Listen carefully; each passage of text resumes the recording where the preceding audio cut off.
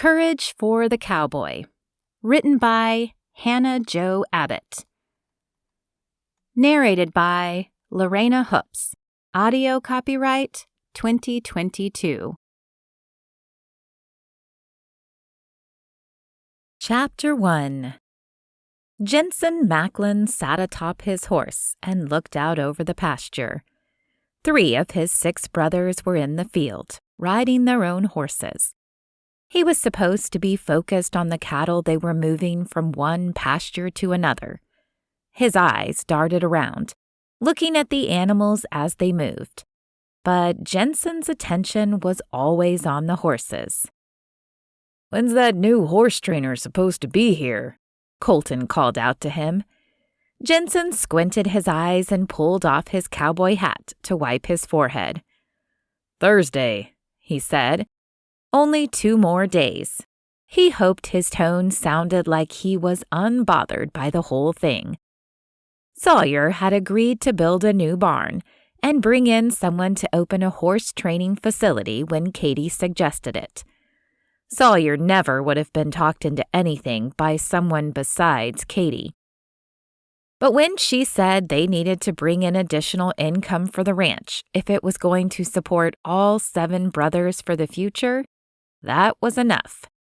Jenson wouldn't argue. They were a big crew, and he, for one, liked having a roof over his head, and he certainly didn't want to miss any meals. But bringing in someone to work with the horses was stepping on his territory. "You think you'll do much work with her?" Colton pressed. Jenson shrugged. No one had mentioned it. "I'm not really a horse trainer." "I know, but you've been in charge of the horses for a couple of years now. I would think you would have something to say about it." Jenson had plenty to say about it, but so far he had managed to keep his thoughts to himself, or at least cover them up with a joke. "Nah." He placed his hat back on his head. "She can have her fancy training facility. I'll stick to our regular old cowboy horses." Colton nodded. "Speaking of, did you get a text from Hawk? He found 2 horses at the auction. He thinks they could be a replacement for Scout and Lucky." Jenson looked away. "I heard, but I'm not sure Dad will agree to put them out to pasture yet." Colton's eyes were kind. "You mean you're not ready?" Jenson shrugged. "Those old boys like to work. I say let 'em. Just because Dad retired doesn't mean the horses have to." He meant what he said, but Colton was right. The 2 horses were the first ones he rode when he came to live with the Macklins. He hated to think of them getting old. Jenson couldn't imagine ever retiring. He wasn't interested in slowing down and sitting in a rocking chair on the porch until he died. He intended to ride a horse until he fell off dead. If he had a wife, she might have something to say about that. But so far, there were no prospects. And where was he going to find a woman? He knew everyone in town, and he had no plans to leave. Were mail-order brides still a thing? He chuckled at the idea. He would never do that. But if he and his brothers didn't start getting married soon, he was sure his mother would consider it for them. Jenson nodded to Colton as he spoke. "I guess since Hawk is bringing the new horses back, we'll find something to do with them. You can always send them over to the fancy training facility if you can't handle them." Colton flashed a wicked grin. Jenson clicked his tongue to his horse. "I haven't found a horse I couldn't handle yet, just like I haven't found a brother who can wrangle cattle better than me."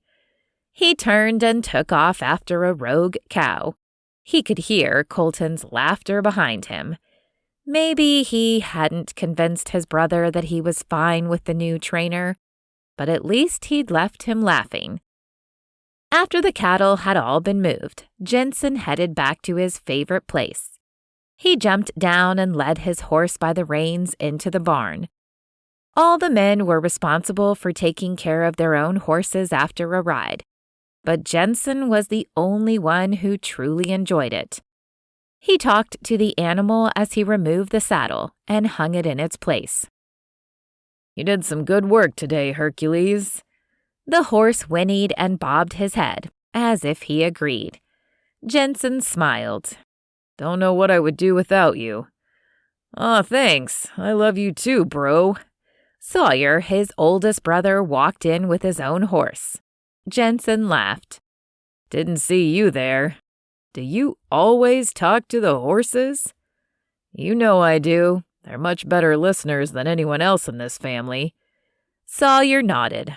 "That's true, but they're not as good at giving advice as me."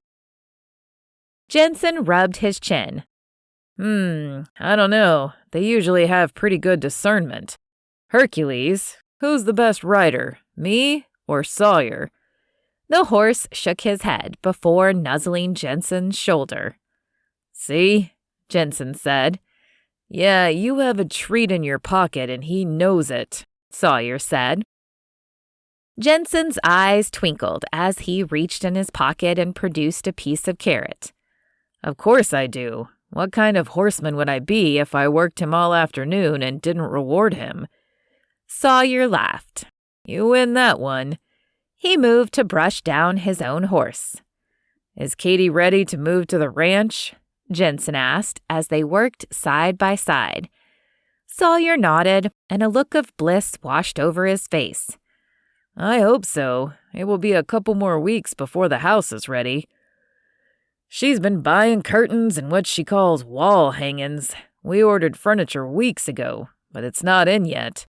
I was going to move in when it was all done, but she said that's not fair, and I have to wait until after the wedding so we can both move in together." Jenson laughed. "She doesn't want you messing everything up before she gets a chance to enjoy it." "You're not wrong about that. You think you're ready to be married?" "I hope so. Only another month to go." Jenson shook his head in disbelief. "It's going to be weird not having you down the hall." "Tell me about it. I've lived in that house my whole life. But I'll admit, I'm pretty sure Katie will be a better roommate than any of you."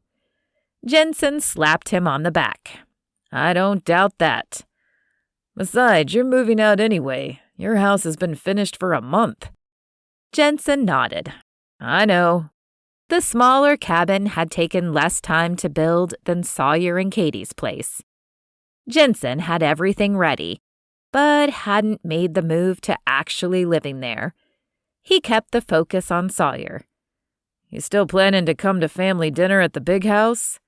Sawyer rubbed his chin. "We will some of the time, but not every night." He looked both ways, as if someone might hear him. Then he loudly whispered, "Unless Katie turns out to be a terrible cook."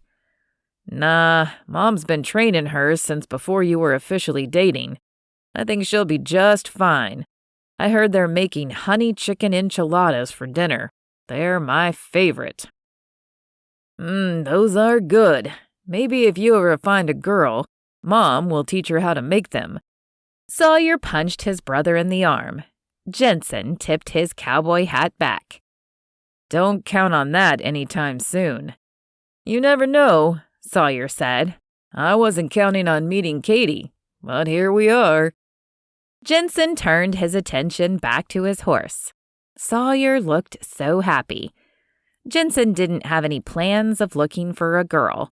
Falling for someone would always mean a chance that she could walk away. Maybe he should consider that mail-order bride thing after all. Chapter 2. Sierra Carter held her head high as she walked up the hill to her training center. Her training center. It was everything she could have dreamed. There was a lot to be done, for sure. The barn and land hadn't been used as a training center before, so there was equipment she needed to order and clients to bring in, but she could do it all her own way. No more cowering to a boss or pretending like they knew more than she did. She was her own boss, and she was in charge of the whole training center. Now I just need to decide where to start, she said out loud to herself.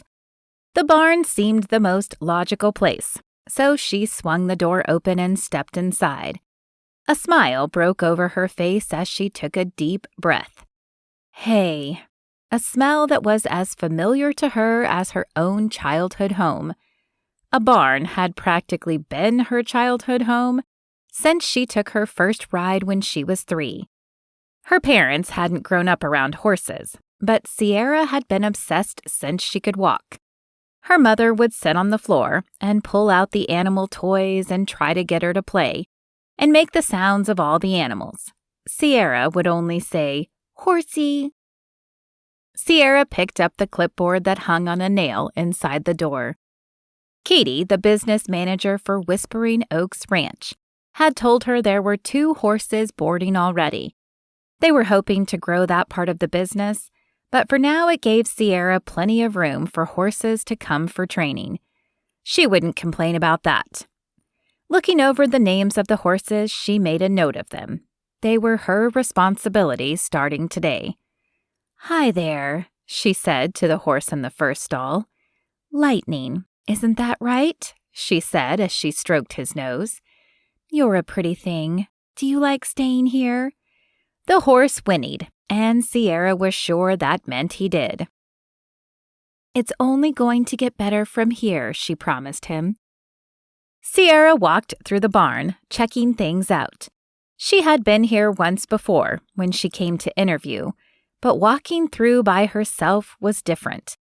Katie seemed nice, and so did her fiancé Sawyer, but Sierra was ready to make the place her own, and that started with picking out a stall for her own horse. Sparkles might not seem like a fitting name for a grown woman's horse, but Sierra had picked out the name as a little girl and promised herself when she had a horse of her own, that's what she would call it. The sound of the door opening surprised her, and she turned to look. "It's just me," Katie called out. Except for her cowboy hat, the woman didn't look much like she belonged on a ranch. Her powder blue blouse and designer jeans looked more like the cover of a magazine. Sierra guessed she didn't do much actual ranch work. "Good morning," Sierra said, brushing her hand over her own flannel shirt and work jeans. Her boots were made for walking around a barn, and they'd done plenty of that over the years. "I wanted to see how you're doing this morning and ask if you need anything." "Thanks, I'm just taking inventory. I'll be making a list today." Sierra patted the clipboard. Katie nodded. "Perfect. I've set you up with a credit card on the ranch account. I know there will be a lot of purchases at the beginning, so let me know if you're making a large purchase. Sawyer wants to approve those before they go through." Katie held out a sheet of paper. "I've listed our suppliers for feed and tack. We like to keep things local, so check in with Wyatt at the Feed and Seed before you look online. If they don't have it in stock, they're usually willing to order it for us." "Sounds good." Sierra took the paper and clipped it to her clipboard. "Anything else I should know?" Katie smiled. "I think it's more like, what do I need to know? This is all new for us, so we're kind of at your mercy. The boys work with the horses, of course, so they're familiar with the basic needs. Jenson has been taking care of the boarders, but he has a full-time job already. All the boys do. So if you need more help here, we're willing to hire some part-time workers. That will be up to you, of course. I'm not going to run your barn, but there are some high school students in town who would be interested. I can send them to you for interviews if you're interested." Sierra pressed her lips together. She was determined to do this on her own, and she wanted to tell Katie that she would find her own people. But she didn't know anyone in town or where to advertise that sort of thing. Besides, she had her own first job at a barn when she was a teenager, too. She jerked her head up. "Sure, send them my way." She couldn't resist adding, "But make sure they know it's just to talk. I'd like to hire my own people." Katie held her hands up. "Absolutely. Just wanted to help you get started." Sierra told herself that as much as she wanted her own program, she was part of a team here. This wasn't the rodeo circuit where everyone was her competition. Thanks, I appreciate it. Katie flashed a smile. Great. My cell phone number is on that sheet, and Sawyer's too. Let us know if you need anything or if there's any way we can help. We got these 2 boarders by posting on our social media page, but I think we'll have to do more advertising for training clients. Actually, I have 3 horses lined up for the end of the week. Katie's eyes grew wide. Really? Already? Sierra puffed up with pride. Sure thing, already. She was born for this job. I made some calls once I signed the contract. I know a lot of people in the horse world, and most of them are all connected somehow. Besides, people are willing to travel for the right trainer. Katie nodded and patted Sierra's arm. I'm sure glad we found the right trainer and that you're here now. I'll let you get back to it. Lunch is around noon. There's a bell. But if you don't hear that, be at the house by noon anyway. Otherwise, the boys might eat all the food. Oh, Sierra said, confused. I brought my lunch. Oh, I'm sorry. I must have forgotten to tell you. Everyone eats lunch at the house. You're welcome to bring your food if you need to for some reason, but Lydia cooks for everyone, and she'll count on you for lunch. Sierra narrowed her eyes as she thought. Thanks. Maybe tomorrow. I've got a lot of work to do today. Katie smiled before she turned to go, tossing over her shoulder. Everyone has a lot of work to do every day around here. Sierra turned back to her clipboard as the door shut behind Katie. Lunch with everyone in the house? What kind of place had she come to? She'd lost count of the number of places she'd worked in the last 5 years, but she knew how many of them had offered lunch for the entire staff. 0. She shook her head and told herself not to worry about it. She could go if she wanted, or she could stick with her tuna sandwich. Surely they wouldn't require her to eat with everyone.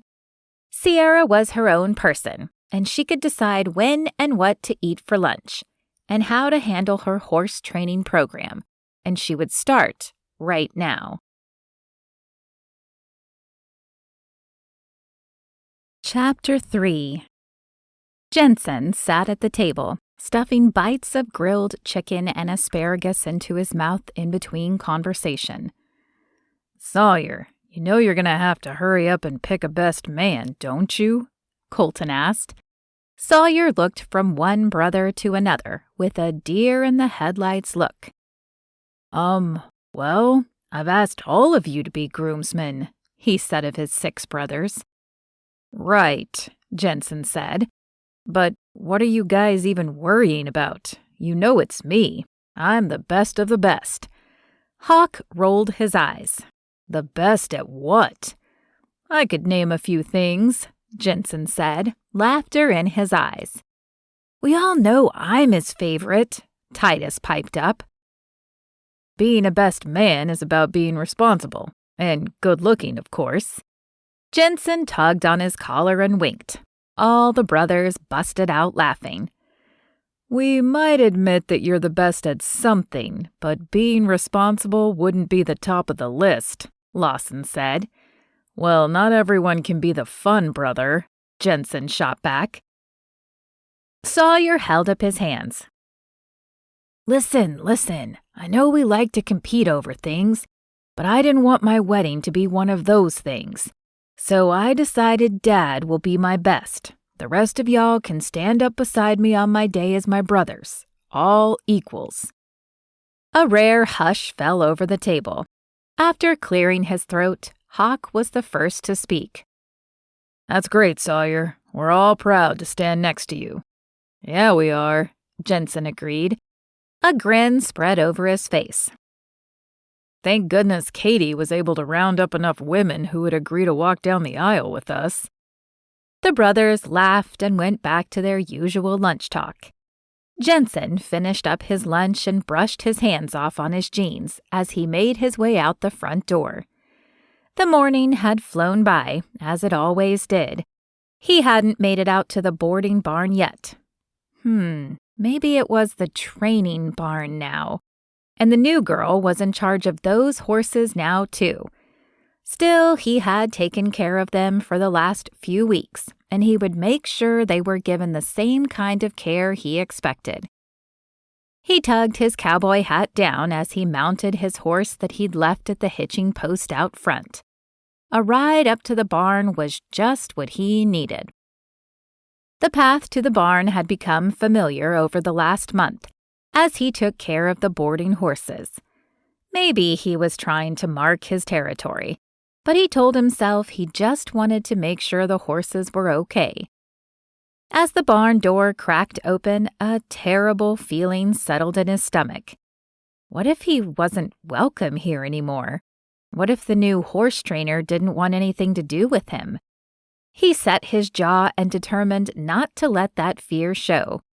Instead, he pasted a smile on his face as he stepped into the familiar space. He looked around for the new trainer, but she was nowhere in sight. The sound of someone in the back of the barn drew his attention, and he took quick steps in that direction. Then he stopped just as abruptly as he had begun walking. He didn't want to startle her. He backed up to the door, opened it, and let it shut loudly as he cleared his throat. From the back stall, she emerged. Jenson's heart crashed against his ribs. He wasn't sure what he had expected for the new trainer, but it wasn't her. "Hey," she said, taking steps toward him. "I'm Sierra." "Jenson," he said, the smile on his face no longer fake. "I'm guessing you're one of the Macklin brothers." She lifted her eyebrows as she brushed her long brown hair behind her shoulder, in a move that captured his attention. Jenson tipped his cowboy hat back on his head and grinned.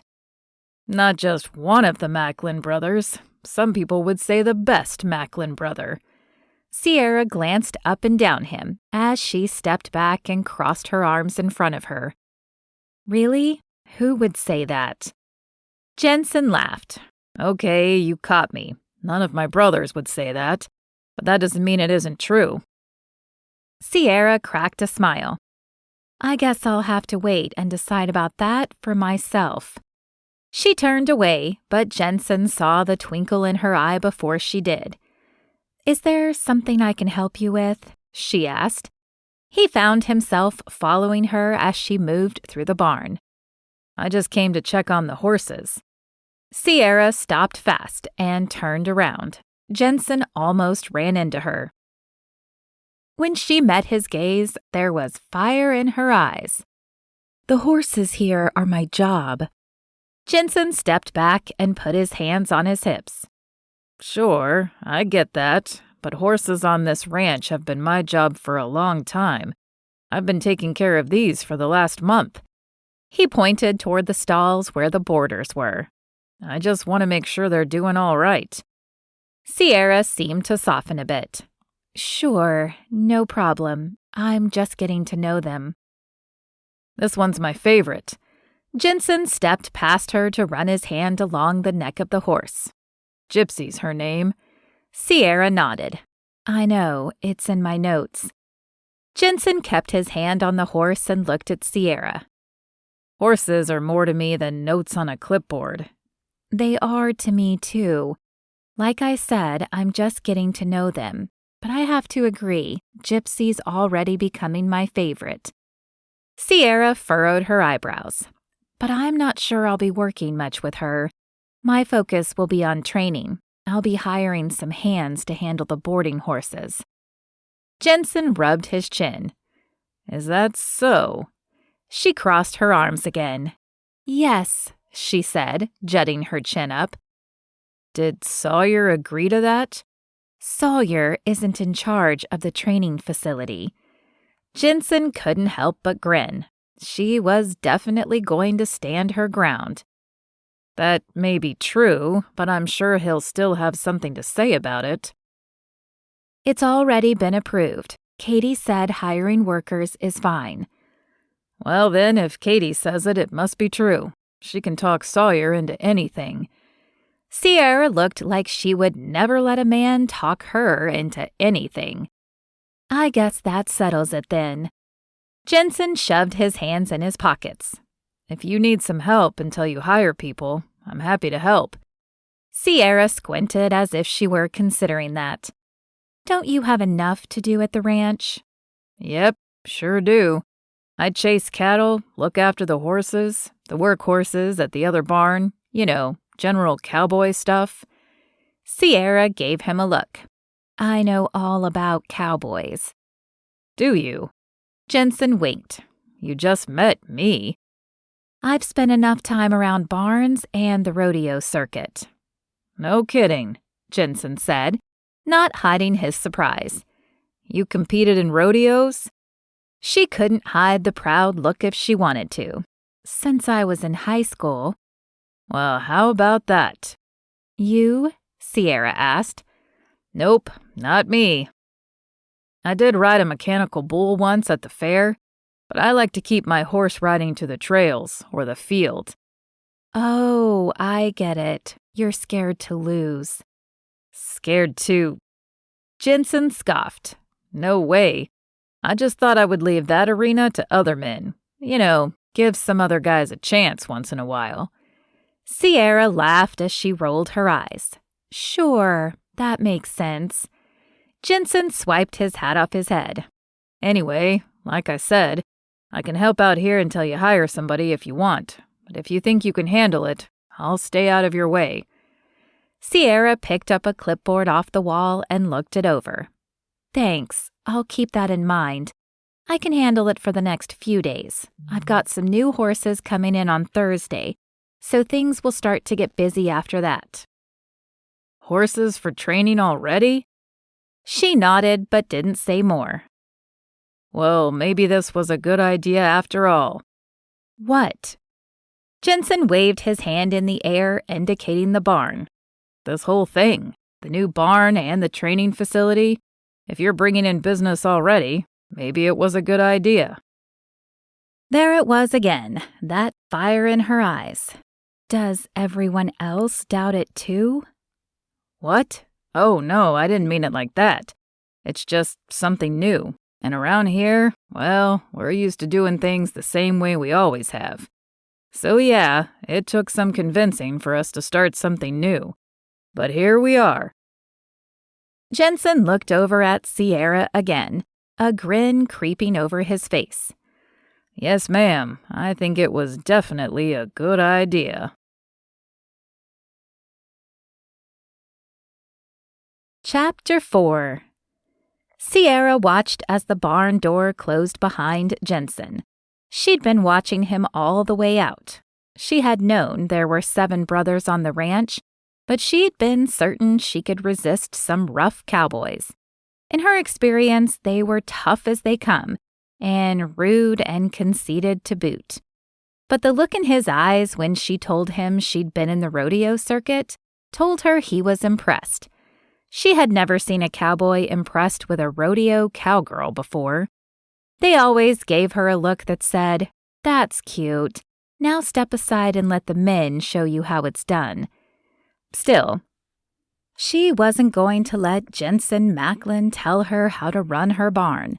If he wanted to feed some horses for a couple of days until she could find some teenagers to do it, that was fine. But he needed to know she was in charge here now, even if he was charming. Sierra got back to work. She carried her clipboard to the back of the barn where there was a small room inside that was designed as an office. Sierra knew she had to give Katie credit for that idea. It was perfect. She could take care of paperwork and keep the business side of the training facility organized without being away from the horses.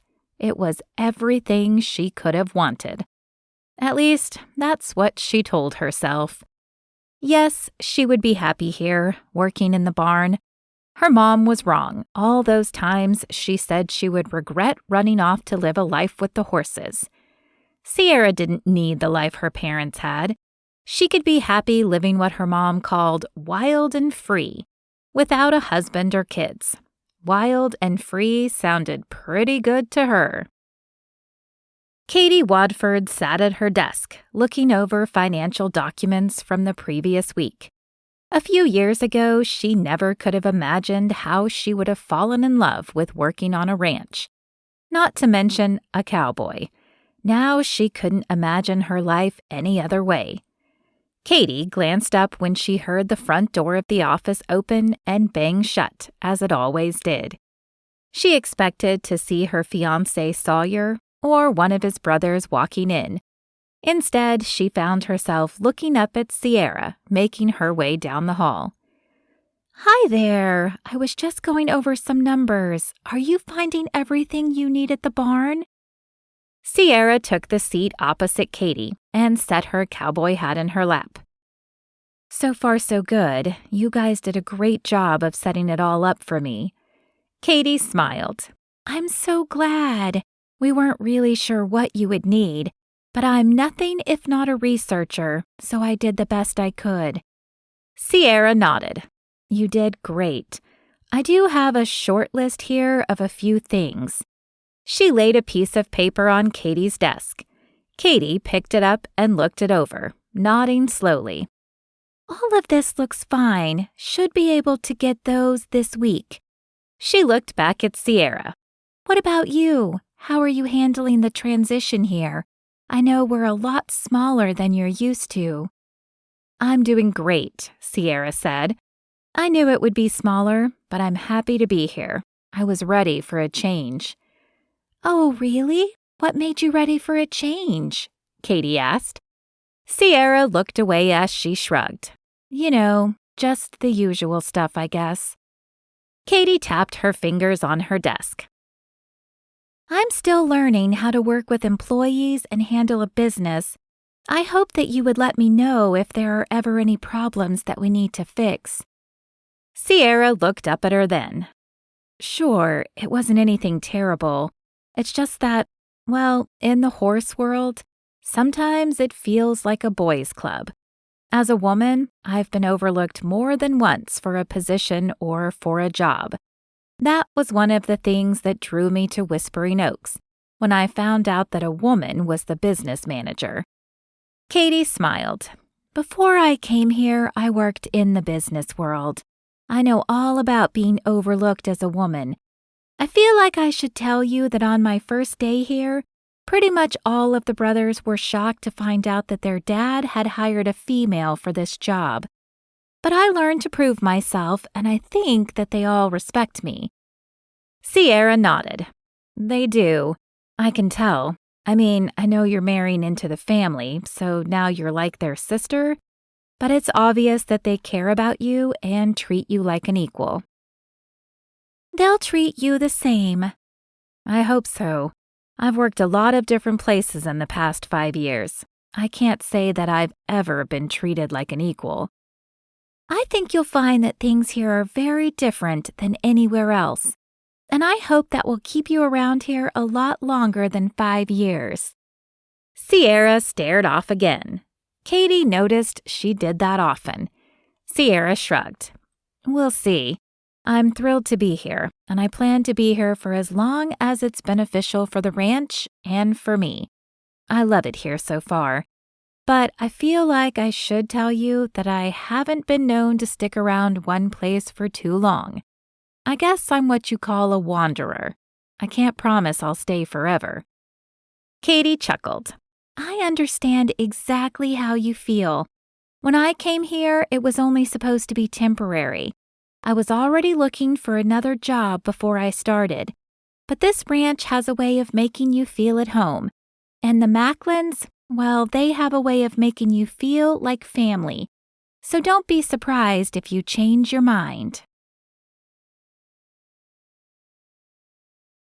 Chapter 5. Jenson grinned as he made his way into the barn, hoping he would see Sierra. He didn't know what he was hoping for beyond that, but he liked seeing her.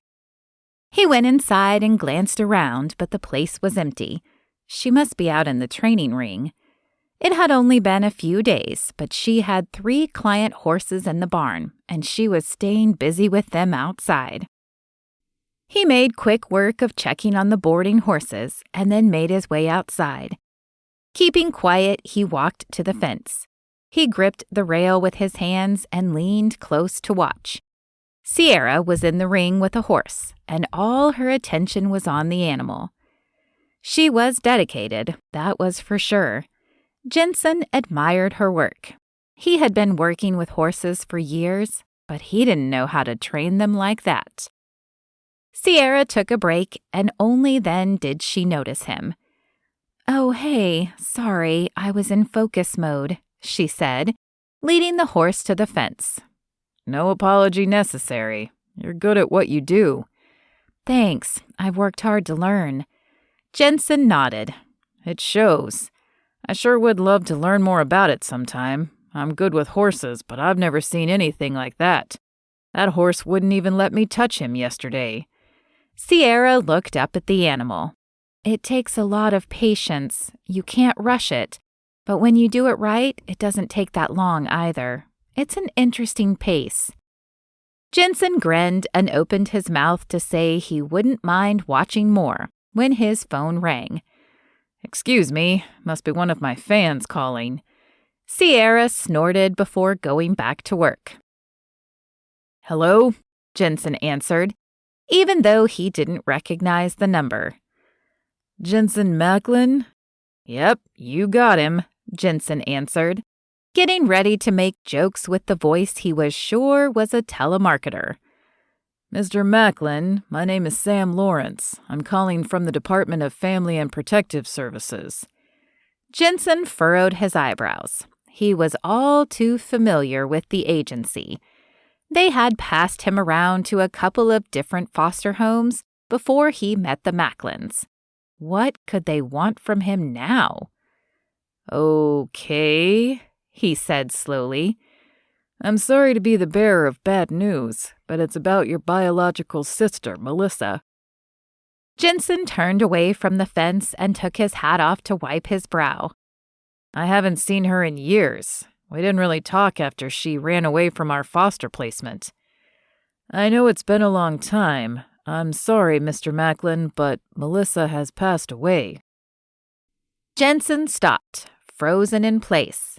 No, there had to be a mistake. She had made some bad decisions, but she couldn't really be gone. An unexpected wave of sadness washed over Jenson. He had thought he was over this. Melissa had made her choice. Even when Jenson and Titus were adopted together, she wanted nothing to do with a family. Jenson swallowed to push down the emotion. "How did it happen?" he asked, unsure of what else to say. "A car accident. It was quick. The emergency personnel said she was gone on impact. She didn't suffer." That was a small grace for Melissa. She had suffered a lot in her life. "I'm sorry to hear that. It's awful." He wasn't sure what else he should say. "I appreciate you letting me know. Mr. Macklin, there's more." Jenson had never been called Mr. Macklin in his life, and the whole thing was giving him the creeps. What more was there to say after finding out your sister, who you hadn't seen in years, was dead? She couldn't have had any money or anything worth anything, and she wouldn't have left it to Jenson if she did. "You're the closest kin we could find, is that right?" Jenson nodded, even though the man couldn't see.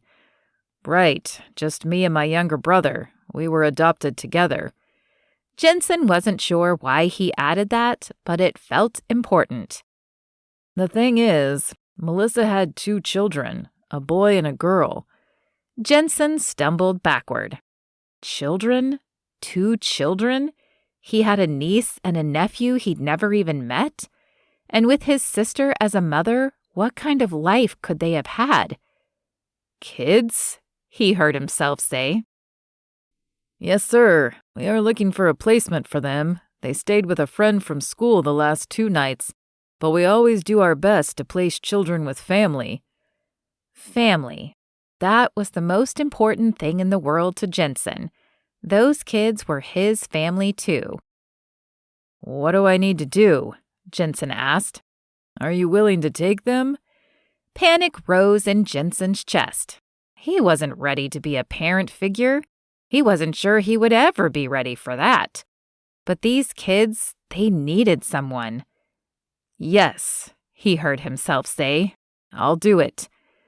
Jenson paced back and forth, putting his hat on and taking it back off again as the man gave him more information. When they would be bringing them, what he would need to prepare, paperwork to be filled out. When the man was done, he said goodbye and hung up. Jenson finally stopped pacing. Sticking his phone in his back pocket, he stood and stared at the ground with his hands on his hips. "Jenson?" Sierra's voice startled him. She hung over the fence watching him. He'd forgotten she was there. He had forgotten everything but the words echoing in his brain. "They'll be there tomorrow." He turned to look at Sierra but didn't speak. "Are you all right? You're as white as a ghost." Jenson swallowed as he nodded, unsure if he was. "I'm okay," he finally said. "Just got a piece of news. Pretty big news, actually." Sierra wasn't one to beat around the bush. "What is it? Did someone die?" He nodded again. "My sister." "What?" Sierra was up and over the fence in a second and walking toward him. "Your sister?" Jenson held up a hand. "My biological sister. I haven't seen her in years. I didn't really know her." That was a stretch, but he wanted her to know they weren't close. "Oh, Sierra tugged on her hat. Jenson knew she was confused. "I'm adopted, me and Titus. She was our biological sister, but she left when we were young." "Oh, I didn't know." Jenson shrugged. "It's fine." He cleared his throat before blurting out, "She had 2 kids. They want me to take them in." Sierra's eyes grew wide. "Are you going to do it?" Jenson took a deep breath, filling his chest and rising to his full height. "Yes, they need someone, and if I'm what they've got, then I'll take them." Wow, that is big news. Sierra took 2 steps back. Jenson watched her backing away and knew things changed between them in that instant. They had to. He had a responsibility now, and he would do everything in his power to make sure those kids had a good home. "Yep." He tugged his cowboy hat down low. "Excuse me, I've got a lot of things to do." "Sure thing. Good luck," Sierra called out. "Hey, Jenson," she said, causing him to turn. "Yeah?" "You're a good man," she said. He touched the brim of his hat before he turned and made his way toward his house. He hoped those words were true. Chapter 6. Sierra chided herself as she walked the horse back to the barn. She hadn't been one to get all googly-eyed over a man, but she had liked Jenson from the first time they met. Now she felt like running for the hills. A handsome cowboy who cracked jokes and walked around with a twinkle in his eyes was one thing. A new father to 2 kids was something else. Commitment wasn't in her vocabulary.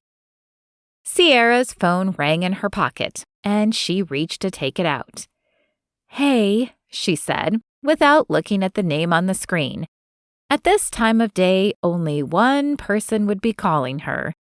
"Hey, roommate, how's the new ranch?" A grin played at Sierra's lips. Amy had only been her roommate for 1 semester at college, but the nickname had stuck. "Pretty good, I guess." "Uh-oh, what's wrong?" Amy asked. "I didn't say anything was wrong." "Yeah, but I can hear it in your voice. What happened?" Sierra wanted to laugh. How do you always do that? It's my superpower, Amy said. My life might be a hot mess, but I can always tell when something's wrong with someone else. Well, nothing is wrong with me, not really. But you're right, something did happen today. Is it about one of those cute cowboys? Please say it's about one of those cute cowboys. It is about one of them, but it doesn't have anything to do with me. Spill. Sierra sighed as she sank into the chair at her desk. This one guy, Jenson, he's nice, and he's been helping out with the horses. Ooh! Amy's voice went up an octave. That sounds promising. That's the thing. I thought we were hitting it off, but today he found out his estranged sister died and left him with her 2 kids. Whoa! Amy's voice was quiet now. That's a lot. 2 kids out of nowhere? Right? Sierra took off her hat and set it on her desk. I can't get involved with someone with kids. There was a long pause on the other end of the line. Finally, Amy spoke again. Why not? Sierra rolled her eyes. Amy, don't start that again. You know what my life is like, and this is how I want it to be. Yeah, but life doesn't always end up the way you think it's going to be. I'm pretty sure mine is going just the way I want it to, Sierra said. She could hear the sigh in Amy's voice before she spoke.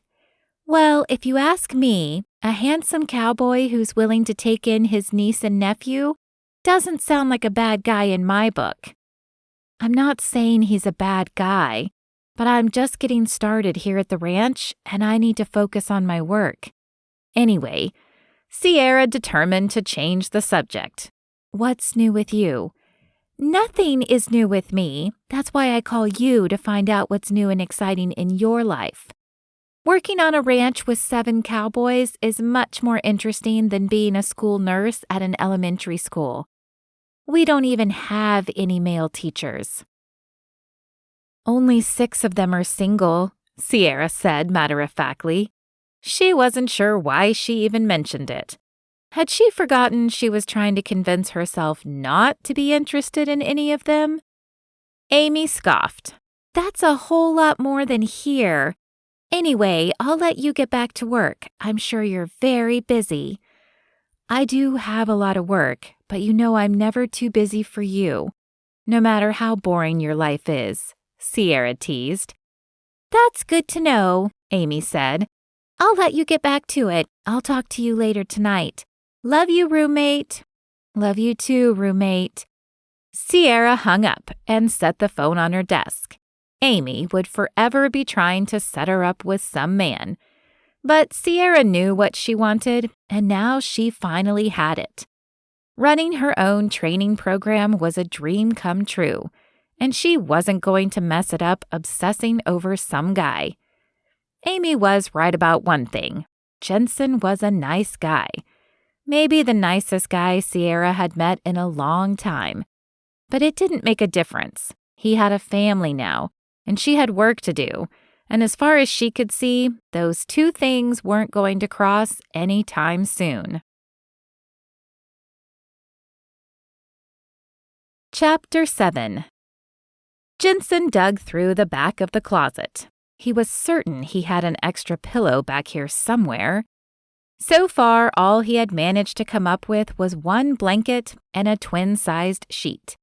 He didn't even have a twin-sized bed in his house.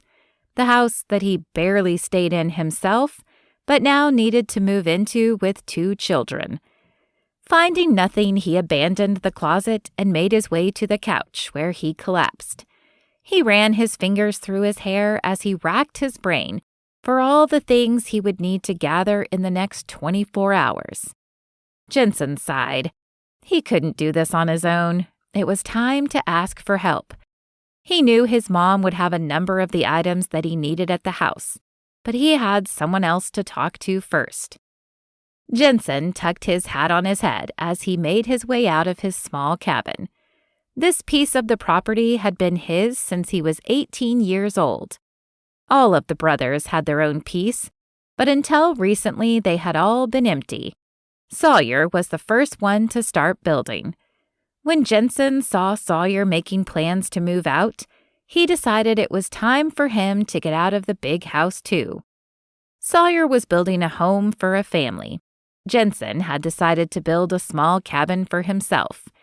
There were 2 other rooms besides the master bedroom, but it wasn't built for a large family. He had thought it would work for him for a long, long time. This time, the joke was on him. When he made it to the barn, he saddled up his horse and headed out to the pasture. Titus was working with the cows today. Jenson hoped and prayed he would find him alone. The canter of the horse calmed Jenson's spirit. The animals always had that effect on him. He whispered a prayer when he saw Titus in the distance. Lord, I don't know how to do this. I don't know how to do any of this. But help me to say the words right to him.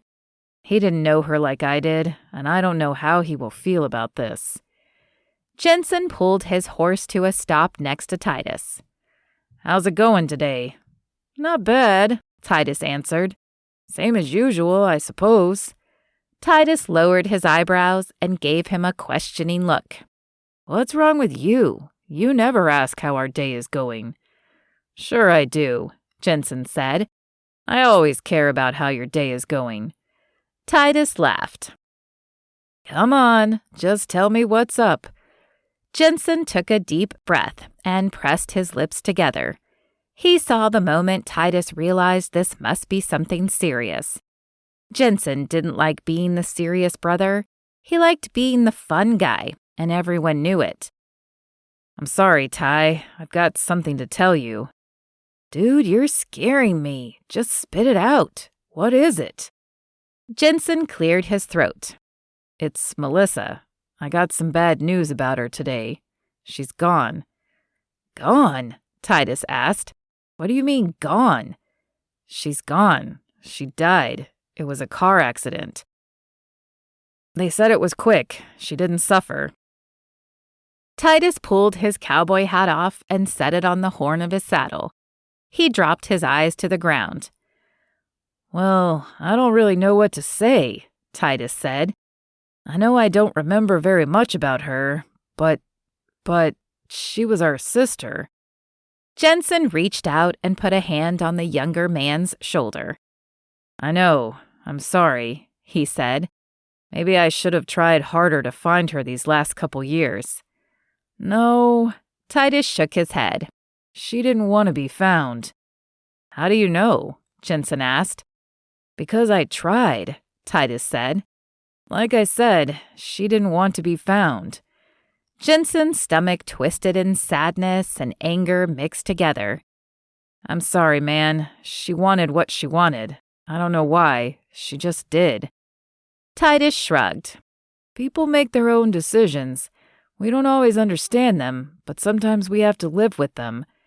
Jenson nodded. I'm always here for you, you know? Always. Yeah, I know. Same for you, bro. Jenson took a deep breath and blew it out. There's more. Titus looked at him. More? What did she do? Jenson narrowed his eyes. Titus had such a way of reading people, even people that he didn't really know. She had kids. 2 kids. Jenson wasn't sure what he had expected. Titus wasn't the kind of guy to react in a shocking way, but he thought he might get more than this. Titus said nothing, only stared off after the cattle. What's going to happen to them? Jenson fidgeted in his saddle. They've asked me to take them in. Really? Now Ty seemed shocked. Yes, really. What are you going to do? Jenson set his gaze, and his resolve was firm. I'm going to take them. Titus nodded slowly.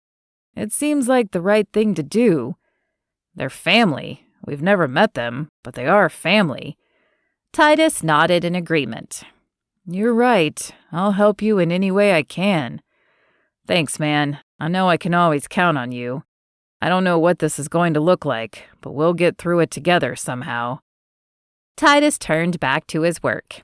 He touched the brim of his hat in acknowledgement to Jenson before clicking to his horse and moving on. Jenson breathed a sigh of relief. All the Macklins were his brothers. They always would be.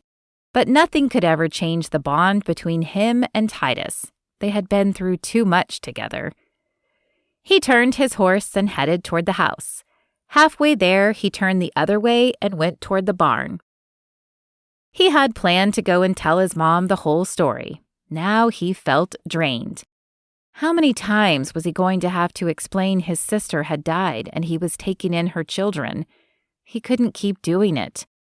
No, telling the whole family at dinner would be the best thing to do. Get it over with all at once. He wasn't really sure how they would react. Melissa had almost been part of their family once. Would they be hurt to hear her name again? What in the world would they think about him taking in children? That was something he knew nothing about, but it had to be done, and they had to know about it. He would tell them at dinner, then they could all move forward together. Chapter 8. Sierra hadn't been able to stop thinking about Jenson and the kids all night. She had grown up with a mom and a dad and a regular home. What would it be like to wake up and be sent to a home you'd never been to before? Sarah couldn't imagine, but she knew it must be hard. The next morning, she was riding one of her training horses out toward the pasture.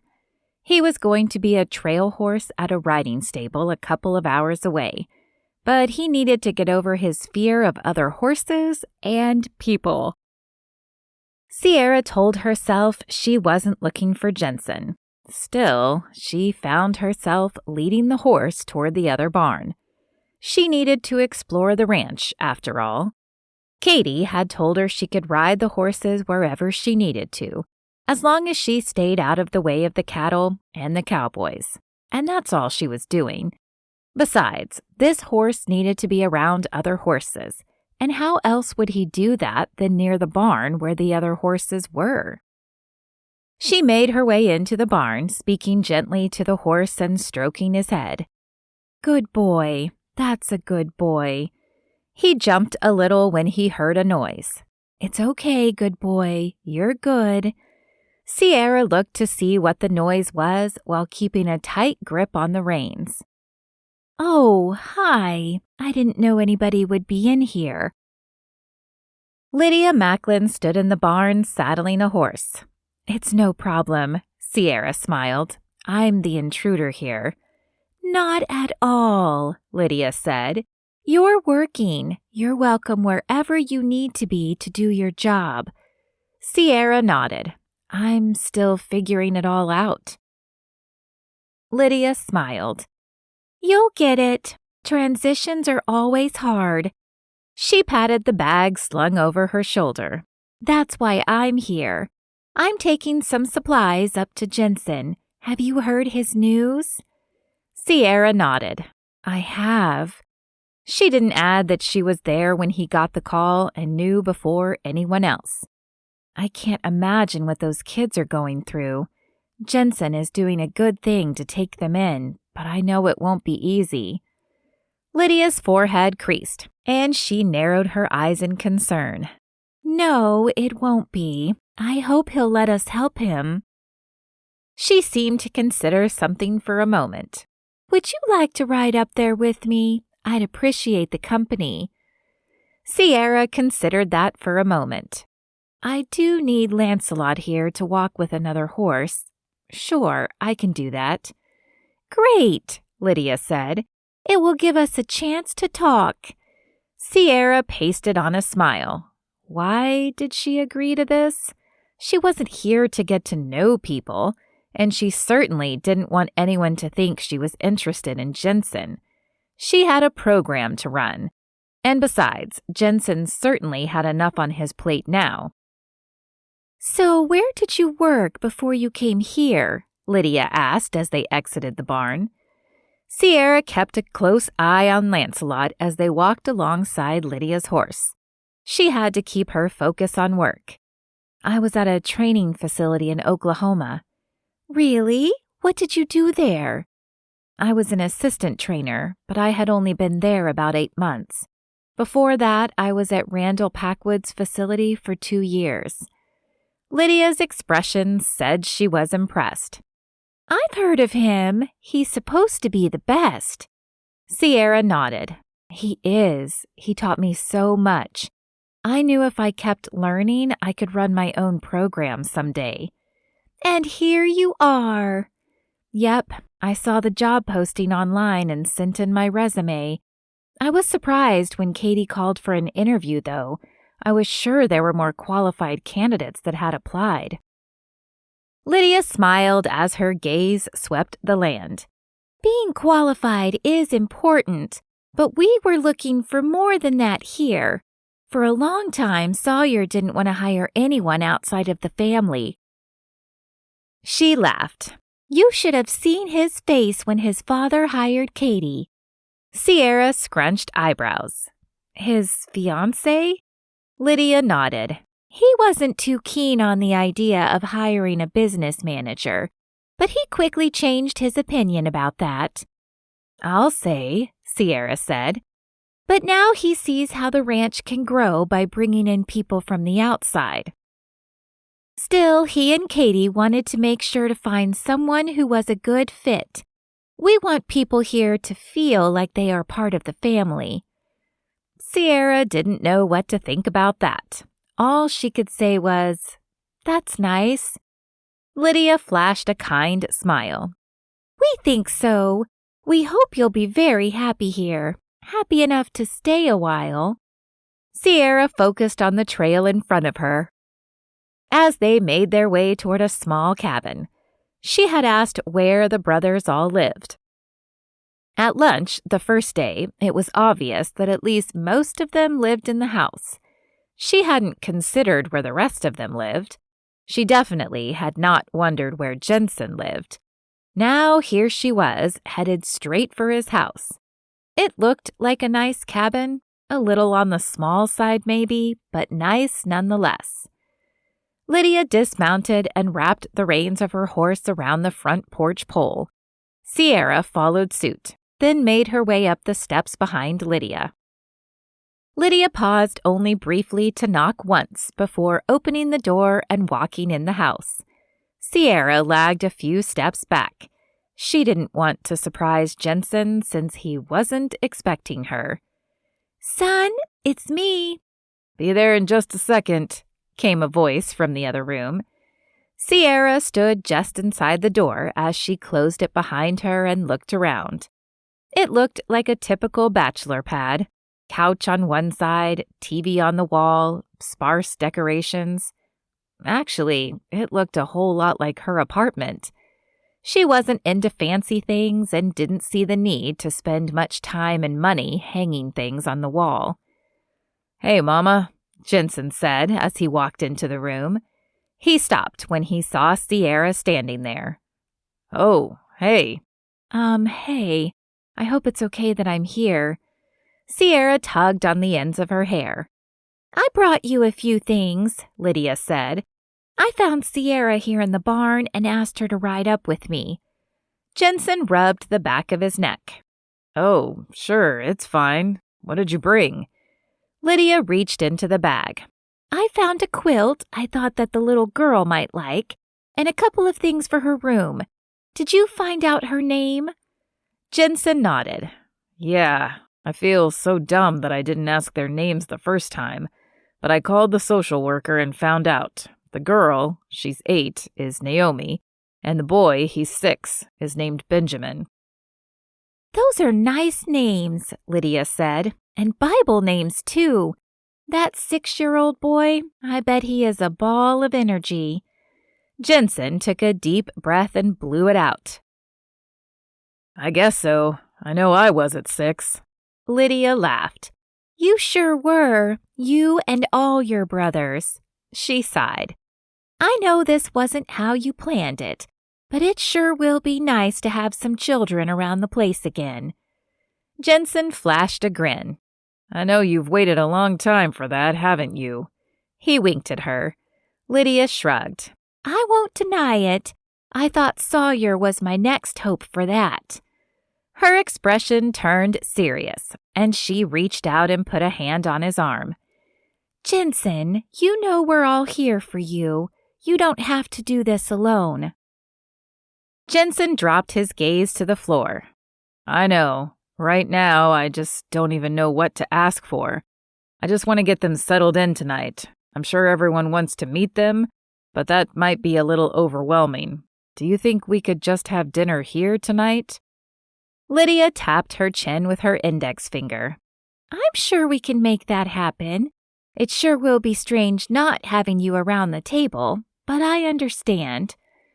Sierra shifted where she stood near the door. Only then did Jenson and Lydia seem to remember that she was there.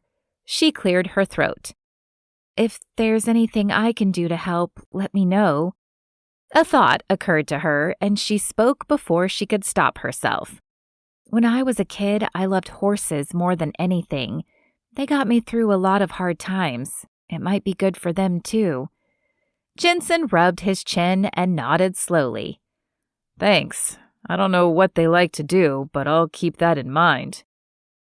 Great. Well, I'll leave you to it. Gotta get back to work. Sierra turned and rushed out the door, closing it firmly behind her. She felt like it was hard to breathe as she moved toward the horse at the end of the porch. Looking at Jenson, standing there in his house, was too much. She barely knew him. Why was she offering to help with his new family? No, she wasn't going to get attached. Not to Jenson and not to some kids she'd never met before. She mounted the horse and barely kept herself from nudging him into a gallop. She needed to get away from here and back to work, and she needed to do it fast. Chapter 9. Jenson heard his front door open and stood from the couch to see Sawyer walking in. Hey there, Sawyer said. I heard you got some big news. He and Katie had been in town for dinner the night before and missed Jenson's announcement. Jenson pulled off his cowboy hat and wiped the sweat from his brow. Yeah, something like that. Pretty unbelievable, huh? You're telling me. Here I was thinking you were about to get married and you would be the first one to have kids. Sawyer laughed. Life doesn't always go as we expect. Can you believe Melissa had kids? Sawyer lowered his eyebrows. Honestly, I would believe anything about Melissa. Jenson sighed. Yeah, but kids? She's done it on her own, though. No dad in the picture. That must have been hard for her. Yeah, but she chose her path. Sawyer's eyes softened. That doesn't mean she wanted things to happen the way they did. A stab of guilt hit Jenson in the gut. Titus said he tried to reach out to her, but she wanted to be on her own. Sometimes once you've left, it's just too hard to come back, even if you want to. Sawyer knew something about coming home again. Jenson nodded. You're right, but now I just have to focus on the kids. He waggled his eyebrows. Who knew I would be the scandalous brother with kids without being married? Sawyer laughed. You'll have some explaining to do to female prospects in the future. Shoot. Jenson tucked his hat back on his head. There probably won't be any prospects for a while. Have there been any recently? Sawyer tilted his head. Well, not anybody serious. Has there ever been anybody serious? Sawyer asked. If my memory serves me correctly, I would say you only go on a few dates with a girl before calling it quits. Who says it's me who calls it quits? Maybe they're the ones ignoring my phone calls and breaking my heart. Sawyer lowered his eyebrows and stared at his brother. Jenson held his hands up. Okay, you're right. It's me. But I don't let things get serious. We have a few laughs and go our separate ways. I just haven't met someone I wanted more than a few dates with. Besides, as you pointed out, probably don't have to worry about it much now. I'm about to be a legal guardian, so won't be much dating happening for a while." Sawyer smiled. "You never know. Sometimes God has plans you don't know about." "Right. Well, now I have plans to finish getting ready before the kids arrive. You need to skedaddle. Wouldn't want Big Bad Sawyer to scare them the moment they arrive." Jenson shooed Sawyer out the front door despite his protests. Jenson walked to the back bedroom and leaned against the doorframe. He was ready, or at least as ready as he was going to be. He stared at the twin beds in the back bedroom, one with a white comforter with pink and yellow flowers, and the other with a blue and green comforter. Mom had delivered a chicken casserole and a large dish of macaroni and cheese. Now he had nothing to do but wait. When he heard a knock at the door, his stomach dropped like he was starting down the first hill of a roller coaster. He took a deep breath and whispered a quick prayer for help and peace. Jenson felt the urge both to run to the door and to hide in his room. Part of him was desperately excited to meet the niece and nephew he never knew he had, but the pain in his stomach reminded him of the great responsibility he was about to take on. Either way, there was no delaying the inevitable. He walked with purpose to the door and opened it. "Hi there," he said, putting on his best smile. In front of him stood two children, smaller than he expected. He knew the girl was older, but they looked to be about the same size. The girl stood slightly in front of the boy as if she were protecting him. Her blonde curls framed her face. The boy had matching blonde hair, but straight instead of curly. They both wore clothes that looked clean but worn.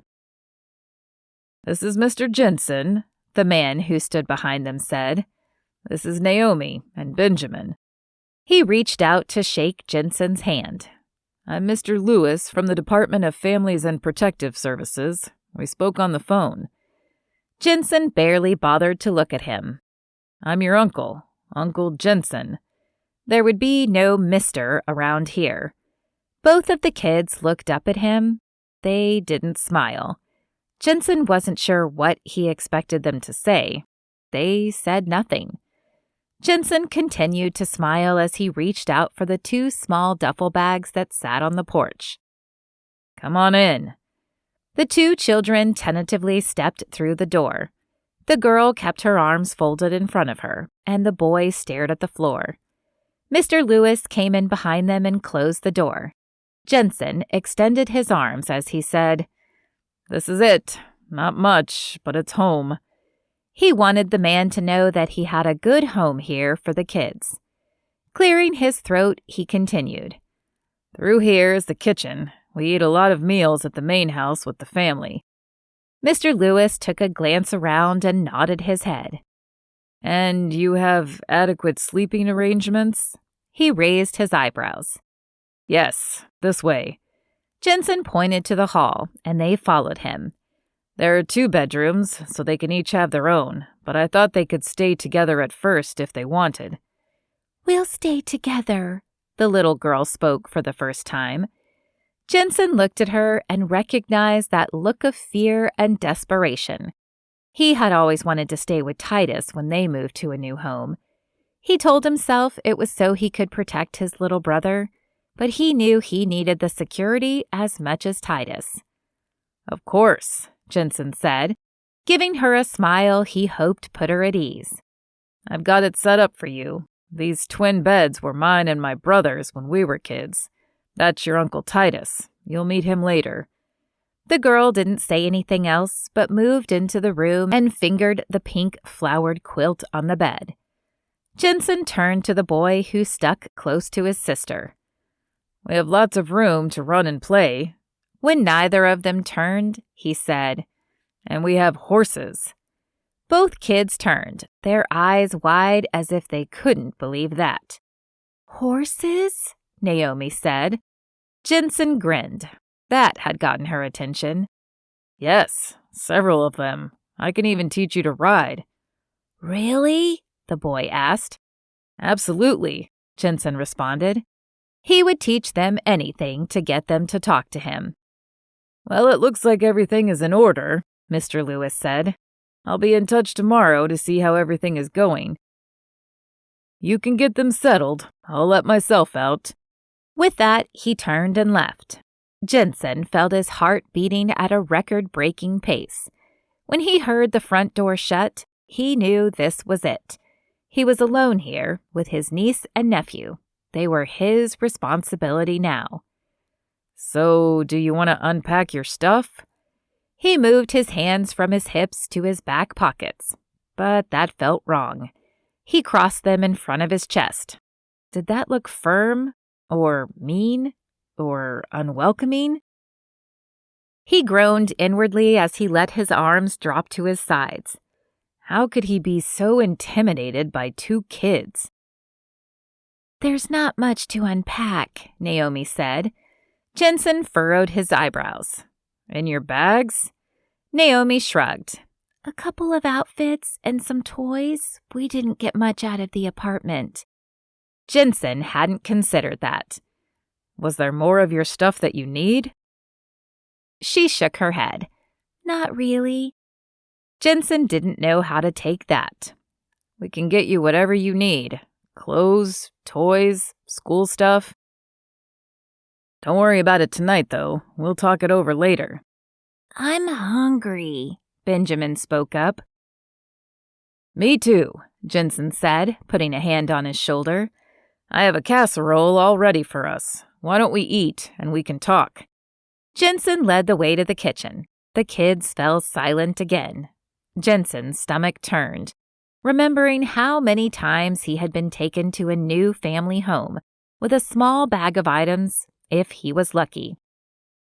Sometimes it was nothing. Some families had him sit down to a family dinner, and others might throw a sandwich on the counter and he would eat alone. He never knew which one was worse. Eating alone was a painful reminder of his situation in life, but eating with a family reminded him of what he didn't have. His heart went out to the kids. This was different. They hadn't been passed around in foster homes, at least not that he knew of. They had lost someone, but he wouldn't let them go from place to place. This was their home, now and forever. Naomi and Benjamin took seats at the table as Jenson spooned casserole onto paper plates. Benjamin dug into his plate like a growing young boy should. Jenson grinned at him. He looked like Titus as a kid. Maybe that meant he looked like Jenson, too. So, Naomi, you're 8, right? She nodded as she slowly chewed the tiny bite she had taken, as if she were just testing it. It must have passed the test, because she spooned a bigger bite into her mouth. And Benjamin, you're 6? "Benji," he said around the food in his mouth. Oh, I'm sorry, Benji. I like that, Jenson said. So, Benji, you're 6? "Yep." Jenson nodded. I'm sorry we've never met before. "Mom didn't tell us about you. We didn't know we had any uncles." Jenson felt the stab of pain in his chest. It hurt that Melissa hadn't kept in touch, but what did it mean that she'd never even told them they had more family? He cleared his throat and hoped he could find the right thing to say. I'm sorry about that. Your mom and I haven't been in touch for a long time. Yeah, she doesn't really talk about family or when she was a kid. Jenson wiped his mouth with a napkin. He tried to draw it out to keep from having to talk, but there was only so long he could stall. Well, families don't always get along. Sometimes we just need to go our own way. I'll be honest with you, I don't know what your mom was looking for. Whatever it was, she didn't find it here. But Titus and I found a family here. It's a good family, and I've always wished your mom was a part of it, and I'm glad you're a part of it now. He paused and took a breath. I'm really sorry about what happened to her. Naomi quickly wiped at her eyes. Can I be done? Jenson looked at her empty plate. Sure, unless you want some more. There's plenty. He pointed to the dish on the table. No, I'm full. Can I be excused to go to my room? Jenson nodded. He watched her go and wondered about his sister. Maybe he didn't know anything about the person she had become. She had left here all those years ago, and Jenson felt hurt and betrayed. But she must have been a decent mom. She had taught her kids some manners, at least. He stared at the table as he made himself a vow. He hadn't reached out to her in years, and maybe he should have. But he would do right by her with these kids, no matter what. Chapter 10. Sierra put her hands on her hips and stared at the horse in the round pen. She was good with horses, but this wasn't a one-person job. Too bad she hadn't actually hired anybody yet. She needed to get to that, but today she had to work with this horse. She pursed her lips, trying to decide what to do. There was only one person on the ranch that she would trust to help with this horse, and she didn't want to ask him. As the horse stamped its feet and blew through its nose, she knew she couldn't put this off. She let out a sigh of resignation as she pulled her phone from her pocket and pressed Jenson's number. Hey, he answered. Why did he have to sound so attractive in his casual way? Hey, Jenson, it's Sierra. I'm sorry to call, but I have a horse that is going to take 2 people. Could you come out here for a few minutes? Jenson paused and sounded like he was looking around. Her heart sank. She knew she shouldn't have called. It's fine if you can't. I can get someone else, she said, even though she didn't know who. No, I can come. I'm just thinking it through. I'll have to bring the kids with me. The kids. Jenson wasn't a flirting, single cowboy anymore. He was tied down in a way Sierra didn't want to be. There's no one who can watch them? She asked, feeling terrible as soon as she said it. It wasn't that she didn't like kids, she just wasn't used to them. Maybe, but I don't want to leave them. They'll be all right. They're really good kids, Jenson said. Sierra didn't doubt him. She knew that Jenson knew what it took to work with horses, including being safe. He wouldn't say he could bring them if he didn't truly think they would be fine. Still, Sierra didn't know how she felt about having kids at the training facility. This was a place of business, after all. At this point, she didn't have much of a choice. Okay, if you're sure you don't mind, I could really use the help. Sure thing. We'll be there as soon as we can. Sierra tucked her phone back in her pocket and paced outside the pen. A week ago, she would have been secretly excited to need to call Jenson for help. Not because she was helpless, but because seeing him was always fun. Now everything had changed. A few minutes later, Jenson pulled up to the barn in his truck. Even that was different. Last week, he would have jumped on his horse and rode to the facility. Sierra put on a smile. She wanted to be friendly, even if she didn't want kids of her own. She could be nice to someone else's. The 2 kids tumbled out of the back seat of the pickup truck and stayed close behind Jenson as they made their way over. Hi there, I'm Sierra. The girl and boy barely lifted their eyes from the ground to acknowledge her. This is Naomi and Benji. It's nice to meet you, Sierra said. Jenson looked apologetically at her when the kids didn't say anything. You guys can watch us work with the horse from over there. Don't come near the fence. I want you to be safe. Naomi and Benji walked a distance away and sat on the ground. Sierra watched them go before turning to Jenson. Do they talk? She whispered. Yeah, but they're still adjusting. They'll talk more when they get used to everyone. Jenson seemed to know from experience. Sure, of course they will. Sierra shook her head slightly and told herself to focus on the task at hand. So I need to get this guy back in the barn. Oh? Jenson seemed disappointed. I thought you were just getting started. Well, yes, I was. But maybe this was enough for the day. I don't want to keep you any longer than necessary. That wasn't true. Sierra wished he could stay all day. But she didn't want to keep him from his responsibilities. He didn't have a lot of free time now. It's no problem. They'll be fine watching, and I'm happy to help. Sierra tucked her hands in her pockets. Are you sure? Jenson gave one firm nod.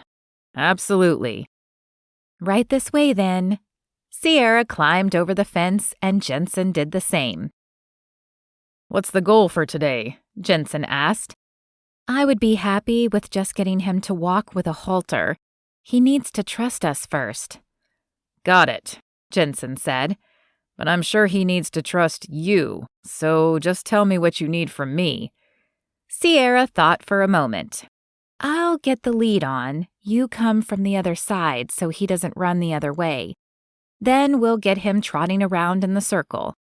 If we get that far, I'll holler about what I want you to do next. Sounds good, Jenson said. Let's get to work. Sierra adjusted her hat and narrowed her eyes in her typical work face. She could do this.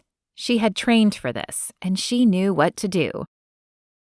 With Jenson assisting, it would be much easier. They worked with the horse for over half an hour. Sierra was thrilled to be leading him on the halter as she and Jenson walked him back to the barn. As soon as she shut and locked the stall with the horse inside, Sierra let a laugh slip out as she reached to high-five Jenson. That was amazing. Jenson's eyes were bright as he gripped her hand for the slightest second. A thrill ran through her. Yes, it was. I've never seen anybody like that with a horse. You're magic. Sierra felt her heart flutter as she looked away from his gaze. Thanks. It's nothing really. Lots of training. But anybody with training could do it. Jenson shook his head. No, I don't think so. You have a way with the animals. Not everyone has that. The training helps, though. I would have no clue where to start. You have that special way with the animals, too, though. With horses, they just know some people are horse people. I feel that way about horses. Like I just know they get me, even when people don't. Sierra looked at him. He looked different. He wasn't making a joke or flashing that grin. He looked withdrawn, serious, and maybe even lonely. How was that possible? He was funny and confident, and everyone liked him. He'd jumped in without question to take on his niece and nephew. But what if he was scared? Sierra didn't know what to say, but without pausing, she reached out and put her hand on his arm. I know what you mean, she said. Horses have always been my best friends. Jenson looked down at her hand on his arm before she pulled away. When he looked back up, the grin and teasing tone was back. I just figured the horses can't talk back, so there's no competition. Although they don't laugh much at my jokes. He winked. Sierra smiled. Maybe they wish they could tell you to stop. Jenson laughed, and Sierra felt like the tension was gone. Maybe they do, he said, but as long as they can't tell me, I'll just keep going. I bet you will, Sierra said. Anyway, I need to get back to the kids, Jenson said. Sierra's smile faded as she remembered he couldn't stay and talk like before. Of course. Thanks so much for coming to help. Anytime, he said, touching the brim of his hat.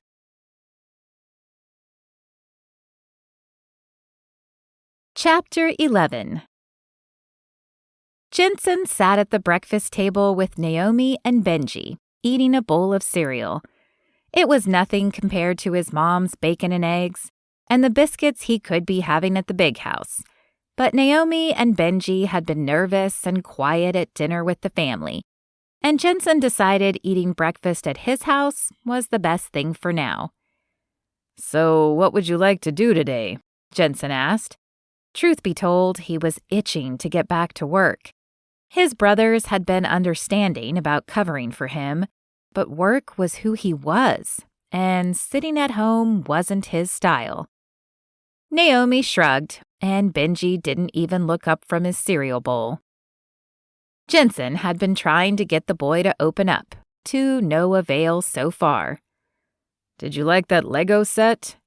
Benji looked up and nodded. I finished it last night. Already? Jenson leaned back from the table as his eyebrows shot up.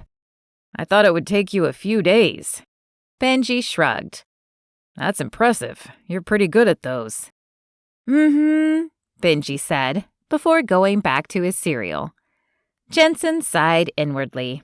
Maybe if he got a new Lego set, he could build it with him and they could talk. He turned his attention to Naomi. Would you like to go into town today? What is there in town? Naomi wrinkled her nose. Jenson grinned. She caught on quickly. Not much. We could walk around the feed and seed and see what there is to see, and we could eat lunch at the diner. Sure, that sounds fine. Naomi didn't sound excited about it. He cleared his throat, nervous to broach the subject. We also need to go by the school and get you registered. Then we could get you some school supplies before Monday. Do we have to go to school? Benji asked. Jenson nodded. Yep, sure do. Couldn't we just stay here? I could help on the ranch. I can do a lot of work. Jenson smiled at him. I know you can, and I'm sure you can help out in the afternoons and on the weekends, but you have to go to school. Oh, man, Benji said. I know, I felt the same way about school, but it will be good for you. You'll make some new friends. I don't know about that. Naomi rolled her eyes. Concern washed over Jenson. Why not? I had friends at my old school. Jenson frowned. I'm sure you did. You're a fun girl. I know it's hard, but I'm sure you will meet some girls your age. He thought for a minute. How about we get the boring stuff done at the school? We get you some school supplies, and then we get ice cream. Naomi brightened. I could go for that. Me too, Benji agreed. Great. Jenson clapped his hands together. It's a plan. That afternoon may have only been a few hours later, but Jenson felt like it must have been at least a week. He had no idea how many papers he would need to fill out at the school. He had to call Mr. Lewis twice to get information and have him send additional paperwork to show Jenson's guardianship. And then there was the shopping. It had been a very long time since Jenson went school shopping, and the list seemed endless.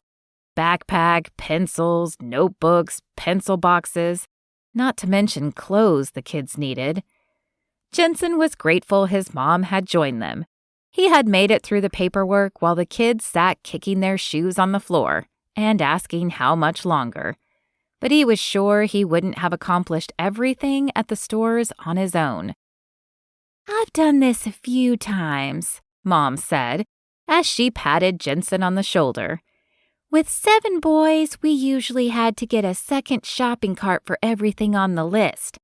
But I've never gotten to shop for a girl before, Lydia said, giving Naomi a squeeze. Naomi stiffened and pulled away, but Jenson saw the tiny smile. Now, who's ready for that ice cream? Me! Benji and Naomi shouted together. Maybe we should get some real food first, Lydia suggested. Oh, all right. Jenson's tone was teasing as he gave an exaggerated eye roll. Let's go to the diner for some sandwiches or burgers and have ice cream for dessert. Lydia smiled. Sounds good. That night, Jenson fell into bed in pure exhaustion. He'd spent years working on the ranch from dawn to dusk, and he couldn't remember being this tired. Naomi and Benji had opened up at lunch and didn't stop talking until he shut the door to their room after he put them to bed. Actually, He was pretty sure they were still talking after that, but he let them be. There were dishes in the sink and dirty laundry on the bathroom floor. When it was just him, he could get by with a load of laundry every few days. But that didn't seem to be the case now.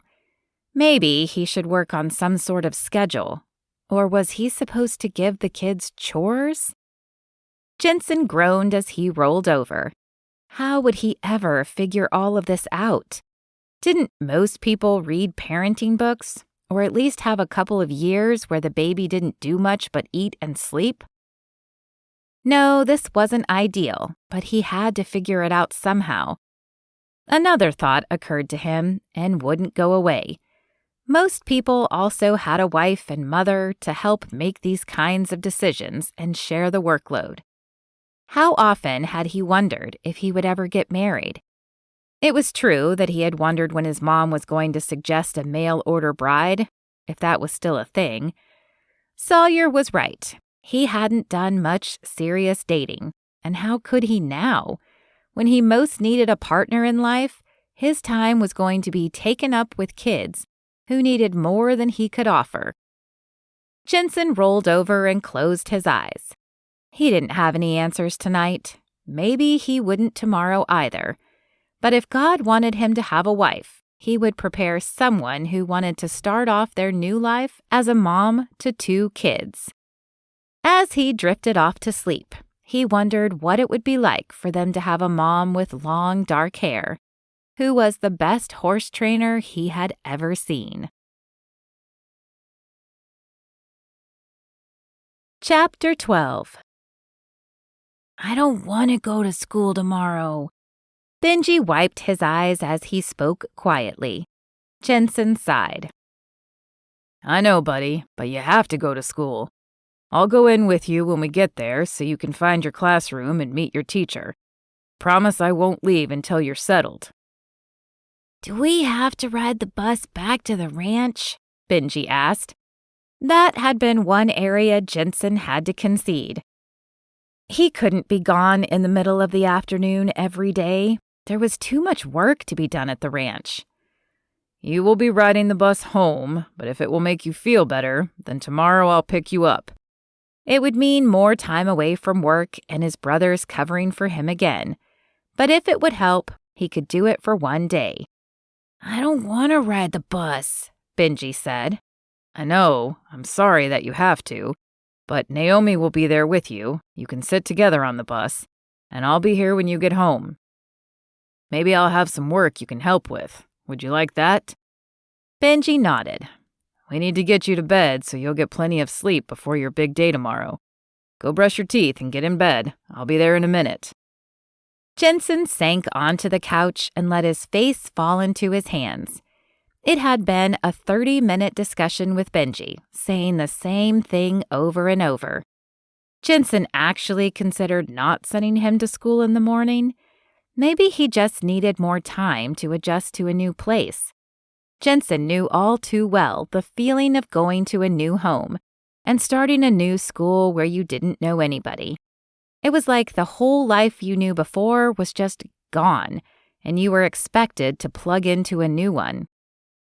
Most of the foster parents tried to be nice about it, but they had no idea what it was like. At least Jenson could give Benji that benefit. He knew exactly how he felt. We're in bed, Naomi called out from their room.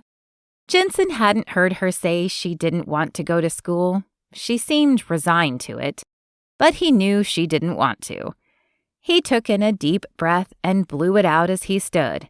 Somehow they would get through this. He silently prayed that God would give him the strength to help them through. He stepped inside their room, noticing the dirty socks in the middle of the floor and the toys strewn through the room. He should probably make them clean up, but it had been a long day. He didn't have it in him tonight. Okay, Jenson said, as he switched off the light.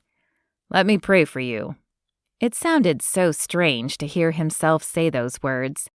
There were a lot of things he didn't know about being any kind of father figure, but Dad had come into their room every night and prayed for them. He always came in the room with those same words, and saying them now made him feel like he was doing at least one thing right.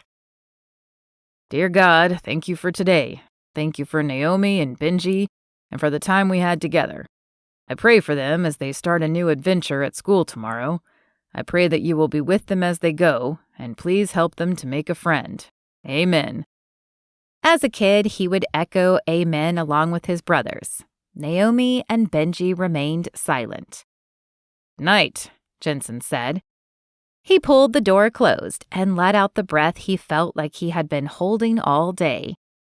Every day since the kids had come, he felt the same way.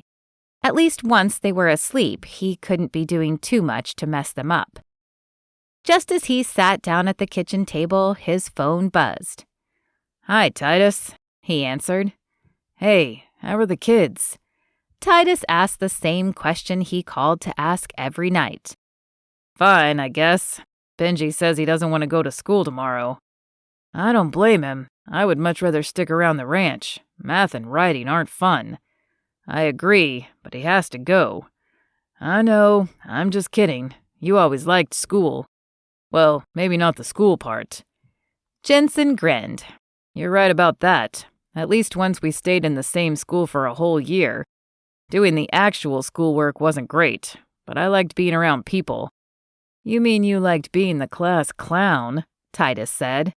Something like that. Jenson sighed. I'm not sure that's how it will be for Benji. He'll be all right. He needs to adjust, but he'll find his place. Maybe once he comes out of his shell, he'll be the comic just like you. I'm not feeling very comedic these days, Jenson said. I have noticed you seem more serious than usual. Well, shouldn't I be? I've got a big responsibility now. I know, but that doesn't mean you can't laugh, does it? Titus asked. I guess not. I just feel like my brain is always working, trying to figure out what I should be doing in the moment, and the next moment, and tomorrow, and next week. You don't have to figure it all out at once. Just do the next thing. Like tomorrow, take the kids to school. Smile and tell them to have a good day, and that you'll be there in the afternoon. Then do the next thing. About tomorrow, Jenson said. I told Benji I would pick him up just this once, so he doesn't have to ride the bus on his first day. I'm sorry. I need to leave early to get there. No problem. You know we don't mind helping, especially me. I feel bad that you're taking all this on by yourself. They're my niece and nephew, too. I know. I'll be happy to let you help. I just feel like they need one constant in their lives right now. And for some reason, that is supposed to be me.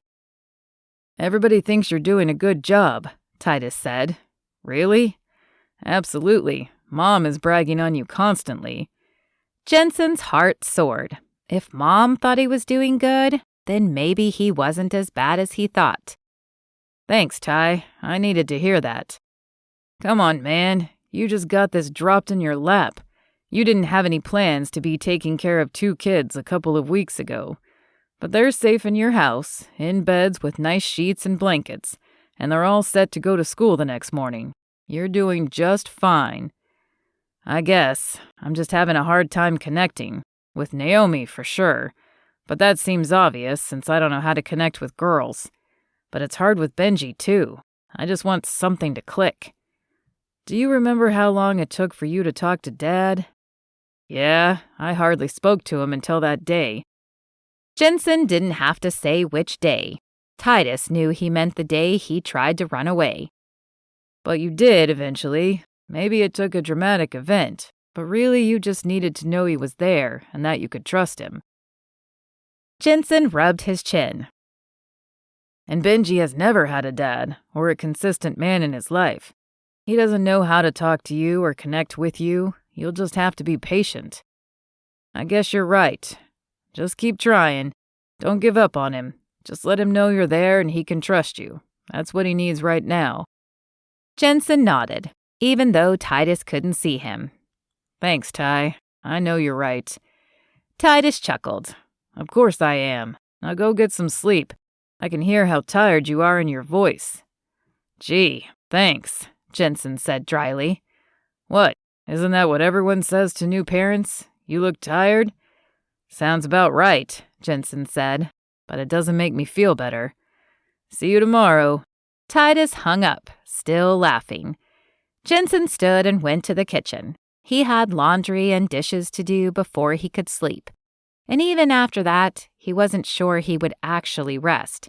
His mind was too full of all the things he needed to think about and worry over.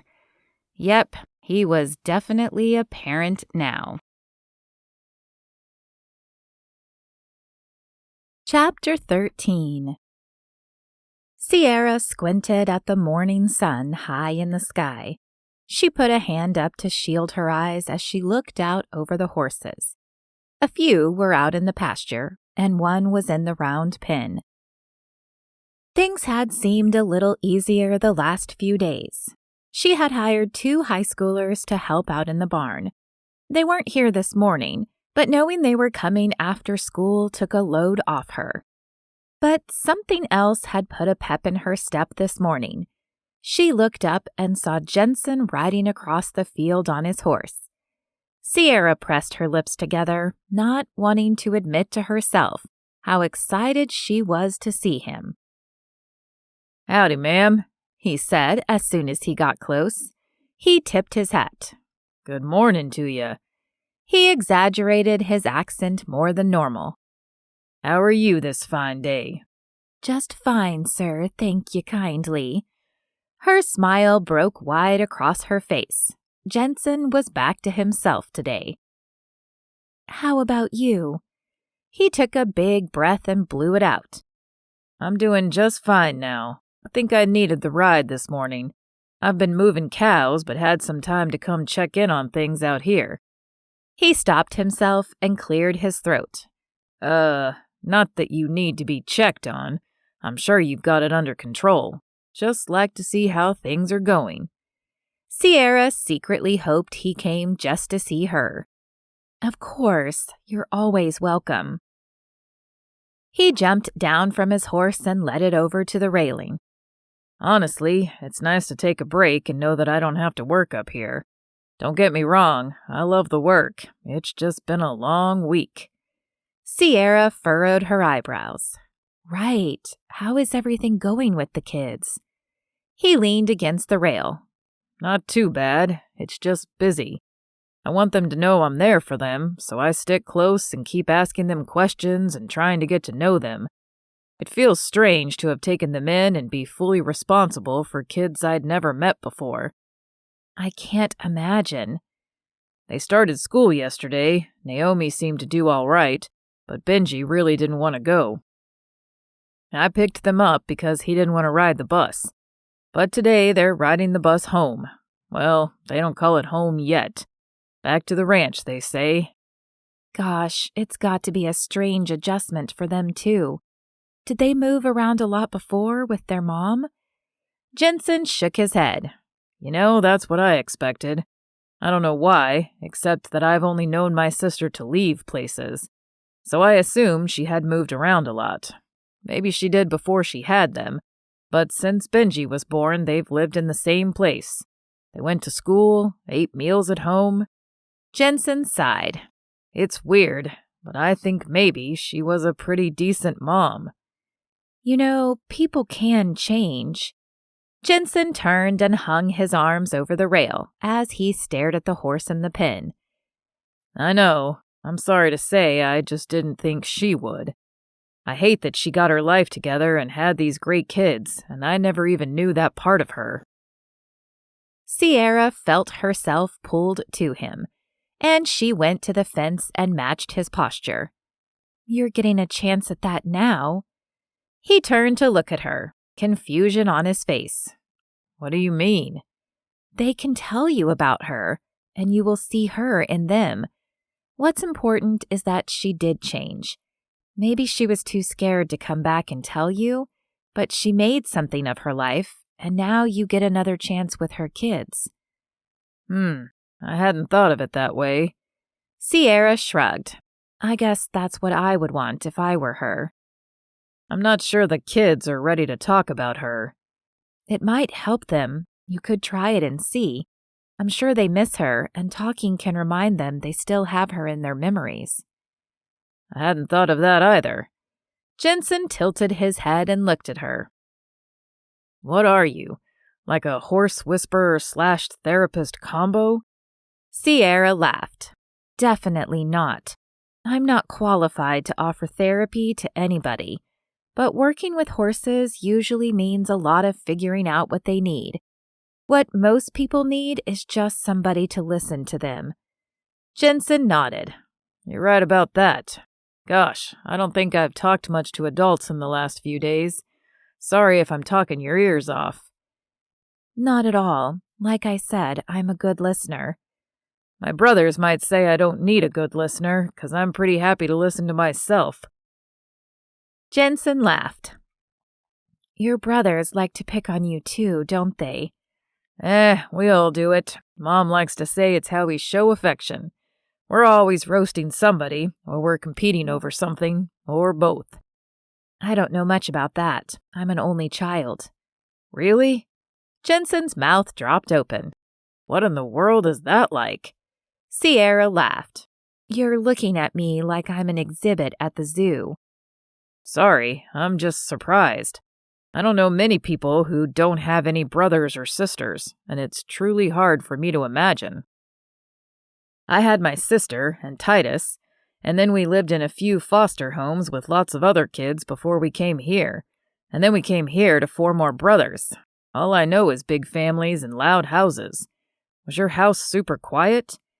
Sierra turned and crossed her arms as she leaned back on the fence. Actually, yes, it was.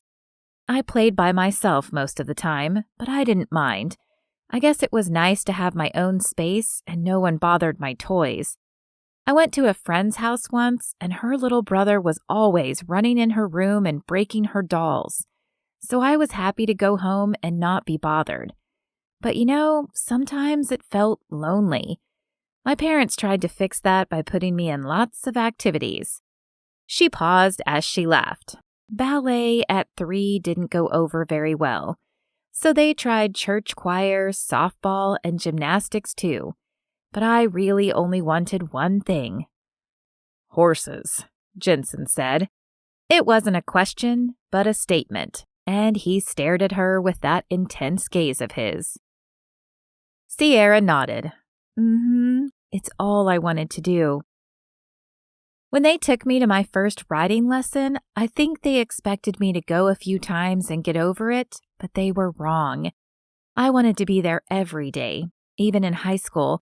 I remember them trying to talk to me about college and thinking about what I wanted to do with my life. They had some ideas about what they called real professions. None of that interested you? Jenson asked. I didn't even consider it. Dad said I wouldn't have a steady job, and I would end up wandering around being a stable hand, but I didn't care. I would rather be a stable hand and live in the barn than work some stuffy professional job. Agree, Jenson said. I hear at those places they won't even let you wear jeans and boots. I know, Sierra said, scrunching her nose. Can you believe that? Jenson gave a shiver. It makes me uncomfortable to think about it. Who wants to wear something literally tied around your neck all day? Or high heels. Well, I don't know. Maybe I would look good in heels. Jenson grinned. Sierra gave him a playful swat with the back of her hand. I mean, you would probably look good in heels, he said. I wear heels sometimes, Sierra admitted. Oh, out here in the pasture? No, she swatted him again. When I dress up. Have you gotten dressed up since you moved to Shelby Springs? Well, no, I haven't. I haven't had much chance. But that doesn't mean I can't do it. I believe you. I just don't want to do it for a job every day, Sierra said. Jenson nodded in agreement. Speaking of my job, I guess I better get back to it. The kids will be back from school later, so I need to get as much done as I can before that. Before Sierra considered what she would say, she opened her mouth. Why don't you bring them up here? I've got 2 real gentle horses that need some exercise today. They could do some circles around the corral. Really? Are you sure? I don't want to interrupt your work. Sure, it's no problem. Jenson reached out and put a hand on her shoulder. Thank you, Sierra. I know they would love that, and it will be a huge help.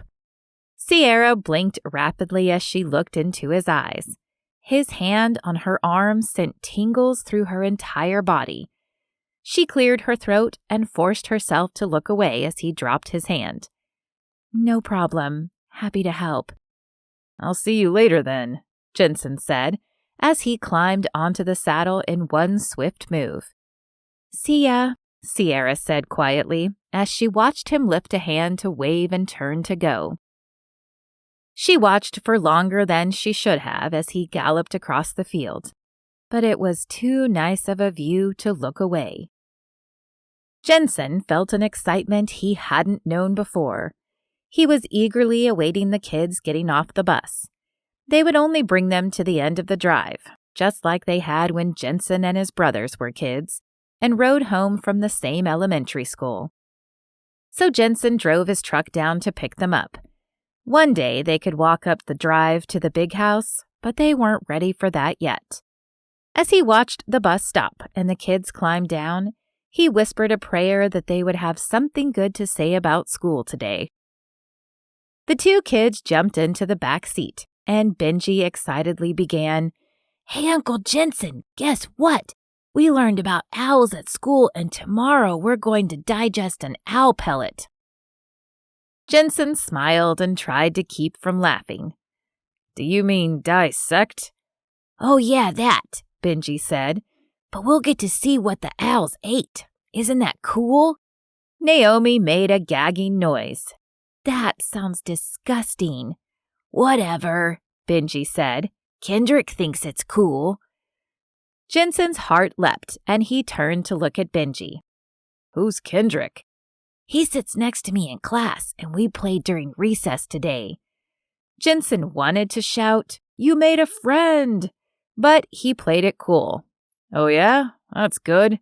What about you, Naomi? How was your day? Naomi lifted one shoulder. Okay, I guess. Anything new? She rolled her eyes to the ceiling. Come on, what is it? Jenson knew she had something to tell. It's not a big deal. They just said there's a sign-up for newspaper staff and anybody can do it. They do stuff like take pictures at events and learn about writing stories for the newspaper. Again, Jenson tried to maintain his composure. Really? Is that something you're interested in? She lifted one shoulder again. I don't know. Maybe. I mean, I might do it. Some of the girls in my class are going to. That sounds great. You just let me know what you decide. Okay. Naomi turned to stare out the window, but Jenson took that as a major win. Now, do you guys have any homework? Because if you do, you're just going to have to save it for later, because Sierra said you can come for a horse ride.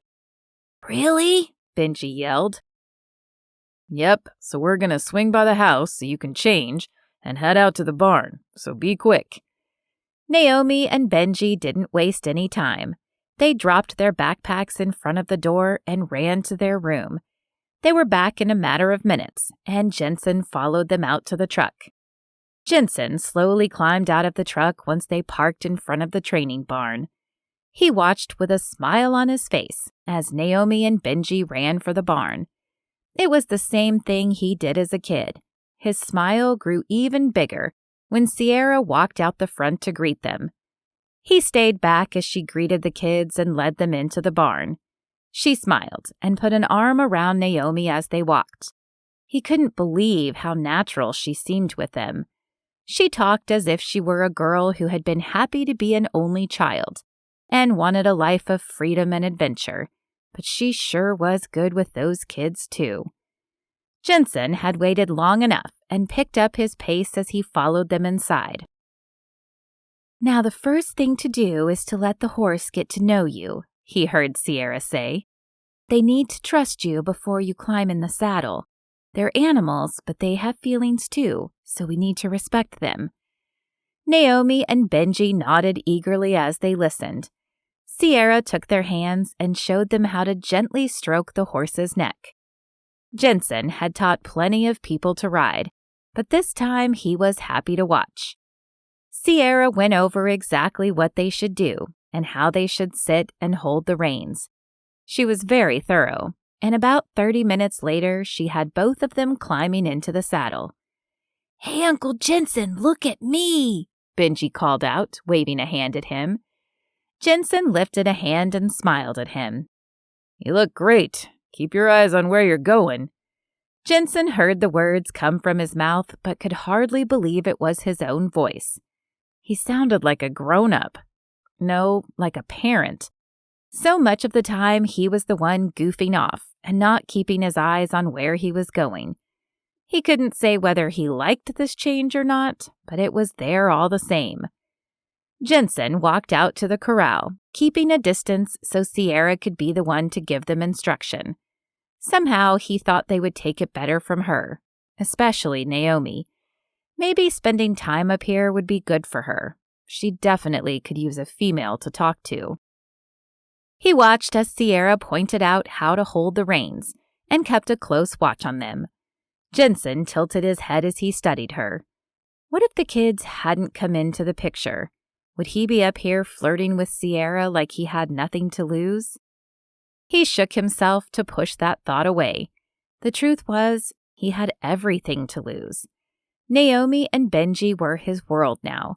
Even if they weren't ready to open up to him, he had to be there for them. And that might mean shutting out someone else that he wished he could get to know. Chapter 14. Sierra stacked another pile of books on the floor beside the couch and shook her head. "This can't go on. I've got to have some storage." She grabbed her phone and typed in bookshelf in her browser and scrolled through the items. Nothing was grabbing her attention. Sierra let out a sigh. This was why she didn't have much furniture. Every time she looked online, all she found was cookie-cutter pieces that looked like they belonged in a suburban neighborhood with no yard and 100 houses. True, she lived in a townhouse in a small neighborhood, but one day maybe she would live in her own house on a piece of land with her horses. Until then, she wanted the inside of her home to be unique. What was it Katie had said? That they like to support local vendors? Maybe there was somewhere in town that would have something more fitting. Sierra grabbed her keys and stuffed them and her phone in her pocket as she headed out the door. One great thing about living in this neighborhood was the short distance to everything in town. Not that everything was really that much. There were a few shops on Main Street next to the diner and the Feed and Seed, but that was about it. As she drove past the church with its tall steeple and peeling white paint, she remembered that Katie and Lydia had both invited her to join them on Sunday. It had been quite a while since she set foot in a church. Even though she'd been brought up to believe the Bible, it hadn't been an important part of her life since she went out on the road. But if she were going to get to know anyone in this town, she might have to go. There wasn't much else to do around here. Sierra brushed the thought aside as she pulled up to the Feed and Seed. It wasn't exactly a furniture store, but they often had random items in the back. And Wyatt was supposedly known for being able to custom order just about anything. He was one of the few people Sierra had met in town so far. Walking through the front door, she went straight to the counter. "Hey, Wyatt." "Hey there, Miss Sierra. It's nice to see you today. How are you?" "I'm doing fine, thanks. How are you?" Sierra was learning that people took things slower around here, and everyone was ready for a conversation at any moment. "I can't complain. Life is treating me pretty good these days. How's the training facility coming along?" "Great. I've got 3 horses I'm working with now. I hired those 2 teenagers you recommended." Wyatt held up a finger. "They're good boys, but you'll have to teach them to be hard workers." Sierra laughed. She'd noticed. "They're doing okay, but it could be better." Don't let them off easy. What brings you in today? Actually, I'm hoping you can help me. I'm looking for a bookshelf, but I don't want something boring. Nothing I can order online from a box store. Wyatt grinned. No, I can't imagine you would want something like that. You know what? I have a couple of things in the back. I got them at an estate sale a while back. They might be just what you're looking for. Sierra's face lit up. Of course he did. Follow me, Wyatt said. He stepped from his place behind the counter. For a second, Sierra wondered if he should leave his post, but then she remembered she was in Shelby Springs. If someone needed him, they would wait or come find him, and most likely they wouldn't even be mad about it, especially at 10:30 on a Thursday morning. Sierra followed Wyatt through the aisles containing everything from horse tack and chicken feed to home decor and candy bars. Wyatt opened a door to the back room, where Sierra had never been. Her eyes grew wide when she stepped in and saw the amount of stuff. It was like a giant garage sale had been stuffed into this room. She could barely walk through, but Wyatt seemed to know where he was going and slid in between a wheelbarrow and a ping-pong table to get there. When Sierra squeezed through, she looked up to see what Wyatt pointed at. Her mouth fell open at the sight of the most beautiful set of tall, real wood bookshelves. Without a word, she reached up and ran her hand over them. They looked handmade. The dark wood grain was lovely, and the shelves had a natural uneven curve. "I love them," she said, even as she wondered if she could afford them. They had to be worth a lot. Wyatt scratched his head. They really are something, aren't they? I've probably had them back here for over a year. I think they're great, but I didn't have anywhere to put them. I kept them out in the store for a while, but no one bought them. "I can't believe that. I'm shocked no one snatched these up." Wyatt smiled. Your face says it all. You've got to have them. Sierra mentally did the math of what was in her bank account and when her next paycheck was coming. "How much do you want for them?" Inside, she was saying, "Please, oh please let me be able to afford it." How about 100 for both of them? Sierra's mouth fell open for a second time. "No way. You can't be serious." Wyatt shrugged. I am. You love them, and they've been sitting in this storage room for too long. I don't remember what I paid for them, but I want them to be used and loved. So $100 for both of them. Sierra's smile broke wide across her face. "It's a deal." Wonderful. Now, Wyatt rubbed his chin. You might need to give me a couple of days to get them out of here. We'll have to move some things around. Sure, that's fine. Sierra thought of another problem. "I'll have to figure out how to pick them up anyway. Maybe I can borrow a trailer at work." She waved a hand. "Don't worry, I'll take care of it." Wyatt nodded. Sounds good. You work on your end, and I'll work on it here. Let's say Monday? Sure. Sierra felt a twinge of disappointment to know she would have to wait all weekend, but she wouldn't say that. She was too grateful and thrilled to have found these beauties. Wyatt and Sierra walked out of the back room, and she pulled the door closed behind her with her gaze on the floor. Well, well, fancy meeting you here. The familiar voice made her heart skip a beat as she looked up to see Jenson standing in front of them with Colton beside him. "Hi," she said cheerily. Are you getting a tour of the back room? Jenson put his hands on his hips. Man, did he make jeans and a button-down work shirt look good. She only nodded in response. It's really something, isn't it? Jenson grinned. Sierra could have melted when he did that. What was wrong with her? She'd had cowboys flirt with her plenty of times. It had never affected her like every conversation with Jenson did. Find anything good? He asked. As a matter of fact, yes.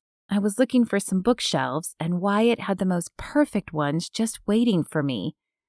Really? Let me see. Oh, it's going to take a couple of days to get them. He has to move things to get them out, and I have to find a truck or something to pick them up. There was that Jenson grin again. I know a guy with a truck. He brushed past her, so very closely, as he made his way through the door. Let's take a look. Sierra followed him back in and pointed directions. She heard the moment Jenson saw the shelves. Her shelves. No way. I didn't know he still had those bookshelves, Jenson said. I had my eye on them when he had them in the store last year, but I didn't have my house built yet. They're beautiful, aren't they? Sure are. Man, I can't believe you snagged them. If I had known they were here, I would have bought them. Oh well, finders keepers. Jenson stepped back as if assessing the situation. He looked this way and that and turned to see the outside garage doors leading to the back of the parking lot. The easiest way out would be through there, he pointed. If we move that table and chairs and the filing cabinet, I think we can get it out. Me and Colton could do that now. Oh, you don't have to do that. Jenson turned to her. I know, he said, just before he winked at her. But I can, and I'm happy to. As he walked past her, he gave her arm a squeeze.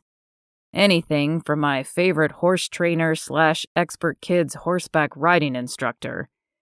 Sierra felt a blush creep up her cheeks as he walked back into the store. Hey, Colt, come here. She heard him walk to the front and talk to Colton and Wyatt. She made her way to the door and leaned against the frame.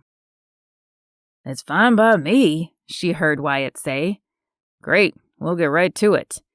Jenson and Colton walked to the storage room and Sierra stepped back out of their way.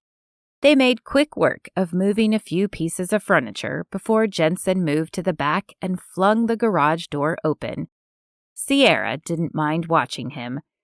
The two men lifted one bookshelf and carried it to the door before returning to do the same with the second one. I'll pull the truck around, Colton said, holding up the keys.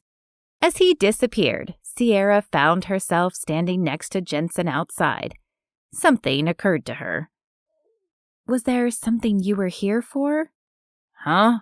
Jenson asked, furrowing his eyebrows as he turned toward her. Here at the Feed and Seed, you didn't show up expecting to move furniture. Jenson laughed. No, I guess I didn't. Katie sent me and Colton to pick up some supplies. I'm sorry, I didn't mean to keep you from your work.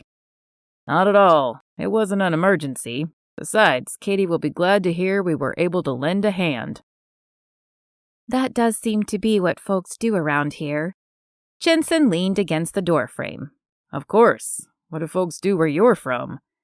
I'm from a lot of places, but working around the rodeo circuit and horses, I've found a lot of people are just looking out for themselves. That's true, but that's not how Mama raised us. If she knew we saw you here trying to figure out how to move a set of bookshelves, and we didn't help, well, she'd have both our hides. Sierra giggled at the thought of Mrs. Macklin saying anything to her sons who towered over her, but she suspected she could handle them. I guess I have her to thank for this then. I'll be sure to give her my appreciation. If you wanted to show me your appreciation, I guess you could let me have one of those bookshelves. Jenson's eyes twinkled. Sierra narrowed her eyes and pressed her lips together in a smirk. Not a chance. Jenson snapped his fingers. Shoot, at least I tried. I guess I should have snatched those things up when I had a chance. That's right. Snoozers can't be choosers. How about you let me take you to dinner then? What? Sierra's eyes snapped to his. Was he serious, or did he just flirt with everyone like this? You know, as a thanks for moving the furniture. Let you take me to dinner for helping me? Jenson flashed an evil grin. You're right. I guess you should be buying me dinner then. Sierra swatted him with her hand. It landed right on his chest, and Sierra almost wished she could leave it there for a moment. Instead, she pulled it back. Don't you eat dinner at your parents' house? Jenson tipped his hat back. Most of the time, but I could be persuaded.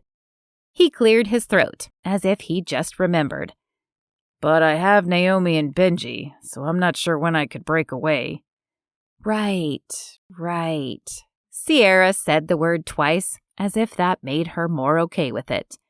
Jenson looked at her as if he wanted to say more. Colton pulled up in the truck at that moment, and Sierra pulled herself away from Jenson's intense gaze. She stepped back as they loaded the furniture and told herself to keep her distance. She didn't want to get in the way and cause any part of the furniture to be broken, and that was saying nothing about her heart. Chapter 15. Naomi, Benji, come on, we're going to be late, Jenson called out. We're coming, Naomi said from the bathroom. She still wanted to share the room with her brother, but she took up residence in the bathroom every morning to get ready. Jenson didn't know what she did in there, but she took forever. Benji was lucky if he could brush his teeth in time to leave for school. Benji sulked into the living room, staring at the floor. I don't want to go to church, he said.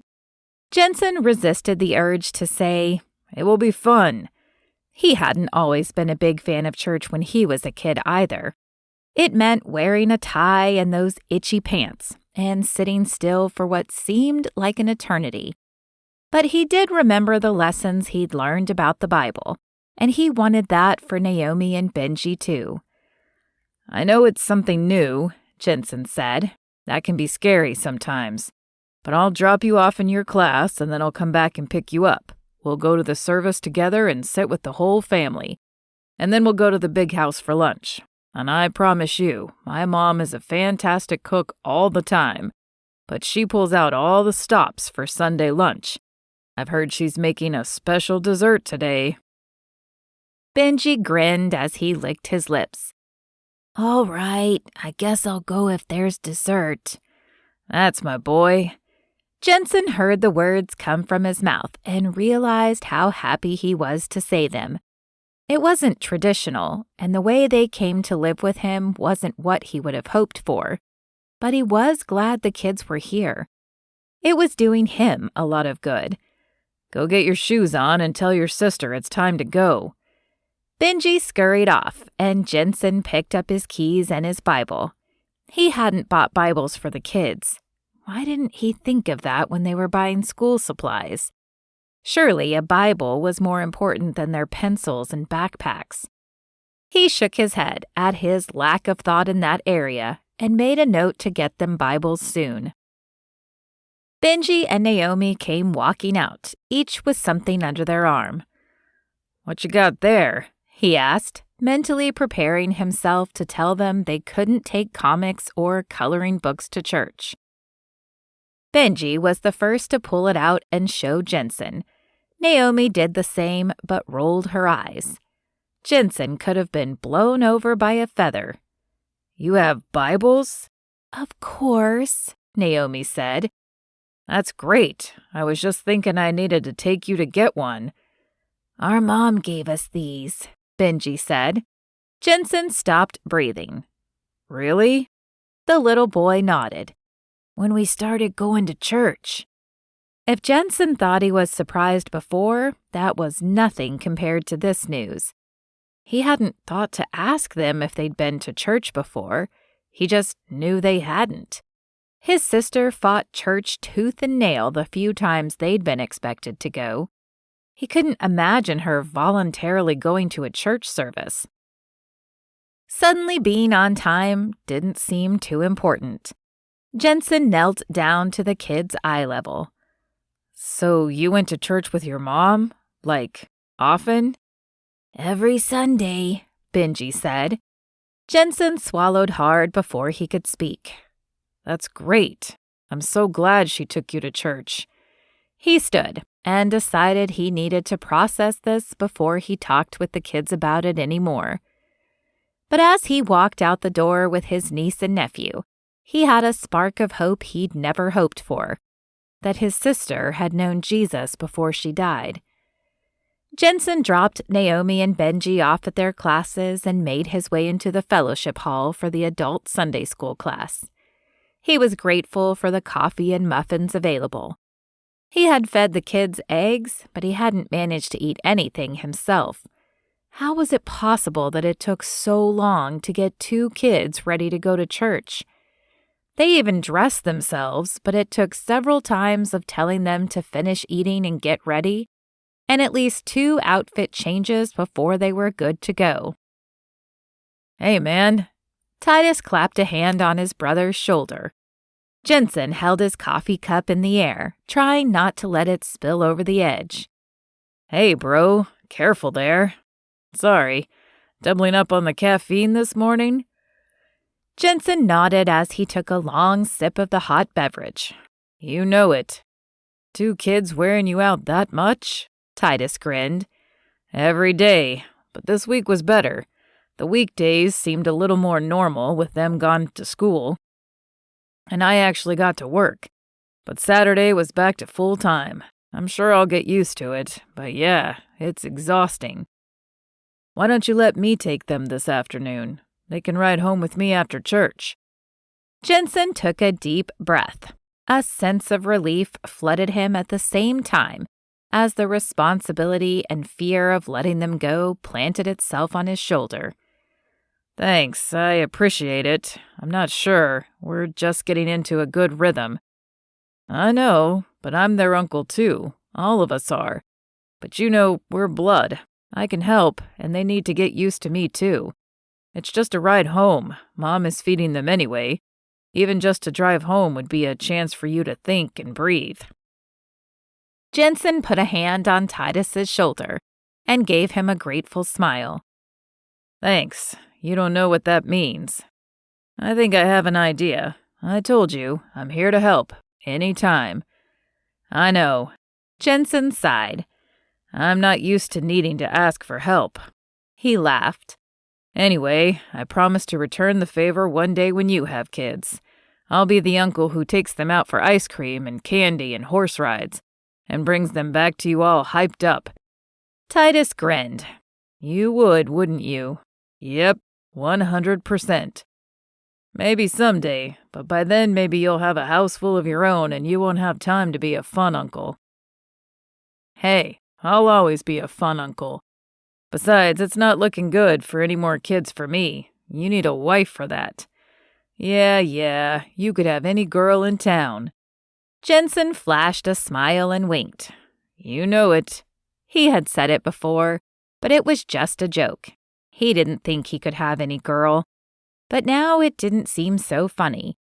There was a girl in town he wanted, but he was pretty certain she didn't want the life he had.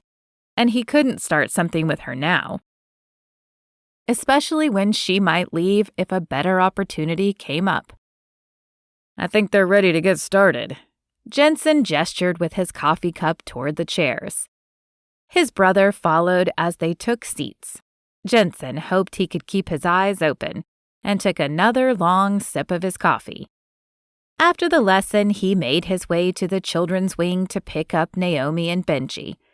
They were still meeting in the small classrooms in the back of the main building, but it was obvious they were out of room. Last year, Katie had organized a fundraiser to build a new children's building next door. The carnival had been a huge success, and the construction on the building was almost complete. The dedication was in a few weeks, and Jenson planned to be there to celebrate with the family. "Hey," Jenson said, as Benji came crashing into his legs as he wrapped his arms around him. "Did you have a good time?" Benji nodded, but stayed close. "Come on, let's get your sister and head to the sanctuary." Naomi was less enthusiastic about seeing Jenson, but she smiled and waved to a girl as she walked to the door. "Do you know her?" Jenson asked. Naomi nodded. "We're in class together at school." "Oh, that's great," Jenson said, a little too enthusiastically. Naomi gave him a sideways glance. He cleared his throat. "I mean, oh, cool."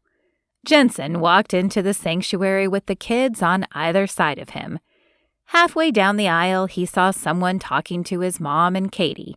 His heart skipped a beat when he saw who it was. "Hey," Sierra said. She looked like a different person. Her jeans and boots had been replaced with a dress that fell just below her knees, and heels that made her a couple of inches taller. Her dark hair fell around her shoulders. Jenson could hardly pull his eyes away. "Hi," he said after a long pause. "I didn't know you were coming today." She flashed a nervous smile. "Your mom and Katie have invited me several times. I just hadn't gotten around to it yet. But I thought today seemed like a good day for it." Sure, Jenson said, posting his hands on his hips. He didn't know why, but he couldn't think of a single thing to say. "Uncle Jenson, let's sit," Benji said, tugging on his shirt. They made it through the church service without incident. Naomi opened her Bible and colored on the bulletin most of the time, but she wasn't distracting. Benji sat between Titus and Jenson and laid his head on Jenson's shoulder halfway through. Jenson almost thought he went to sleep, but he stared ahead and kept his eyes on the pastor the whole time. Jenson was the one struggling to keep his attention at the front. He desperately wanted to turn and look at Sierra, sitting in the row behind him with Katie and Sawyer. When the pastor said amen, Jenson was the first to stand up. The pastor said to greet people who were new, so Jenson was just doing what he was told. "Hey," he said, looking right at Sierra. "We're so glad you joined us for worship today. I'm Jenson." He held out his hand. Sierra gave him a smirk, but she played along and reached out her hand to take his. Jenson could never have dreamed what that would do to him, like a shock wave through his whole body. "Sierra," she said. Jenson knew he was in trouble when just the sound of her name made him want to stay right there for another hour. He cleared his throat. "It's nice to meet you." He reluctantly released her hand. "You know, we like to invite new visitors to Sunday lunch." Mom was right next to him by then and turned to give him a surprised look. "Oh." Sierra looked from Jenson to his mom. "I don't want to intrude on family time."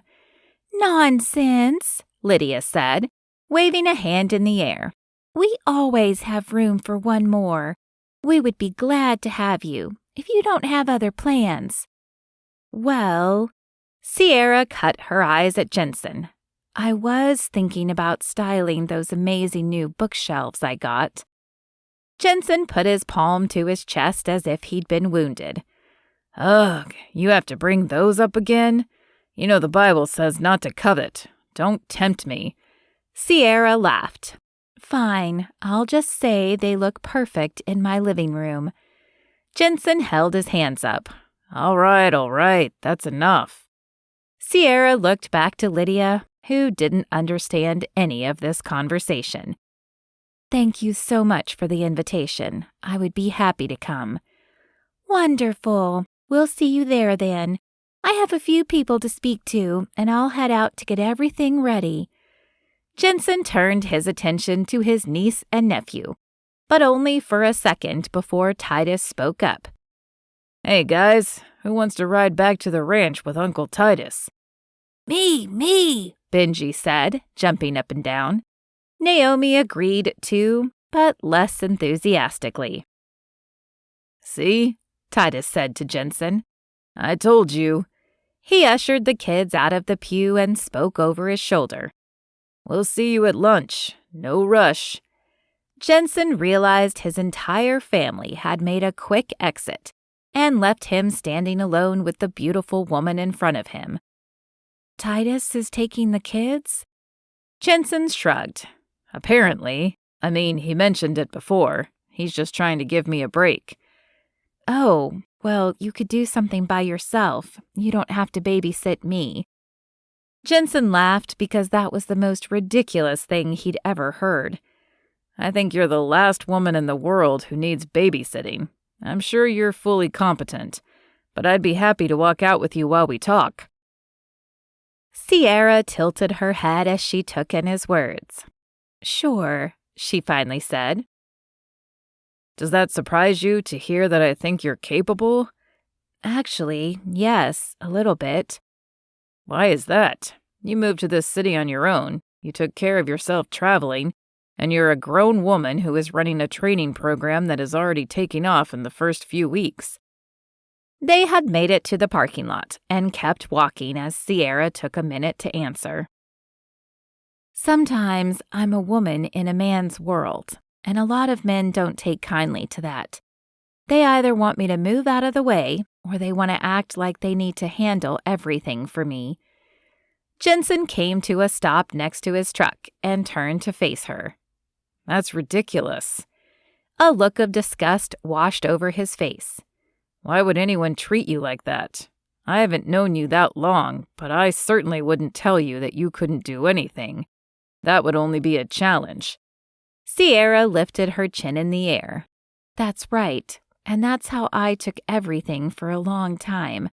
So yes, it's a little strange to hear you say that." "Well, get used to it. I'll keep saying it because it's true. Sierra, you are a capable, successful woman." He stopped short of saying beautiful. She didn't drop her eyes from his gaze. "Thank you," she smiled. "And what about you, Jenson?" "What about me?" "You're capable too. What is it you want to do?" "Me?" Jenson pointed a finger at his chest. "I want this." He spread his arms wide. "I want to live in Shelby Springs and work the ranch until I die. And when I fall dead, I want it to be working, maybe even on my horse, because I don't want to waste a day sitting around doing nothing. I want to work and live and enjoy life and ride my horse into the sunset." Sierra took the slightest step back, but Jenson saw it. "Sorry." He stared at the ground. "Didn't mean to go all hopes and dreams on you." "I'm glad you did." Sierra stepped forward again. "I could definitely work with horses until the day I die. But are you sure you want to stay here? You don't want to seek opportunities or see other parts of the world?" "Nah, I moved around enough times before I landed here. Once I was home, I knew this was where I'd be. There's no more opportunity, and the world sounds great. I mean, God made a whole big one for a reason. But if I never see any more of it, I'll be grateful to him for a little piece of heaven on earth." That does sound nice, like a nice, simple life. "What about you? Isn't this the opportunity you always wanted? Are you happy here? Or are you still looking for something else?" Sierra folded her hands in front of her mouth as she looked off into the distance. "I don't really know. Yes, this is what I've wanted for a long time, and I am happy here, but it's hard to think about settling anywhere for the rest of my life. I don't think I've ever considered that before." "You could consider it now. No time like the present." Jenson grinned. Sierra laughed. "I guess that's true." "Really, though, if this was the goal, to run your own program, can't you stop looking?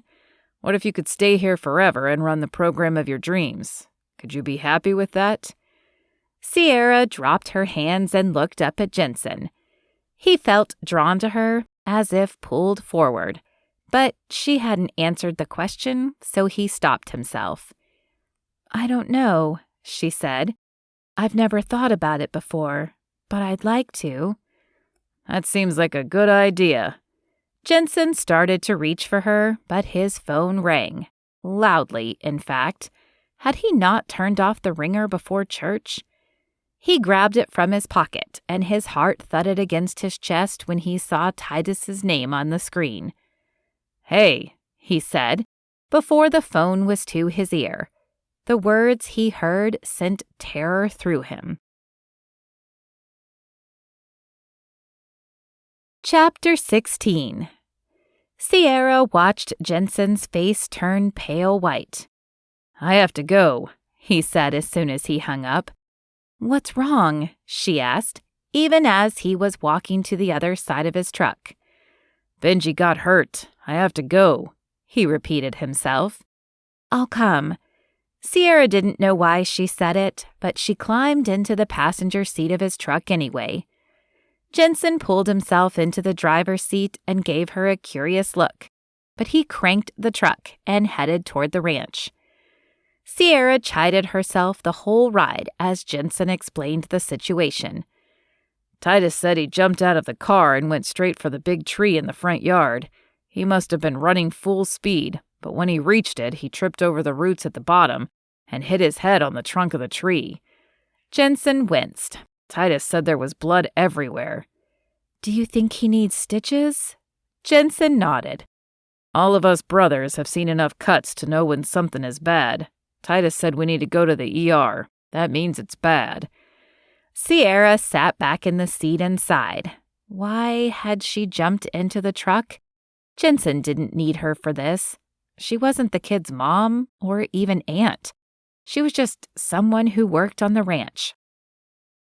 Yes, maybe she and Jenson were making a connection, but this wasn't her life. She couldn't jump into a relationship with someone who had kids. She wasn't ready for that kind of commitment. So why did she feel drawn to him? And the better question, how was she going to get back to her car? "I'm sorry about this," Jenson said. "It's not your fault. Accidents happen." "Yeah, I'm sorry about lunch, though. I mean, you can still eat lunch. Mom's probably got everything ready. I just have to leave." Sierra wouldn't admit he was the reason she said yes to lunch. "It's fine. I've heard your mom is a great cook." "She's the best," Jenson said. "You know you can eat lunch at the house every day. We all do. And Katie did when she started work there, even before she and Sawyer dated." "I know. Katie told me they expect me to eat lunch. But I'm just really busy getting things going. Maybe when they slow down, I'll join everyone." Jenson laughed. "Things never slow down on the ranch." Sierra smiled. "That's true. I guess I just didn't feel comfortable. It's easier to eat my sandwich at the barn and get back to work." "Yeah, but it's lonely that way." Sierra pressed her lips together and turned to look out the window. He wasn't wrong. "I guess I've gotten used to being lonely." "Why?" Jenson asked. Sierra shrugged. "I got used to taking care of myself and keeping to myself. I told you how I was treated. Making friends wasn't easy, and needing help from anyone felt like showing weakness. So I didn't do that." "But you're here now. We all see how capable you are, so it's okay to make friends now." "Maybe so," Sierra said. She knew Jenson wanted her to say more, but they were pulling up to the house, and she remained quiet as he parked the car. She followed behind him as he jumped out and ran to the house. Sierra closed the door behind her and followed the sound of voices since Jenson had already disappeared. "I'm sorry, man. I promise I was watching him," Titus said. "No, it's not your fault. There was nothing you could have done." Sierra came around the corner into the kitchen. Jenson was kneeling in front of Benji, who sat in the chair, holding a towel to his head. "Come on, bud. Let's see it." Sierra turned away so she wouldn't see the wound, but she heard Jenson's reaction. "Yep. Looks like you've earned yourself a trip to the emergency room. But good news, it comes with a free trip to get ice cream afterward." That brought a giggle from Benji, who still had tears rolling down his cheeks. "Why don't you eat something first?" Lydia asked. "I know from experience that you could be waiting a long time for them to stitch him up. No use sitting there on an empty stomach." Jenson looked to Benji. "Do you feel like eating, bud?" Benji looked up with his sad eyes and nodded. "Alrighty then. I guess we'll grab a bite," Jenson said. Sierra watched as the room became a flurry of activity. Lydia grabbed plates and forks and scooped portions of casserole onto a plate for Jenson and Benji. The two were definitely related. They scarfed down the food faster than Sierra could have imagined. "Do I still get dessert?" Benji asked. Jenson laughed. "That's my boy." Lydia put a hand on his shoulder. "It's still in the oven, but I promise to save you a piece and you can have it when you get back." "Okay." Benji wiped his nose with the back of his arm. "Ready?" Jenson asked. At that moment, the other brothers all crowded into the kitchen. "Hey, we heard you had a fall," Colton said. Benji didn't say anything and dropped his gaze to the floor. "It's okay, little dude. Look, I've got a scar from where I fell into a doorframe racing Uncle Jenson to the table," Hawk said, pointing at the back of his head. "Yeah, and this here," Colton pointed to the bottom of his chin. "I got that one falling off the couch while we were wrestling." "Titus, show him your scar," Hawk said. Titus came close and pointed to his forehead with his eyebrows raised. "I dove into the swimming pool in the shallow end and hit my forehead. He's lucky he didn't break his neck," Colton added. A chorus of chuckles filled the room. "See, you gotta have a scar to be a Macklin man, so you're well on your way," Hawk said to Benji. "Yep, you're in good company," Jenson said. "Come on, bud, let's get going." Sierra stepped back as Jenson moved to the door, but she watched as he stopped and came back. "Hey," he said, stepping close. "I'm sorry about this, but please eat lunch and stay a while. Titus can take you back to your car when you're ready, or Katie or Mom, whoever." He met her gaze, seeming to want to say something else, but he stepped back and simply said, "See you later." Jenson wanted to kick himself. Why had he let himself entertain the idea of starting something with Sierra? She was just starting to open up when reality sunk in. Jenson wasn't a single guy without family responsibilities. He couldn't be the class clown anymore, and he couldn't spend time with a girl without worrying about the kids. He sighed as he looked at Benji in the back seat, licking his ice cream cone. He had been a champ the whole time. 4 stitches in his head, and he barely shed a tear. It was just what Jenson would have done. Benji couldn't be more like him if he was his own son by blood. Of course, they shared a bloodline, which was more than Jenson shared with most of his brothers. "I'm not a Macklin," Benji said. Jenson started feeling like Benji had read his thoughts. "What?" "Uncle Titus said I needed a scar to be a Macklin man, but I'm not a Macklin." "That's right. Your last name isn't Macklin, but I think he meant a man that's part of the Macklin family, and you're part of the family." "How come your last name is Macklin? My mom's last name was Howard, the same as mine, but yours isn't." "My name is Macklin because they adopted me when I was a kid. I got their name when I was adopted into the family." "Was your name Howard before?" Jenson nodded. "It was." "Like my mom?" "That's right." "'Cause she was your sister?" "Right." "How come she wasn't adopted and changed to Macklin?" Jenson's heart sank. These kids loved their mom, and he didn't want to paint a bad picture of her, but he had to tell the truth. "Your mom didn't want to be adopted. She left before Uncle Titus and I were adopted because she wanted to live her own life somewhere else." "Oh, that seems lonely." Jenson had thought the same thing many times. "I guess it does." Benji continued. "But it must have worked out 'cause she got me and Naomi." Jenson grinned. "That's right. I'm sure she was so glad about that." Benji went back to his ice cream and didn't ask any more questions. Jenson knew that wouldn't be the last of them. He would have to spend some time praying about what to tell the kids. But it was time to sit down and talk about their mom. That was something Jenson wished he didn't have to do for the rest of his life.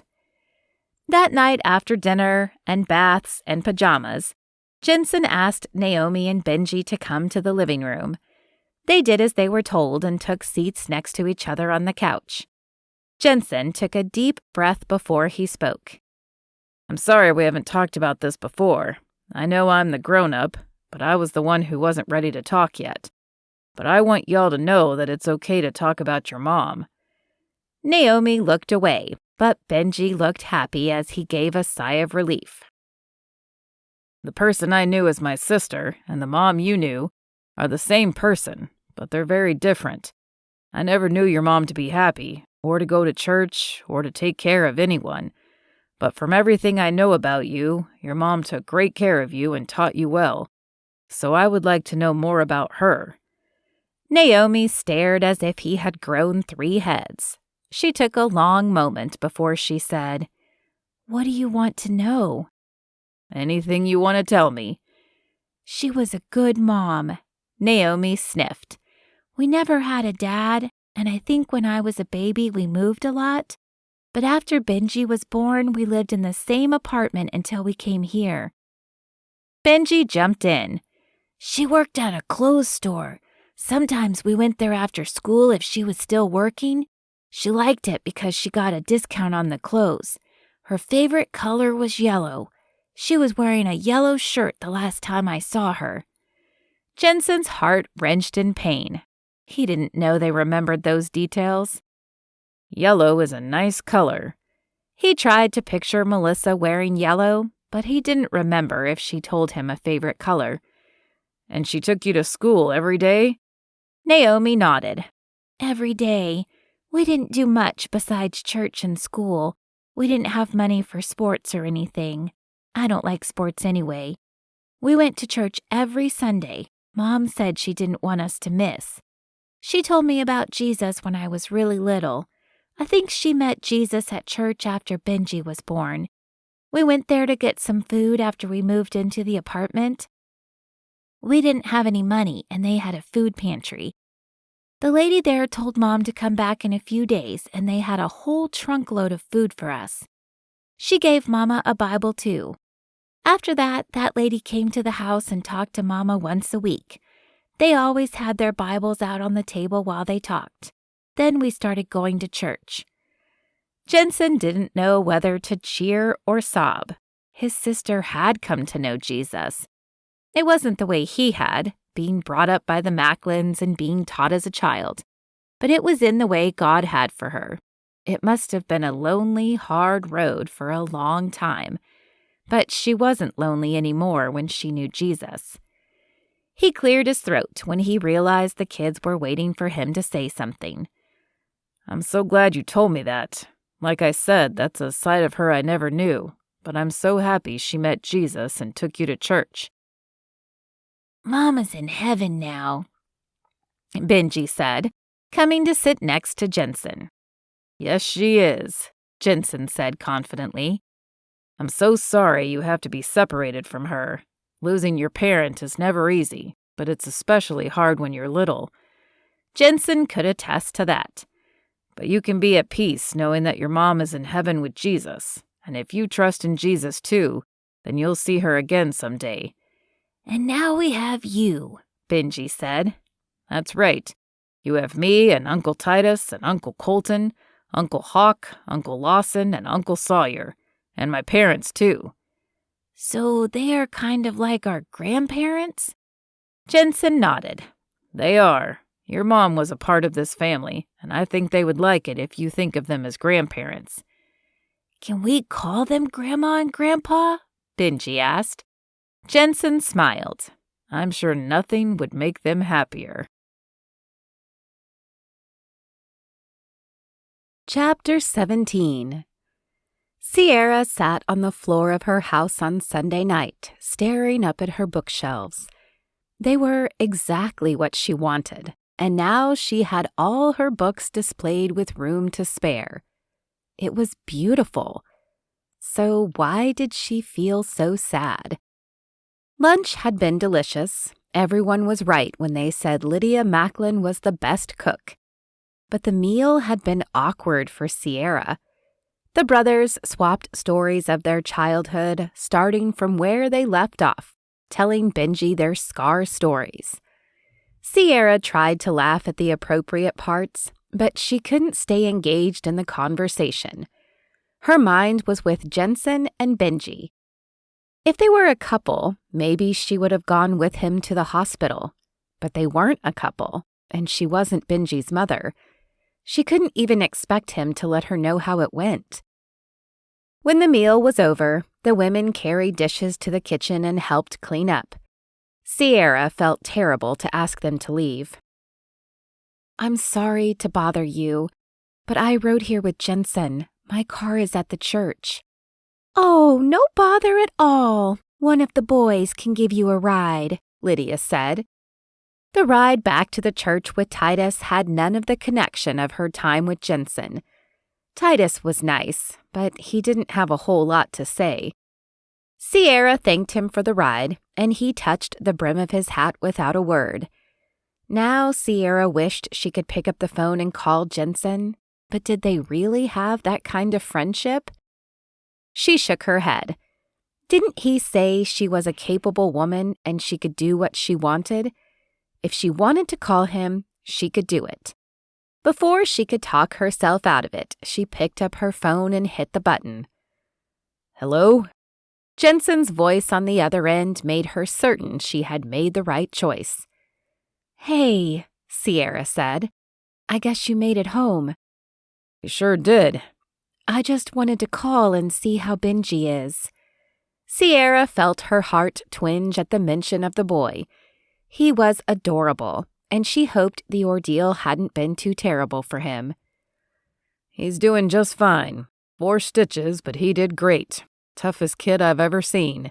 Besides me, of course," Jenson said. Sierra could just imagine the grin and wink she would have seen if they were in person. "How many times did you have stitches?" 3, so he's got a little ways to go to catch up. Jenson paused. "Just kidding. I take that back. He was great. But I never want to take a kid to the ER again in my life. I don't know how my parents survived us." "You seemed pretty calm with him at the house," Sierra said.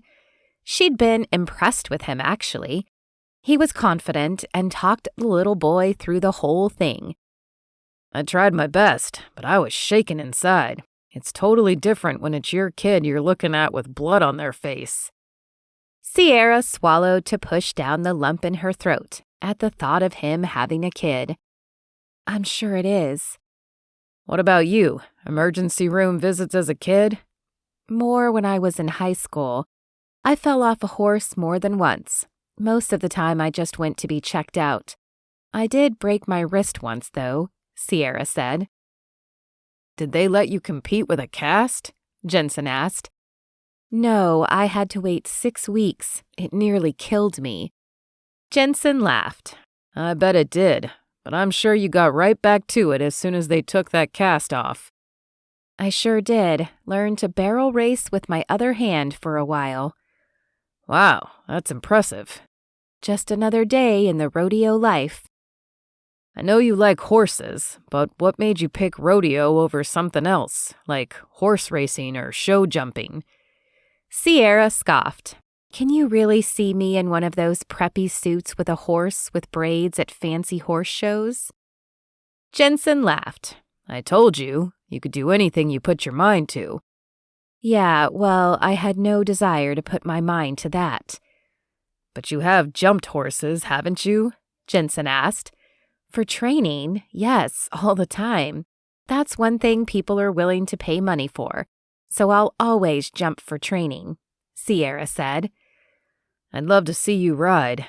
There was a tenderness to Jenson's voice. "You've seen me ride."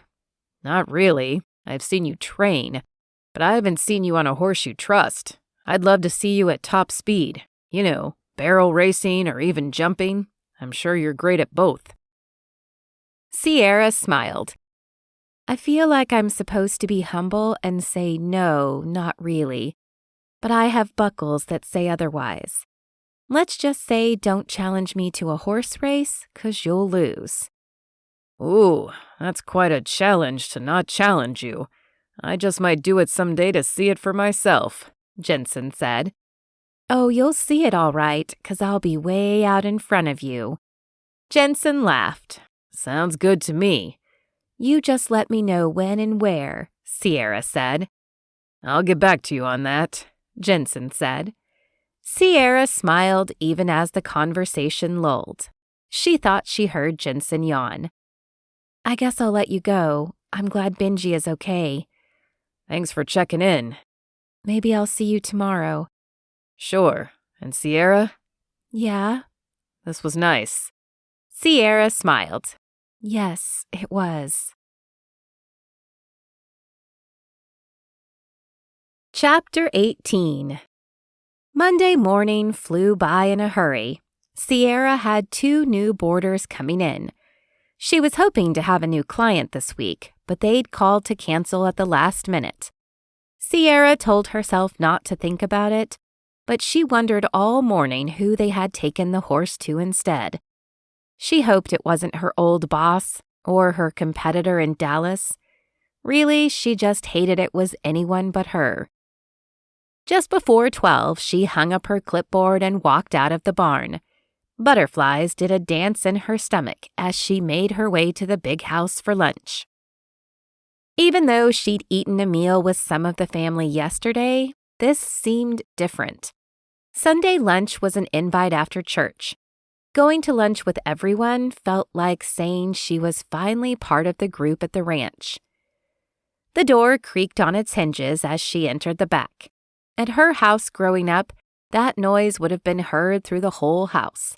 Here, it was a tiny background noise compared to the sound of voices. Hey, look who decided to join us today. Jenson was the first to notice her. Oh, hey! Katie stood and made her way over for a quick hug. That seemed to be a thing in this family. I'm so glad you're here. Lydia and I are still greatly outnumbered. We're always happy to have another girl here. Happy to be here, Sierra said. Mr. Macklin stepped in the room, and everyone seemed to quiet down in his presence. Let's pray. Sierra watched as everyone bowed their heads. She followed suit and squeezed her eyes shut. Dear Heavenly Father, thank you for this land you've given us and for the hands you've provided to do the work. Thank you for the food you've blessed us with and for my lovely wife who worked hard to prepare it.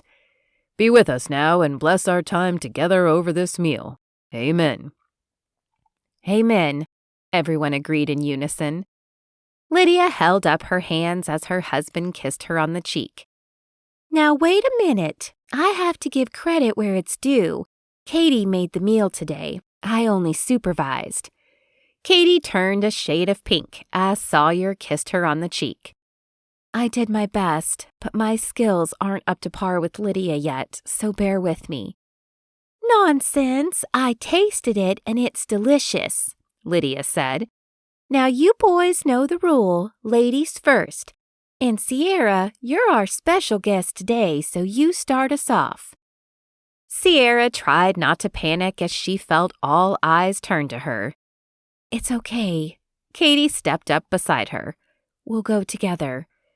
Sierra pasted on a smile as she walked with Katie to the counter. She followed Katie's lead and picked up a plate and added chicken, salad, and a roll. They took seats opposite each other at the long table. I'm glad you came today. I was going to come out to the barn this afternoon, so you just saved me a trip, Katie said. Oh, really? Is there something you needed to talk to me about? Sierra asked. Yep, I have an idea that I wanted to run past you. Uh-oh, Sawyer said, taking a seat next to his fiancée. Everybody batten down the hatches. Katie has a new idea. The brothers laughed, and Hawk made a show of pretending to walk out the door. Katie rolled her eyes. Don't listen to them. They know I have good ideas. That's why you're working here. Exactly. I'm all ears. Well, I've been thinking about the training program. You're doing a great job, and all our clients are so happy. We've had some great reviews, and I'm posting those on our website and social media profiles. I just think we need to do more work to get the word out. Everyone you work with is happy, so we just need more people to know you're here, and they'll be happy too. Sierra beamed. She felt like things were going well, but hearing it from someone else sure was a confidence boost. Great, so what do you have in mind? I'm still working on social media advertisements and things like local news, but I was thinking, what if we did a training exhibition? Sierra chewed a bite of food as Katie spoke. When she swallowed, she asked, Okay, what do you mean by that? So we bring in some horses you're working with and we invite people to come out and watch. Maybe on a Saturday. We could even make it a big event so people come out, enjoy a morning at the ranch, and then you do a demonstration. I think it would really let people see what you can do, and they will want to bring their horses to us or spread the word to others. Katie smiled as she paused, waiting for a response. Well, what do you think? Sierra nodded slowly as the idea rolled around in her mind. I think that sounds like a good idea. Katie clapped her hands together. Wonderful! Let's meet later and iron out the details. Sawyer leaned in. Watch out, Sierra. She'll start going 1,000,000 miles an hour, and you won't know what hit you. Just be sure to tell her to take a breath every once in a while. Just don't forget to finish up our wedding plans. Katie laughed as Sawyer gave her a squeeze. Sierra smiled at the two of them. It was nice that they could tease each other, and they knew it was just for fun. Sierra would want that kind of relationship, if she ever had a serious relationship. Don't worry, it will be great. Would tomorrow morning be a good time for me to come by and talk about it? Katie asked. Sure, Sierra nodded. Everybody look busy tomorrow, or Katie will give you an assignment for her new event, Jenson said, as he took a seat next to Sierra. Okay, that's enough picking on Katie, Lydia said. Sierra, tell us something about you. Did you grow up in Texas? Oh no, I was born in Mississippi, but I like to think I'm from all over. I've been traveling more than at home since I was in high school. Oh really? What did you travel for? Rodeo? A hushed silence fell over the room. Sierra cut her eyes at Jenson and saw the grin on his face. It was different than normal. What was that look? Pride? That sounds exciting, Lydia said, breaking the silence. Tell him about it, Jenson said. Sierra suddenly felt shy with all the attention being on her. Well, I competed in several events, but barrel racing is my favorite. Wow, I've watched barrel races before. Those girls are tough. I'm sure you were amazing, Lydia said, her eyes wide. I've heard she's got the buckles to prove it, Jenson said, winking at Sierra. It was my life for quite a while. I loved it, but it seems like a long time ago now, Sierra said. It seems like you've taken a love for horses and spent your whole life learning about them, Lydia said. Sierra nodded. It's all I've ever wanted to do. Lydia gave her a kind smile. And you've done well. I'm excited to see your work with the horses here. You and Katie let me know when you set the date for that demonstration. I'll be there. Sierra felt her heart flood with warmth. She was being welcomed into this ranch, and it was true what Katie had said. They treated people like family. Chapter 19. Jenson sat around the kitchen table with all 6 of his brothers. The lights were dim, and the room was quiet for a change. Colton stared down the table at his brothers. He held a hand of cards in front of his face and narrowed his eyes as he looked at Hawk, who had just asked him a question with quite a serious look on his face. Colton flashed an evil grin as he said, "Go fish." Hawk slammed his palm on the table. Colton appeared to listen closely as each brother around the table asked different brothers for cards out of their hands. So when it came his turn, he knew exactly what to say. "Sawyer, give me all your 10s. "Aw, man, no way. I had almost all of them," Sawyer whined. handing them over to Colton. "It's my bachelor party. Aren't you supposed to let me win?"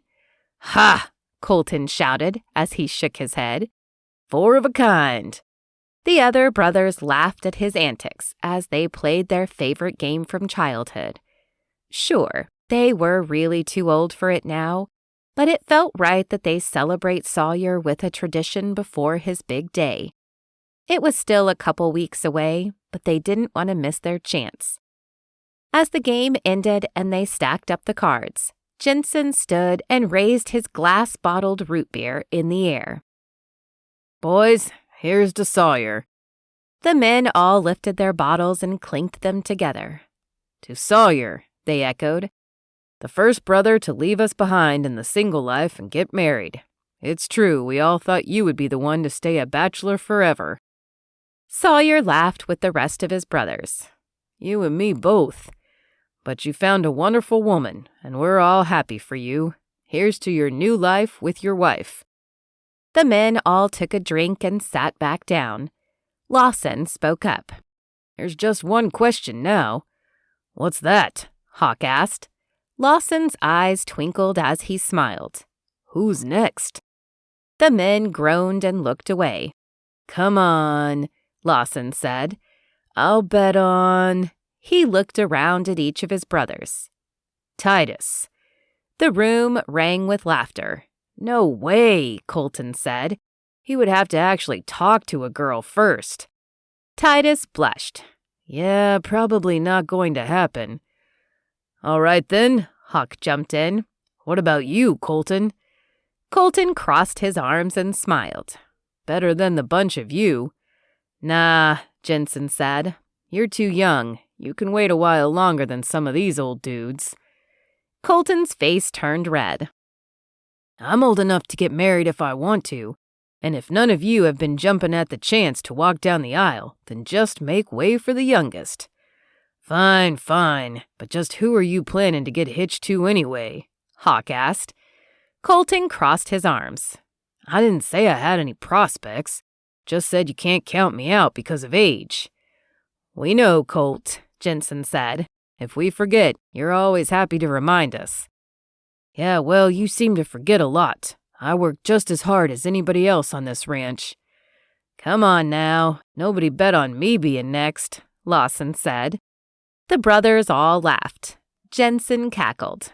"Lawson, Colt might be the youngest, but the day you get married, we'll all be lucky if we can walk down the aisle instead of being pushed in our wheelchairs." Colton cracked a smile at that. "Well, brothers, I can only tell you this," Sawyer said. "I would have agreed with you that it was the bachelor life for me, but that wasn't God's plan. He always planned to bring Katie here, even though she had a different plan too. But he made her for me, and even though we're very different, I know she's the one he has for me to spend the rest of my life with." Jenson clapped a hand on his brother's shoulder. "And we're all happy for you. Maybe some of that happy married life thing will rub off on you, and you won't be so hard on us at work." "Fat chance," Hawk said. The brothers laughed, and someone dealt another hand. Jenson watched around the table as they picked up their cards. Who would be the next man to find someone he wanted to spend the rest of his life with? His own life had already changed so much in the last month, and he didn't know a woman who would want to walk into his life as it was. Still, he couldn't help but wish the next to find love could be him. Chapter 20. Sierra rubbed the back of her neck and rolled her head from side to side. Her coffee hadn't kicked in yet, and she needed that to happen real quick. Today was the big day, and she needed to be firing on all cylinders. Katie had done an incredible job of getting the word out about the event. According to the event page, they had over 200 people coming today. Sierra tried not to let her nerves get the best of her when she thought about it. She had performed at rodeos across the country to lots more people than that. But they hadn't been watching her train a horse. And those audiences were people she would likely never see again. These people today were their neighbors, friends of the family, and potential clients. A lot hung on her performance today. With a quick motion to secure her cowboy hat on her head, she climbed out of her car and went to work. The horses did have to be fed, and she needed to check in with Dusty and Tucker, the 2 horses she would be showing today. Walking into the barn, she took a few steps and stopped. Someone was in here. "Hello?" she called out. There was the sound of boots scuffing across the floor and a pitchfork being leaned against the wall before he appeared. "Good morning." Jenson grinned. How could someone look that bright and chipper first thing in the morning? Anyone else might have made her groan, but her heart picked up pace at the sight of that cowboy. "Hey, what are you doing here?" Sierra asked. "Just thought I could help out this morning. I know you've got a long list, so just wanted to take one thing off your plate," Jenson said. "You didn't have to do that. I got here in time to take care of it." "I see that, but now you can get to something else, unless you just want to watch me muck out these stalls," Jenson said. Now that was tempting. "Thanks, I do need to go over my training plan again." Sierra took a deep breath and blew it out as she leaned against the wall. "I think I know it, but I need it to be perfectly memorized. People don't want to watch me stand around and try to think of what I'm supposed to do next." "Why? What would they think then? That you're human?" Sierra laughed. "No, they might think I'm a failure or a fraud." Jenson shook his head. "No one who has spent 5 minutes with you would think that." Sierra felt the pink come to her cheeks. "You really believe in me, don't you?" Jenson nodded. "Absolutely I do." He paused and furrowed his eyebrows. "Don't you believe in yourself?" Sierra's heart thudded against her ribs. It had been a long time since she'd thought about that. "I guess so. I worked hard in rodeo and in learning to train, so I guess I believed in myself enough for that." "And to land a job at your own training facility." "Right, but sometimes I guess I still wonder if I can really do it." Jenson removed his cowboy hat before he stepped closer. They were only inches apart when Jenson looked her in the eyes. "Sierra." Her mouth went dry as she spoke barely above a whisper. "Yes?" "You are talented and capable. God has given you a gift with horses, and you're going to do a great job today. All you have to do is go out there and do what you're already amazing at. I'm thrilled for today because everyone out there is going to see what I've already seen." Sierra didn't move, but energy shot through her. Her heart pounded in a way she'd never felt before. Jenson's gaze moved from her eyes to her lips and back up again. Sierra felt herself pulled to him, and without hesitation, she leaned toward him as he closed the gap between them. "Uncle Jenson!" Benji's voice rang out through the barn. "Can I see the horses?" Sierra jerked her head back at the sound and turned to move away from the man who made her knees go weak. Jenson stepped back, but seemed unable to put words together. Sure, bud, but just for a minute. I've got to get outside and help Uncle Sawyer set up." Sierra ran a hand through her hair as Benji came in, followed by Naomi.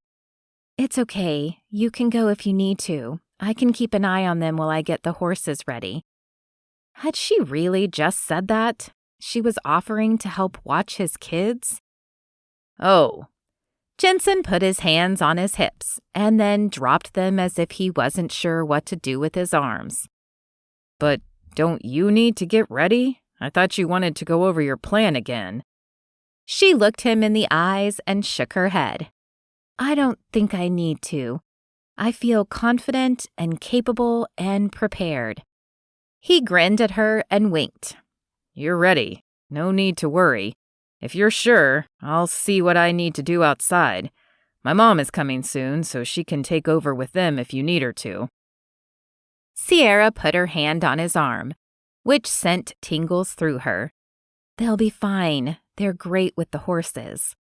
"That's because they've had a good teacher," Jenson said. Sierra sighed as she dropped her hand. "Go on. We have a lot to do today." She didn't say she would never be able to focus if he didn't leave. "Naomi, Benji, be good, and if Miss Sierra tells you to do something, you listen." "Yes, sir," the kids said. Jenson gave Sierra one last glance before he turned and left the barn. That look would last her until she saw him again.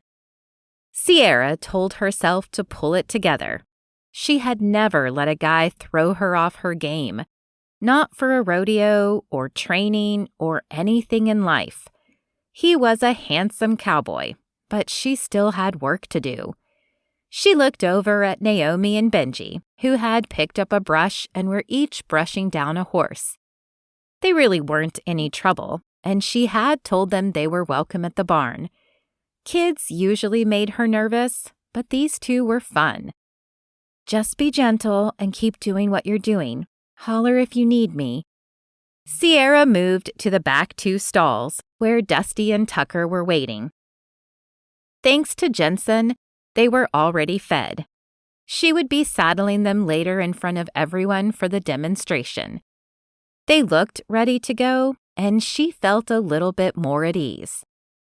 Of all days, she expected this morning to be busy and stressful.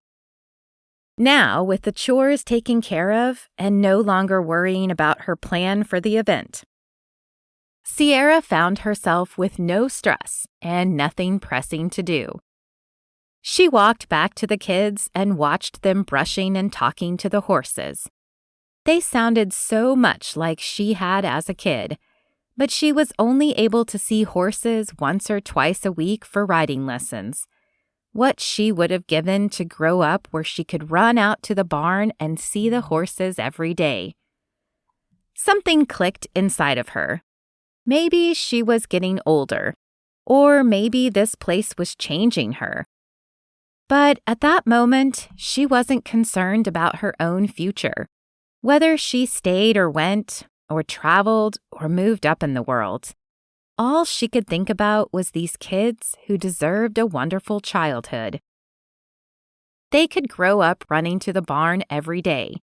And right then, she decided that that's what they should do. She would see to it that they learned everything the right way, but she would make sure that these kids saw the animals every day that they wanted to, for as long as she was there. An hour later, Sierra stood outside the barn, watching the people milling around. Had they really all come out to see her work? For sure, she could never have done this on her own. Maybe they came to see her, but Katie was the one with the idea and did all the promotion, and everyone had worked together to make the event happen. Maybe trying to do everything herself wasn't as great as she had made it out to be. Living the life of a horse trainer, traveling from place to place, sounded awesome, but maybe it was time to make friends and settle somewhere. And if she was going to settle down, Whispering Oaks seemed like the perfect place to do it. Sierra smiled as she let herself think about that. What if she stayed here? What if, like Jenson said, she let herself be happy someplace? "Are you all ready?" She turned at the sound of his voice. "Yes," she said without hesitation. She knew Jenson meant for the demonstration, but she was ready for so much more. Jenson watched from the crowd as Sierra explained everything she would do with the horses. He could hear the oohs and ahs of the people as she saddled the horse and took him through the training exercises. He kept his reactions to himself, but his opinion of her stayed the same. She was amazing. Every move and instruction was precise. not to mention that every move of her hand or sweep of her hair behind her shoulders sent his heart into a race. He'd never felt this way about anyone.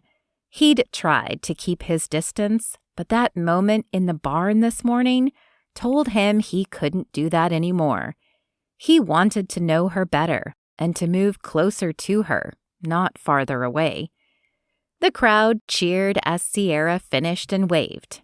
This was perfect. It was exactly what Katie had envisioned, and he just knew this was going to bring in new clients. Everyone here was going to be talking about Sierra and the magic she could do with horses. As the people began to disperse, Jenson made his way to the barn. Part of him wanted to walk right out to the center of the ring, but everyone knew he was used to being the center of attention. Today was Sierra's day. He would let her have her moment. Naomi and Benji were close behind Jenson. "What did you think of the demonstration?" he asked the kids. "It was great. Sierra is the best," Naomi said. Jenson agreed. "Can we go riding?" Benji asked. "Not today, buddy. Sierra has worked hard today. We need to let her have a break." "Who says I need a break?" Sierra's voice carried through the barn as she led one of the horses back to his stall. Jenson smiled as he turned to face her. "I'm sure you could go on all day without a break, but you deserve some downtime after that impressive presentation." "I know someone else who deserves a break." Lydia appeared in the barn. "That's you, son. Naomi and Benji, what do you say to coming to my house for a snack, and we can hang out there this afternoon?" "Do you have dessert?" Benji asked. "What if you help me make one for dinner?" Lydia said. "Yes," Benji shouted. "It's settled then, Jenson. I'll take them back to the house. You just come in time for dinner." "But," Jenson began. Lydia held up her hand. "No arguments." She ushered the kids out of the barn before he could say anything else. "She's right, you know," Sierra said, as she closed the door on the stall and locked it. "You have done everything for those kids. It's okay to let someone else help." Jenson crossed his arms and leaned against the wall. "It's not about not wanting help. I just want them to know I'm here for them. I'm not leaving them or shipping them off." Sierra frowned. "They know you're not going anywhere. Letting them go with someone else for a few hours is fine. They're still on the same property. Besides, maybe they're tired of you."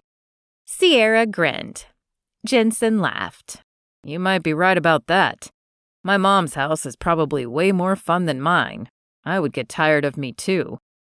Sierra tucked her hands in her back pockets as she moved in front of him. "I was joking. I think it would take a long time to get tired of you." Jenson's heart raced as he looked at her. "You're not tired of me?" "Not yet," she said. Jenson reached for her and put his hands on her hips as he pulled her to himself.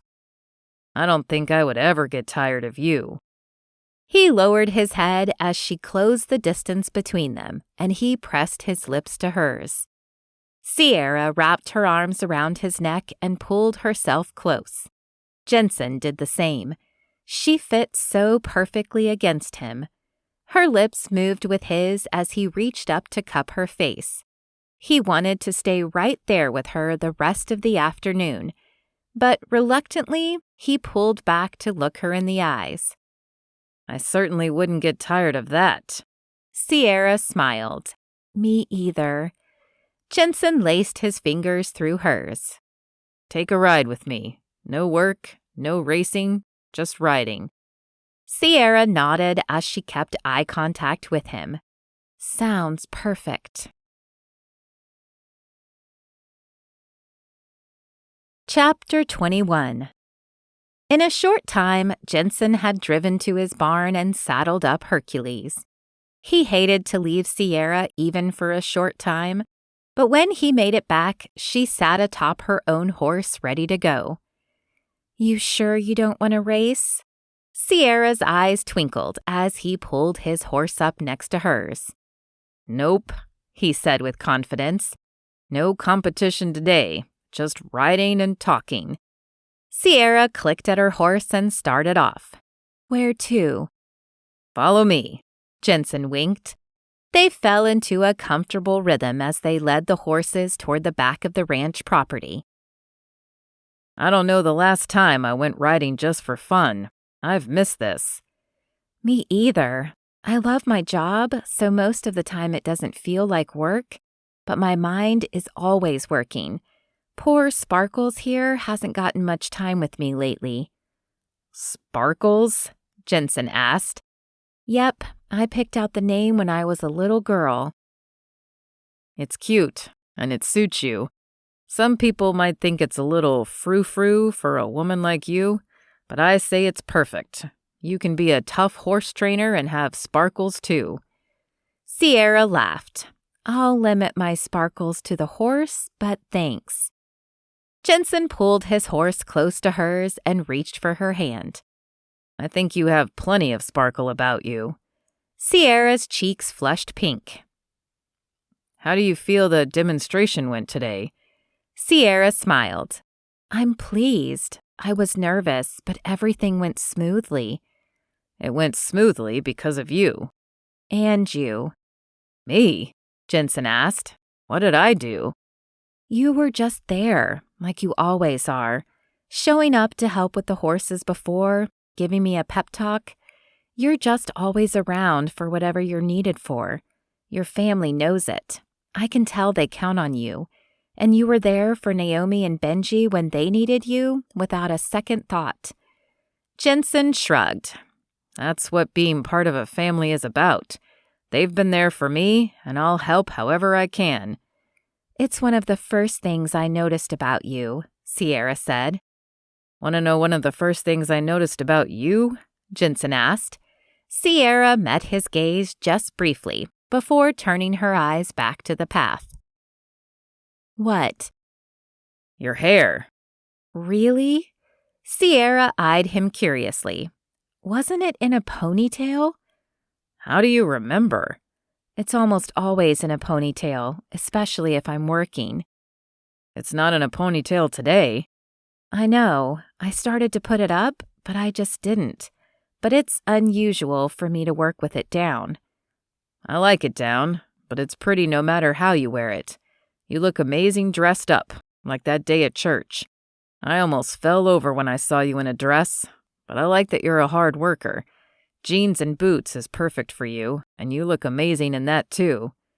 You know, my parents would have preferred I dress up all the time, with makeup and perfect hair and all that. But this is me. I'm comfortable, and I want to be who I am. But it means so much that you're okay with that too. Trust me, I'm more than okay with it. He winked.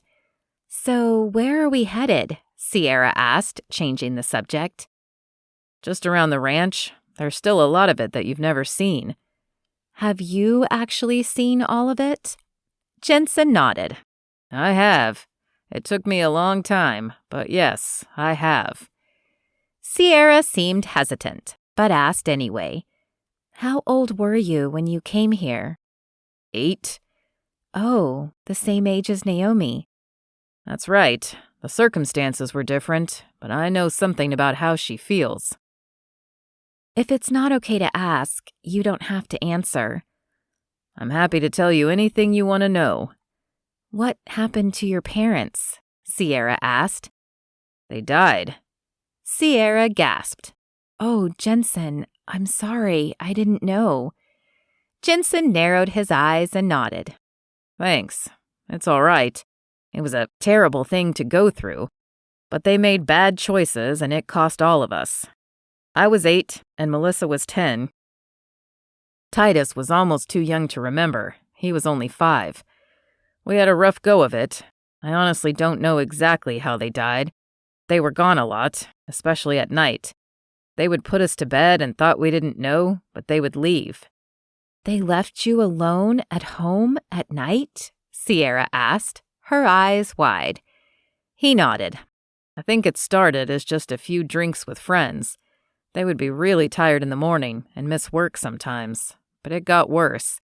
They would go out, I guess drinking, probably drugs too.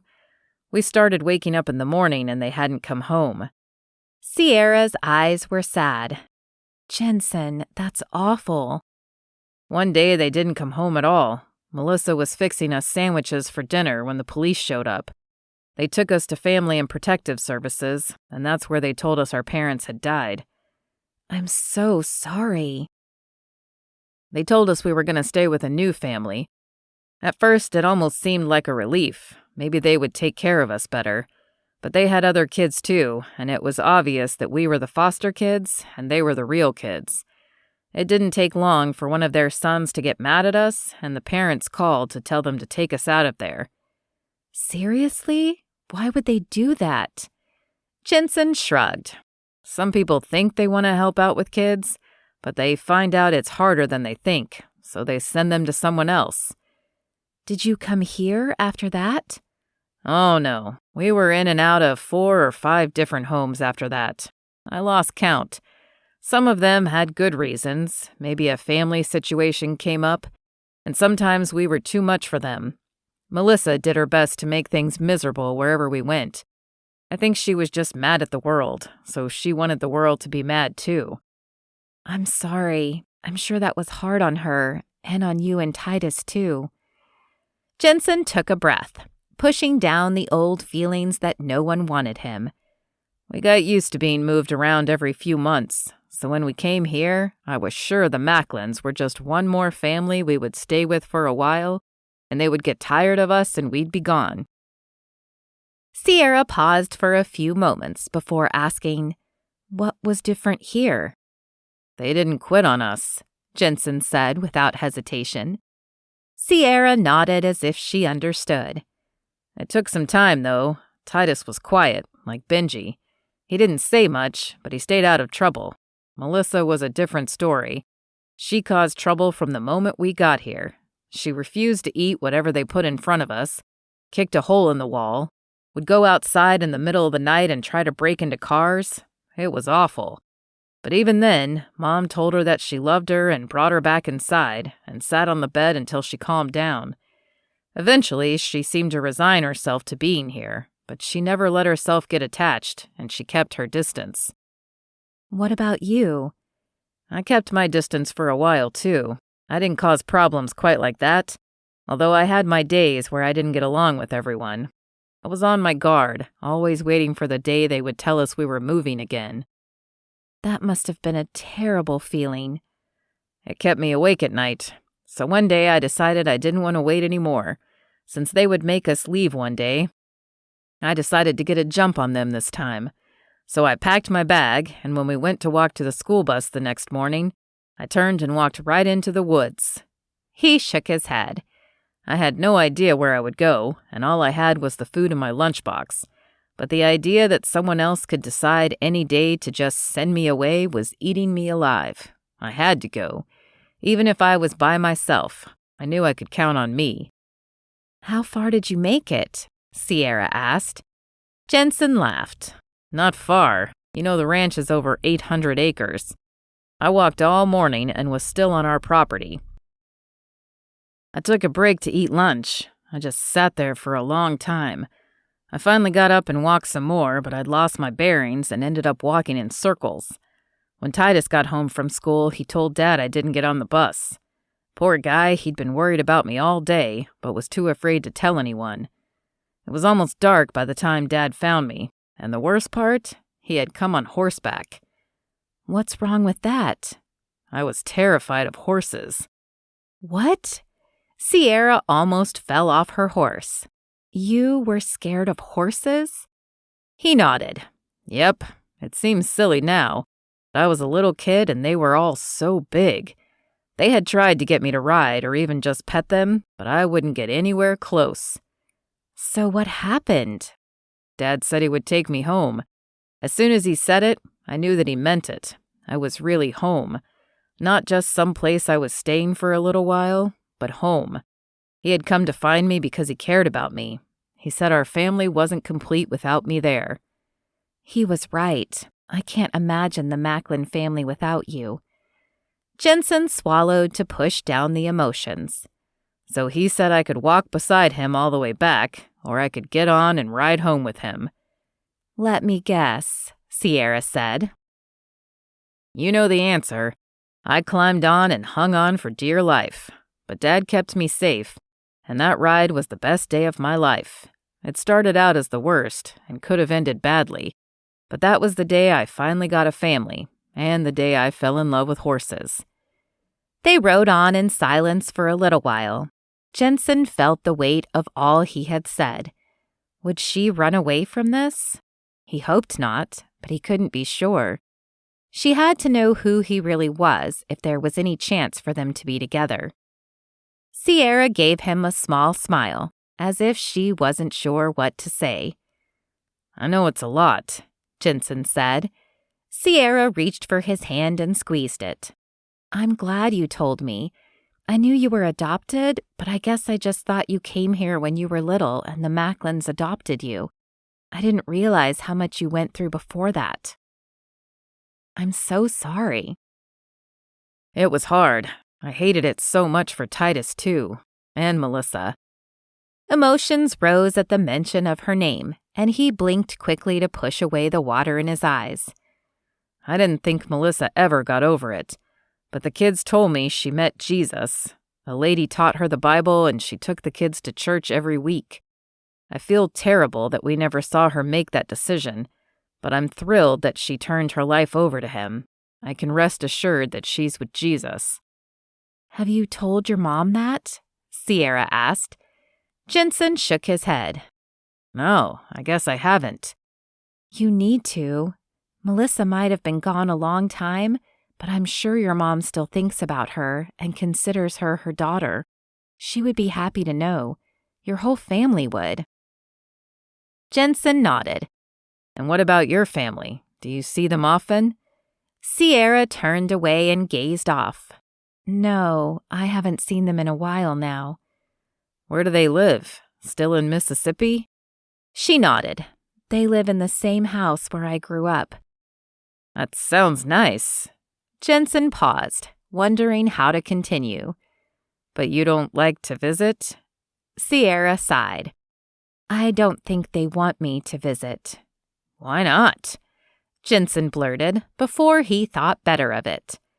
My last few years at home, we fought a lot. They were supportive of my love for horses when I was younger, when it was just a sport, and they were sure I would move on from that hobby when I grew up. They were proud to tell people about my competitions when I won and how hard I worked, but at the end of the day, they expected me to hang up my boots, go to college, and get a real job. You have a real job. I know. Sierra raised her voice an octave. I did a year of college, and I hated it. I thought maybe I could get a degree and still work with animals, but high school was enough sitting in a classroom for me. I didn't need to write papers and take chemistry classes. I just wanted to learn to train horses. She stopped and took a deep breath. So I dropped out. Wow, Jenson said, unsure of what else to say. My parents were furious. I packed up my stuff and went home. My mom told me not to come in. No way, Jenson said. Seriously? Yep. She thought if she wouldn't let me in, I would give up and go back to school. She must not know you very well, Jenson said. Sierra gave a short laugh, breaking the tension. Maybe not. I think she was just hopeful. I was their only daughter, and I didn't fit the mold that they expected. She sighed. I know that.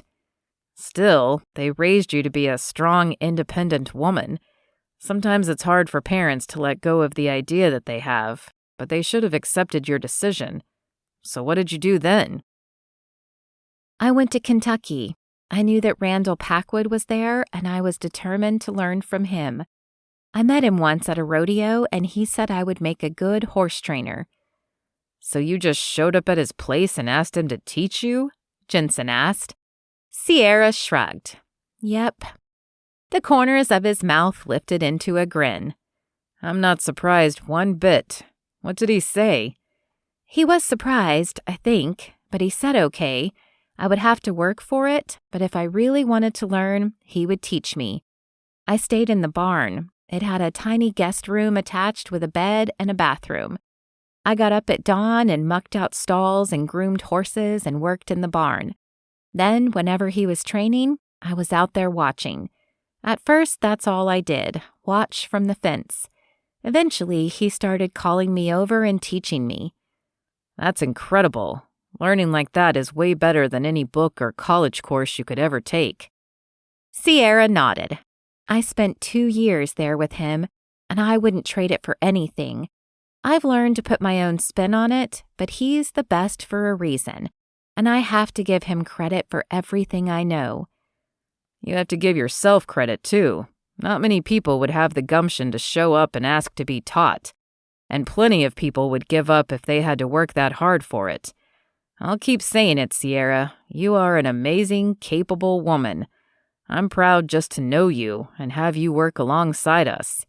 He cleared his throat. But if you're willing, I sure would like to get to know you better. I would like to be more than coworkers or friends. I'd like you to be the only woman in my life. Sierra turned and smiled. You mean besides your mom and Naomi? Jenson stopped his horse and waited for her to do the same. He reached for her and slipped his hand behind her neck and pulled her close. He pressed his lips to hers, kissing her until he was breathless. I don't do that with anyone else. Chapter 22. Sierra took a sip of her coffee, then touched her fingertips to her lips. She could almost still feel Jenson's lips against hers.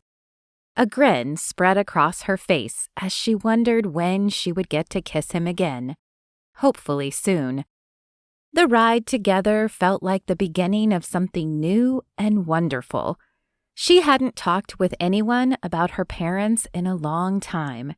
She thought it would be strange to talk about them to Jenson, of all people. Family was the most important thing to him. Telling him that she had almost no contact with her own felt wrong. But her parents had made their choice, and she had made hers. She pushed those thoughts aside for now. It was Sunday morning, and she needed to get ready for church. It had been a long time since she was this excited to go to church. And it wasn't just because she would see Jenson dressed in a Cowboy's Sunday best. No, God was doing something in her heart here in Shelby Springs. She'd believed in Jesus when she was a little girl, but the life of traveling and competing in the rodeo had made her visits to church few and far between, and her relationship with God more and more distant. The Macklins had been the first people she'd seen pray before a meal in years. She wanted that in her life. Rising from her sofa, she went to the bookshelf and scanned until she found what she was looking for. She pulled it out and ran her fingers over the leather and the gold lettering on the bottom, spelling out her name. Her parents gave her this Bible on her 17th birthday. She couldn't remember the last time she read it. This felt like the time to start. So many things in her life were changing here in Shelby Springs, and this should be one of them. An hour later, Sierra had showered and dressed and was headed out the door with her Bible tucked under her arm. She opened the front door and let out a yelp. "Oh, hey, sorry," Jenson said, still standing with his hand raised to knock on the door. "I thought I'd see if you want to ride to church with me and the kids." Sierra laughed. "Sure, you scared me, though." "Yeah, I guess I could have called, but I wanted to surprise you." "Well, good job. I'm surprised." Jenson laughed. He stepped just inside. Sierra guessed out of sight of the kids in the truck. "Hi," he said, touching his forehead to hers. "Hi," she replied, before reaching up to wrap her arms around his neck and press her lips to his. The kiss lasted only for a second, but it sent a thrill through her that would last through the rest of the morning. "Would you like to ride to church with us?" Jenson asked. "Of course," Sierra said, trying to push down the small worry in the back of her mind about going to church with a ready-made family. "And lunch at the ranch after?" "Why not?" she said. Throw all caution to the wind at this point. The smile and wink that Jenson gave her made it worth it. Maybe this wasn't how she'd pictured it, but she couldn't imagine someone she'd rather be with than Jenson Macklin. She walked out behind Jenson and locked the door behind her. "Hey, Sierra!" Benji yelled out as soon as Jenson opened the passenger side door for her.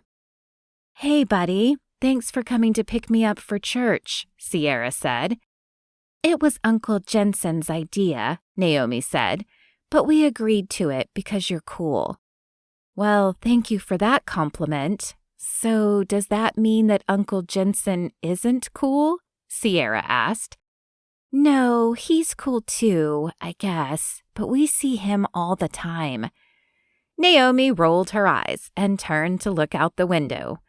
Jenson was in his seat now and gave Sierra a look that said that was high praise from his niece. "All righty, is everybody buckled?" "Yes, sir," Benji said. Naomi echoed after him. "Me too," Sierra said, flashing him a smile. "Great, let's get going." Sierra enjoyed laughing and talking with the kids on the way to church. She had been worried about spending time with them since she had never been around kids very much. Now she felt like she shouldn't have worried. It came easily. Plus, Jenson was the one who kept them all in stitches. When they reached the church, Jenson took the kids to their class. Sierra waited for him, and then they walked together to the adult Sunday school class. She found herself wishing that she could walk hand in hand with him, but she wasn't sure they were ready to announce their relationship to everyone yet, whatever it was. "Hey, bro. Hey, Sierra," Titus said as he approached where they sat in the back row. "Hey," Sierra said, trying to keep her voice normal. Her excitement to be with Jenson had overpowered her, and she forgot that this was new, and no one knew they were more than coworkers. Would Jenson say something? She didn't have time to wonder. "You left early this morning," Titus said to Jenson. "I saw your truck leaving the driveway." Jenson nodded and cleared his throat. "I went to pick up Sierra before church." "Oh." Titus seemed unsure what to think of that. "That's, neighborly of you," he said. "Something like that," Jenson said.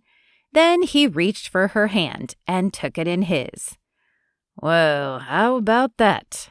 Titus said, grinning. The class started then, and the brothers didn't say anything else. Sierra's insides fluttered. Jenson wasn't keeping this to himself. Not that that was his style anyway, but knowing he was proud to be with her warmed her from the inside out.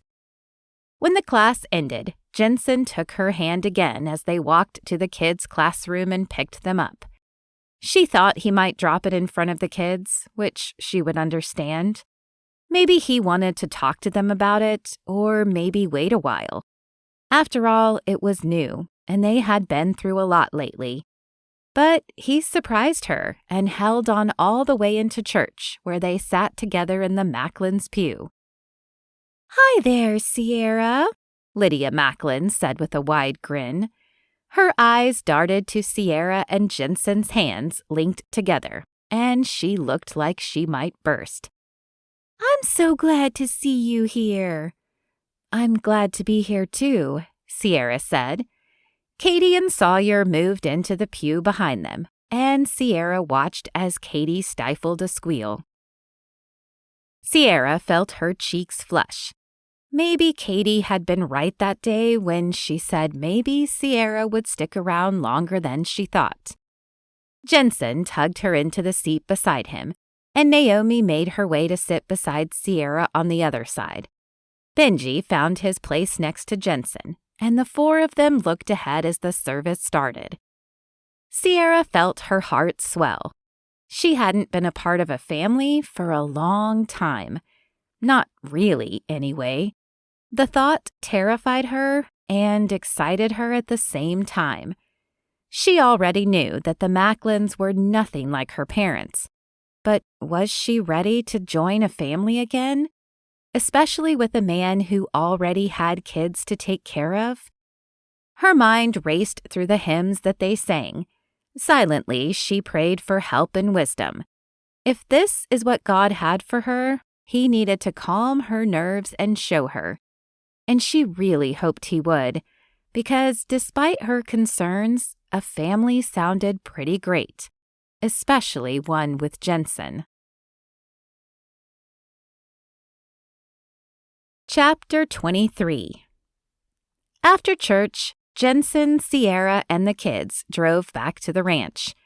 When he walked into the house with Sierra's hand in his, Hawk looked up from the table and said, "You and Sierra?"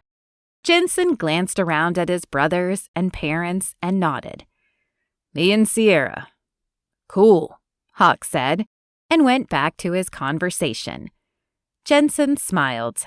It was so simple, so easy. Everyone seemed to know that this was just right, and he thought so too. He wondered why he had waited so long, because it felt right and simple with Sierra.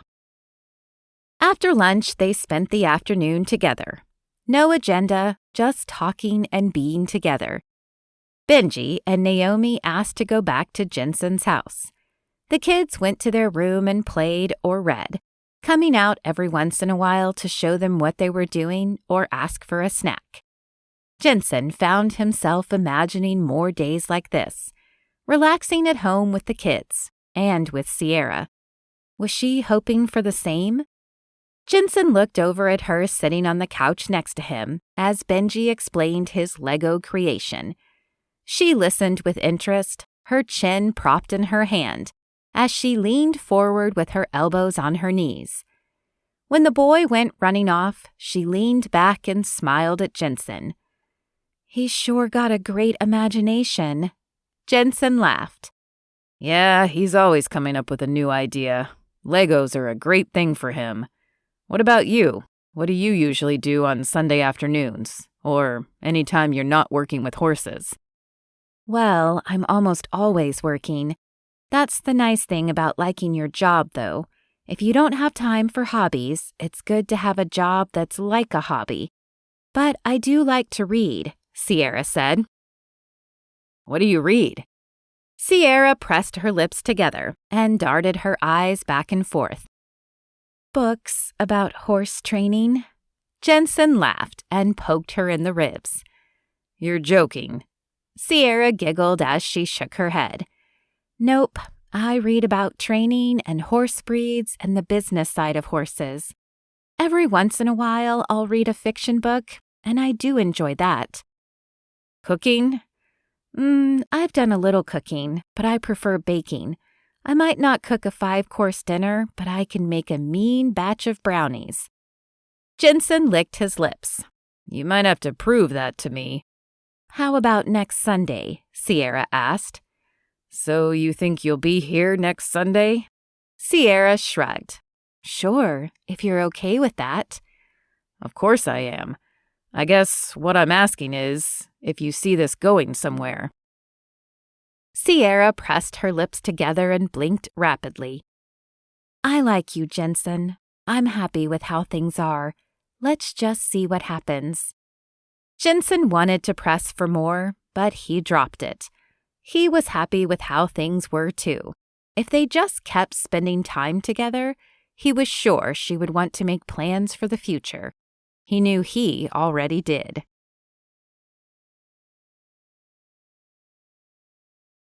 Chapter 24. Jenson straightened his tie as he looked into the full-length mirror on the wall in his old bedroom. All the brothers were at the house together, dressing in their suits. He was surprised that Sawyer's wedding was so fancy. Sawyer probably would have been happy with a simple ceremony just with the family. But Katie had been planning her wedding for a very long time, and Sawyer was going to make all her dreams come true. Jenson smiled. It was good to see Sawyer so happy. Jenson wouldn't miss dressing up in this monkey suit to get to stand next to him on his special day. "Hey, dude, you about ready?" Colton said, walking into the room. "I guess so," Jenson said. "The photographer is here. They're supposed to take pictures of us getting ready or something, but I think we're all done now." Colton laughed. "Can you imagine? Did they want us to stay in our boxers so they could catch that on camera?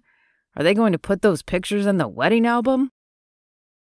Jenson chuckled. "I have no idea, but I'm sure Katie told them what she wants, so let's try to give her that. It's kind of weird we have a sister now. Never knew about all this girly stuff." Jenson stiffened at the word. He was glad to have Katie for a sister, but she wasn't his only one. "Right. I guess we'll get used to it." Colton clapped a hand on his shoulder as if he just remembered. "I'm sorry I said that. I know you had a sister. We all did for a while. It was just so long ago." Jenson forced a smile. "I know. You're right, though. It's strange to have a girl around in the family again. 2 girls now, if you and Sierra keep things going the way they are." Jenson nodded slowly. He tried to only think about one day at a time. Sierra wasn't ready to talk about anything more than that. "Come on, let's go see how we can wow this photographer." He winked. Jenson smiled through all the pictures of pretending to tie their ties and sitting together with his brothers in the living room. He cracked jokes and kept everyone smiling and laughing.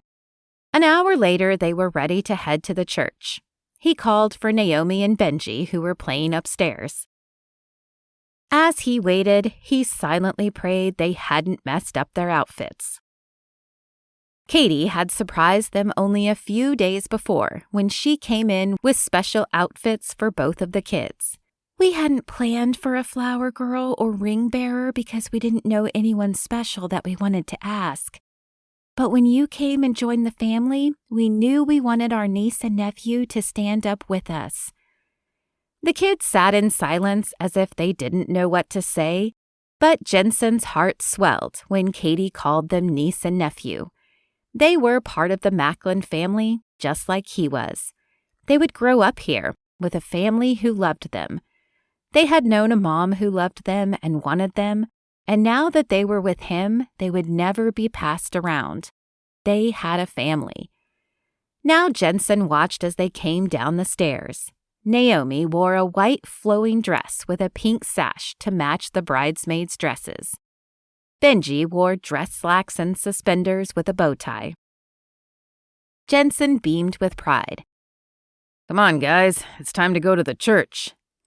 "Is Sierra coming?" Naomi asked.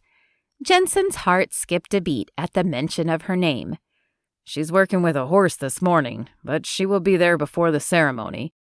Jenson knew she shouldn't have to sit through the whole ordeal of all the pictures beforehand, but he still wished she could be there. He even wished that he could sit with her during the ceremony, but would be satisfied to be with her at the reception. Jenson and the kids loaded into his truck, and Colton jumped in the front seat. All the other brothers piled into vehicles, and they made a small convoy toward the church.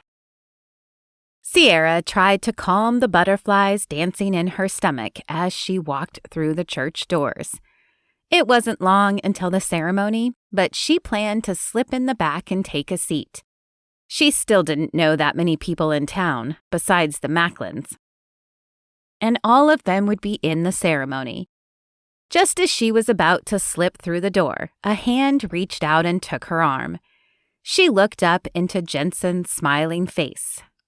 "Hey there," he said. tugging her into the hallway out of sight. "Hi." She wrapped her arms around him for a hug before stepping back to look at him.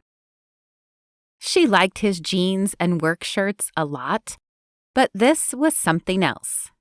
"Wow," she said. "You look nice." She let her eyes run over the suit and tie and reached up to run her hand over his smooth, dark hair. "It's not often I see you without a hat on." Her heart skipped a beat as she stepped close to him.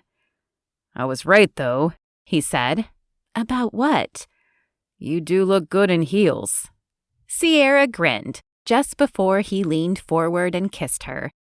Good thing she wasn't a lipstick kind of girl, or she might have left a mark.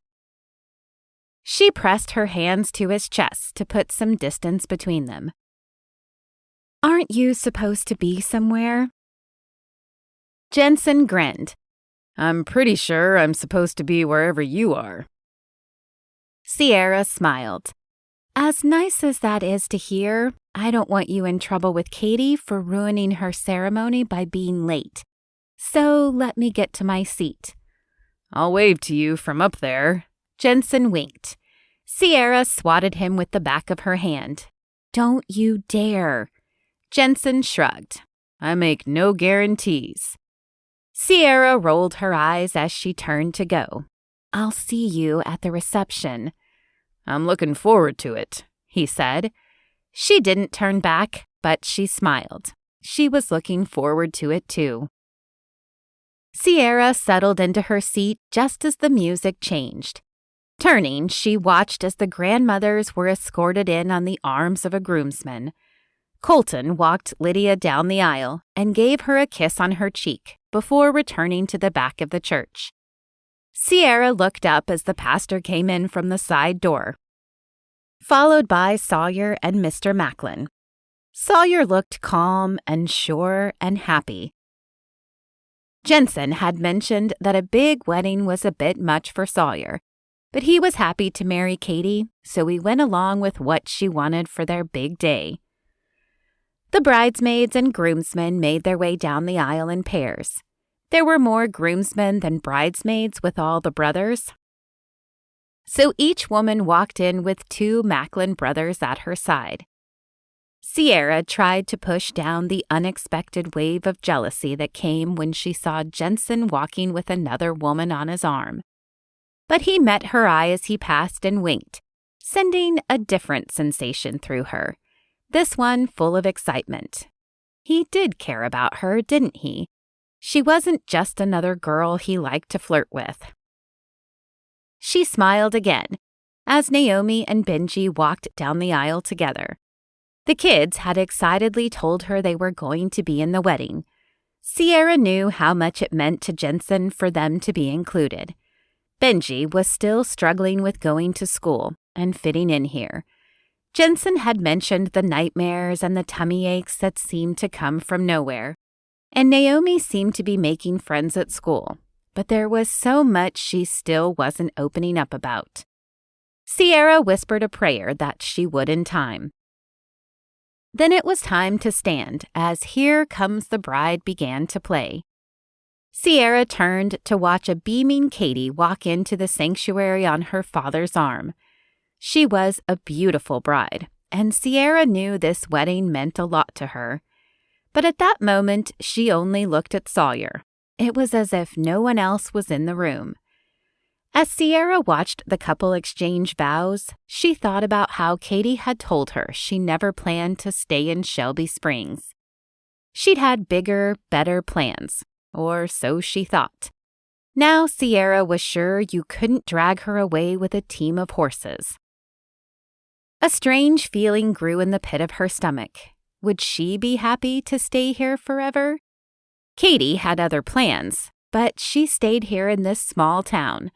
Would Sierra change her mind too? Her heart pounded at an alarming rate, and her breath came in short bursts, as if she couldn't breathe all the way in. Could she? Did she want that? A feeling like claustrophobia came over her, and she needed to go, to be outside where she could take a breath. But no, Too many people would see if she slipped out, and Jenson would notice for sure. He might even dart off the stage if he saw the look of fear in her eyes. Instead, she squeezed her hands together and tried to keep her facial expression normal as the ceremony proceeded. It seemed to last forever as Sawyer and Katie lit a unity candle to a long, slow song. Then the pastor prayed over them for an eternity. Finally, he pronounced the couple man and wife and told Sawyer he could kiss his bride. When family and friends clapped and cheered, Sierra felt like everyone would be distracted. She only stood halfway and scooted to the side door where she slipped into the foyer and made her way out the door.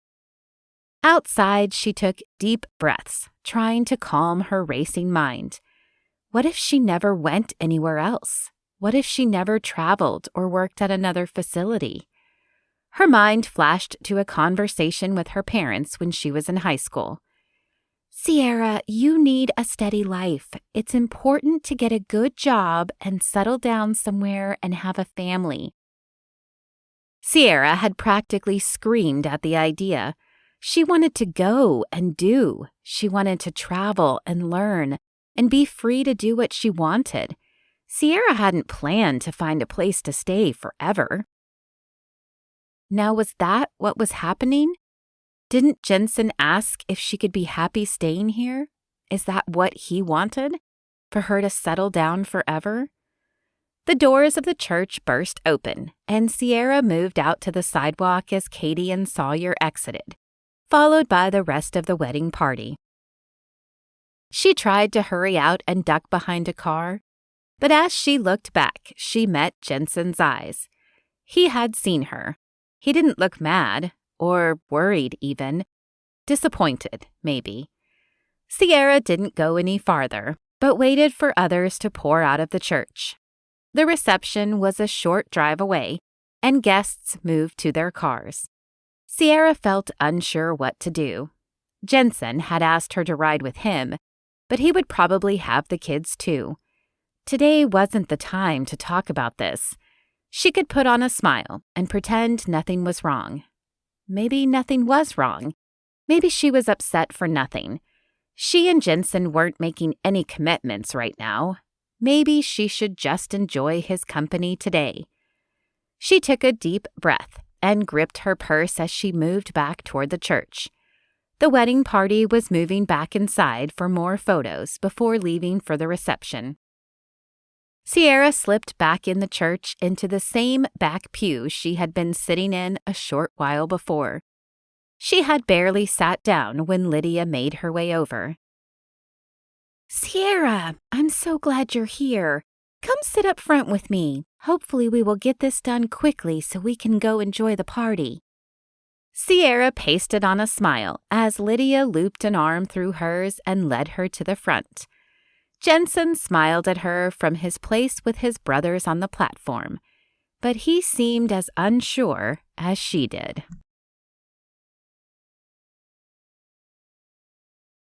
Chapter 25. Jenson watched Sierra in between smiling for photo after photo. Something had changed, and he could see it. She looked nervous. Had he said something wrong? Maybe a family wedding was a little too much for such an early stage of their relationship. But she had seemed fine when he asked her to come. Of course, she would have come anyway. The whole town was here. Maybe it was nothing. He told himself to stop worrying and enjoy the day. When the photos were over, Jenson gathered Naomi and Benji and walked toward Sierra. Ready to go eat cake? He asked, reaching for her hand. Sure, she said, smiling. All righty, let's go. He held her hand the whole way to the truck, and it pained him to let her go to climb in the passenger side of his truck. The kids talked the whole way to the reception. Jenson couldn't even say what about, but they talked. Sierra commented when they asked her a question, but other than that, she was quiet. Once they arrived, it was chaos as the kids went through the food line. Jenson found himself balancing plates and reaching across the food table as Benji bumped into him again and again. The boy was excited, but reluctant to move away from Jenson. Jenson noticed he did that in crowds of people. Naomi stuck close too, but not as close as her brother. By the time they made it to the table, Jenson was exhausted. He only took a sip of water before the DJ announced for the wedding party to make their way to the front. Jenson had forgotten about this.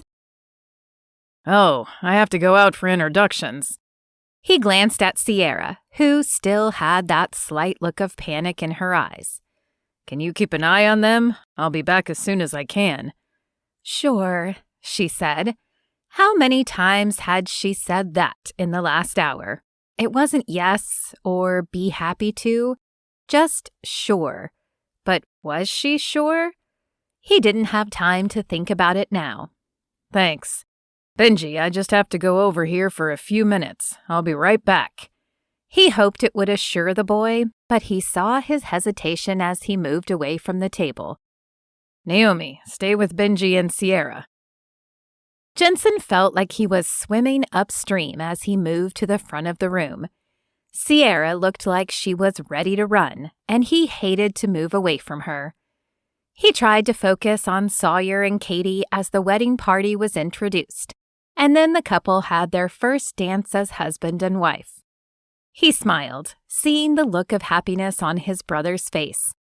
Sawyer was the oldest, but for a while it seemed like he would be the last Macklin to get married, if he ever married at all. But here he was. What if Jenson was the one who would never get married? Maybe he had too much baggage in his past for that. He'd had a family when he was young. Even if it wasn't a great one, it had been a family. Then he was given the Macklin family, and now he had Naomi and Benji. Maybe that was all the family he could ask for. The sound of clapping alerted him that the dance was over, and he could go back to his seat. The DJ had other ideas. Ladies and gentlemen, Sawyer and Katie would like to invite all of you out to the dance floor. If you have a special someone here this evening, take their hand and lead them right out here. A slow song played, and Jenson found himself looking over to Sierra. Her eyes met his in a question. He raised his eyebrows and lifted a hand out to her. She held her hands out, indicating Benji and Naomi. Jenson nodded in resignation and made his way to the table and took a seat. He had promised them he was coming back, after all, and they were his priority. Uncle Jenson, can we get cake? Benji asked the moment he sat down. Yeah, bud, I'll go with you. We can go by ourselves, Naomi said, standing. We'll come right back. Okay, Jenson said. He could see the cake table from here. They would be fine to go that far. Once they were out of earshot, he turned to Sierra and reached for her hand. Are you okay? He asked. Sure, she answered brightly, but it sounded fake, and there was that word again. Really? What happened during the ceremony? I looked up and you were gone. Yeah, I'm sorry. She put her hand to her forehead. I needed some air. Was it hot in there? I felt a little lightheaded. Maybe, he said, knowing it wasn't hot in there. He would have noticed if it was warm in a suit and tie. Nothing is bothering you? No, everything is fine. Jenson tilted his head. Sierra had been speaking her mind since the moment he met her. These one-word answers weren't like her at all. Sierra, he said softly. She looked at him and seemed to crumble. I just thought we should enjoy the rest of the day before... Before what? She dropped his hand. Do you feel like this is all moving a little fast? What? With us. I thought things were going well. They are. It's just, I don't know. Yes, you do. You're Sierra, the strong, confident woman, remember? You know what you want, and I know you're not saying it. Fine, I don't want to talk about this here. Then we can leave? No, we can't. This is your brother's wedding. You have to stay here with your family, and you have the kids. You have to stay here with your family. Jenson understood at that moment. That's the problem, isn't it? He kept his voice calm and steady. Sierra released a breath as if she had been holding it. Yes, I know you love them, and you love Whispering Oaks and Shelby Springs, and I do too. It's just that I've always liked living on my own terms. When I left my parents' house, it was hard, but I felt free. I felt that way ever since, and I didn't have plans to be tied down. And you think I want to tie you down? Don't you? Jenson shrugged. I want you to be who you are, but my life and my family are here, so I'm not going anywhere. If that's tied down, then I guess that's what it is. Sierra stared at him without a word. Finally, she lifted her shoulder as if to say that was what it was. Look, Uncle Jenson, I got chocolate and vanilla, Benji shouted as he and Naomi sat down. Jenson pasted on a smile. Cool. Did you bring me some? Benji giggled. No, you have to get your own. Fine then. Jenson ruffled the boy's hair. Can you sit here while I go get some? Sure. The word cut through Jenson like a knife, even though it was Benji who said it this time. As he stood and walked away, he felt like everything had changed. He was walking to get cake, but the woman he had fallen for was walking away from him. Chapter 26. Sierra felt terrible. She had felt it for days. She had made it through Sunday without talking to Jenson by avoiding church, telling herself she needed to work with the horses.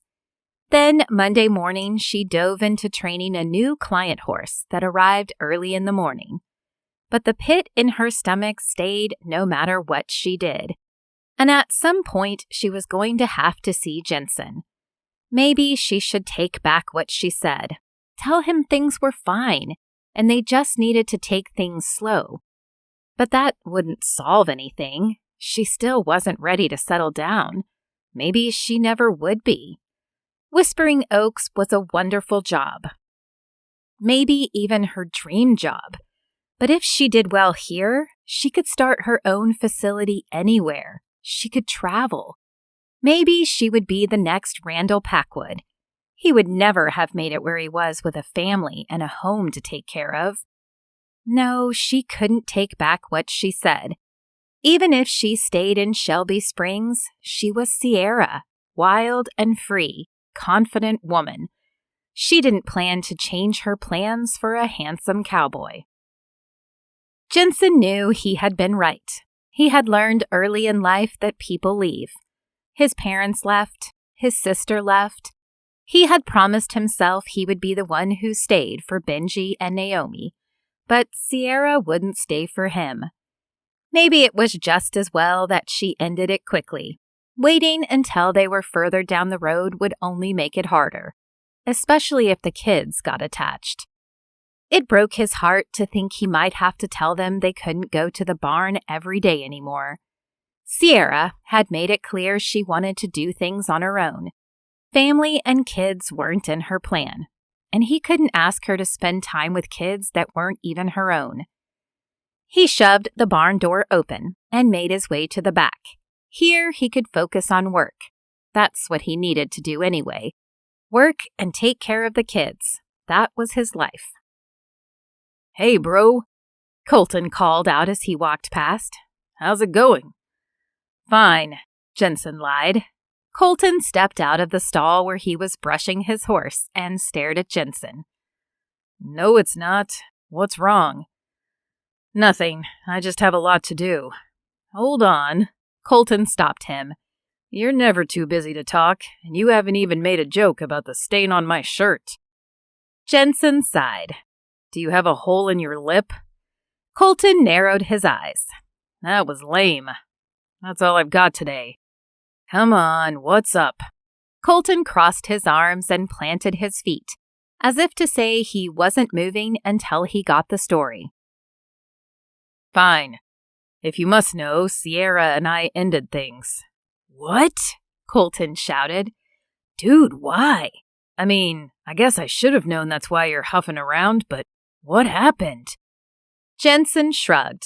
She just doesn't want to be tied down. Tied down? With you? You're the least tied down person I know. I mean, maybe you're tied to the ranch, but no one exactly thinks of you as a ball and chain. Well, she does. She doesn't want to stay in one place and settle down. All she talks about is how exciting it is to travel and move around all the time. You know, she hasn't lived in one place for more than 2 years. I guess I was an idiot to think she might stay here. So she's leaving? No, I mean, at least not right now, but she wants to keep her options open.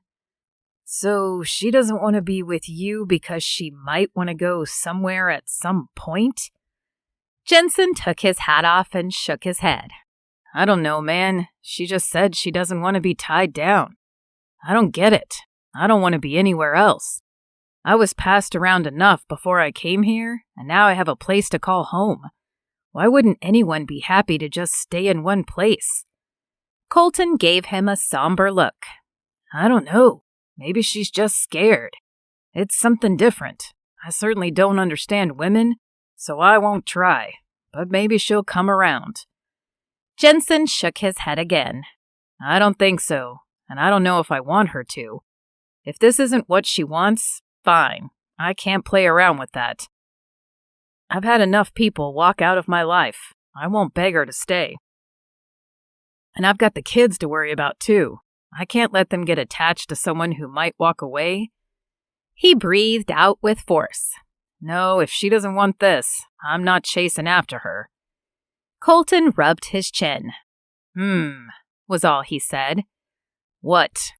Jenson tugged his hat back on his head and crossed his arms. You want me to chase after her? You think that's what I should do? I can't tell you what to do, and I don't know what I think is right. But sometimes what somebody needs when they're afraid is for someone to chase after them to show them that what they have is worth fighting for.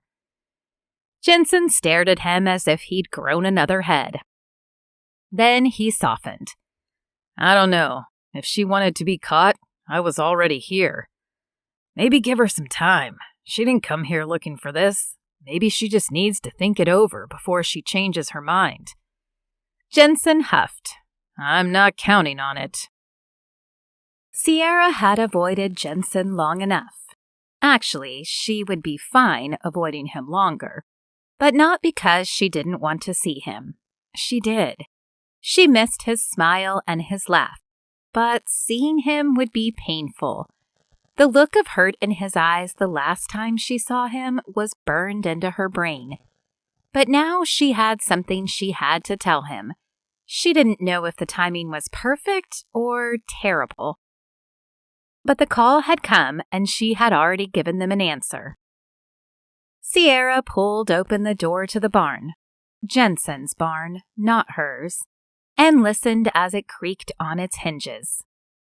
She heard movement in the first stall and peeked around. Her heart twisted in such an odd mixture of joy and sorrow. There he was.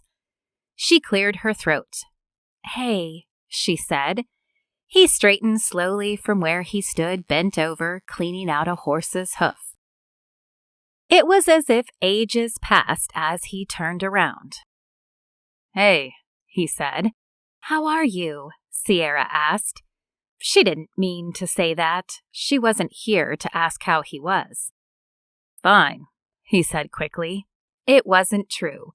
She could tell by his downturned lips and furrowed eyebrows.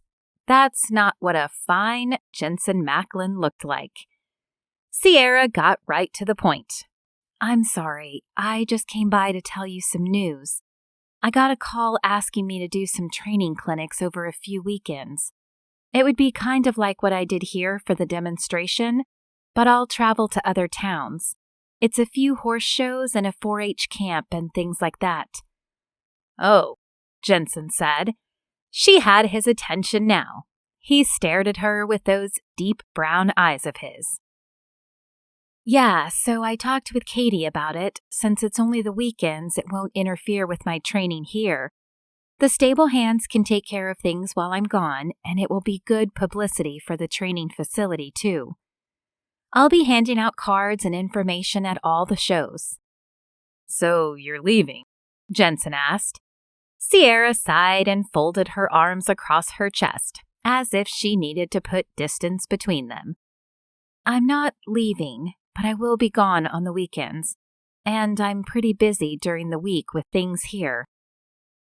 "So this is it, isn't it? You're saying goodbye?" She shrugged. "I wanted you to know what I was doing. I guess I'm saying I'll see you when I see you."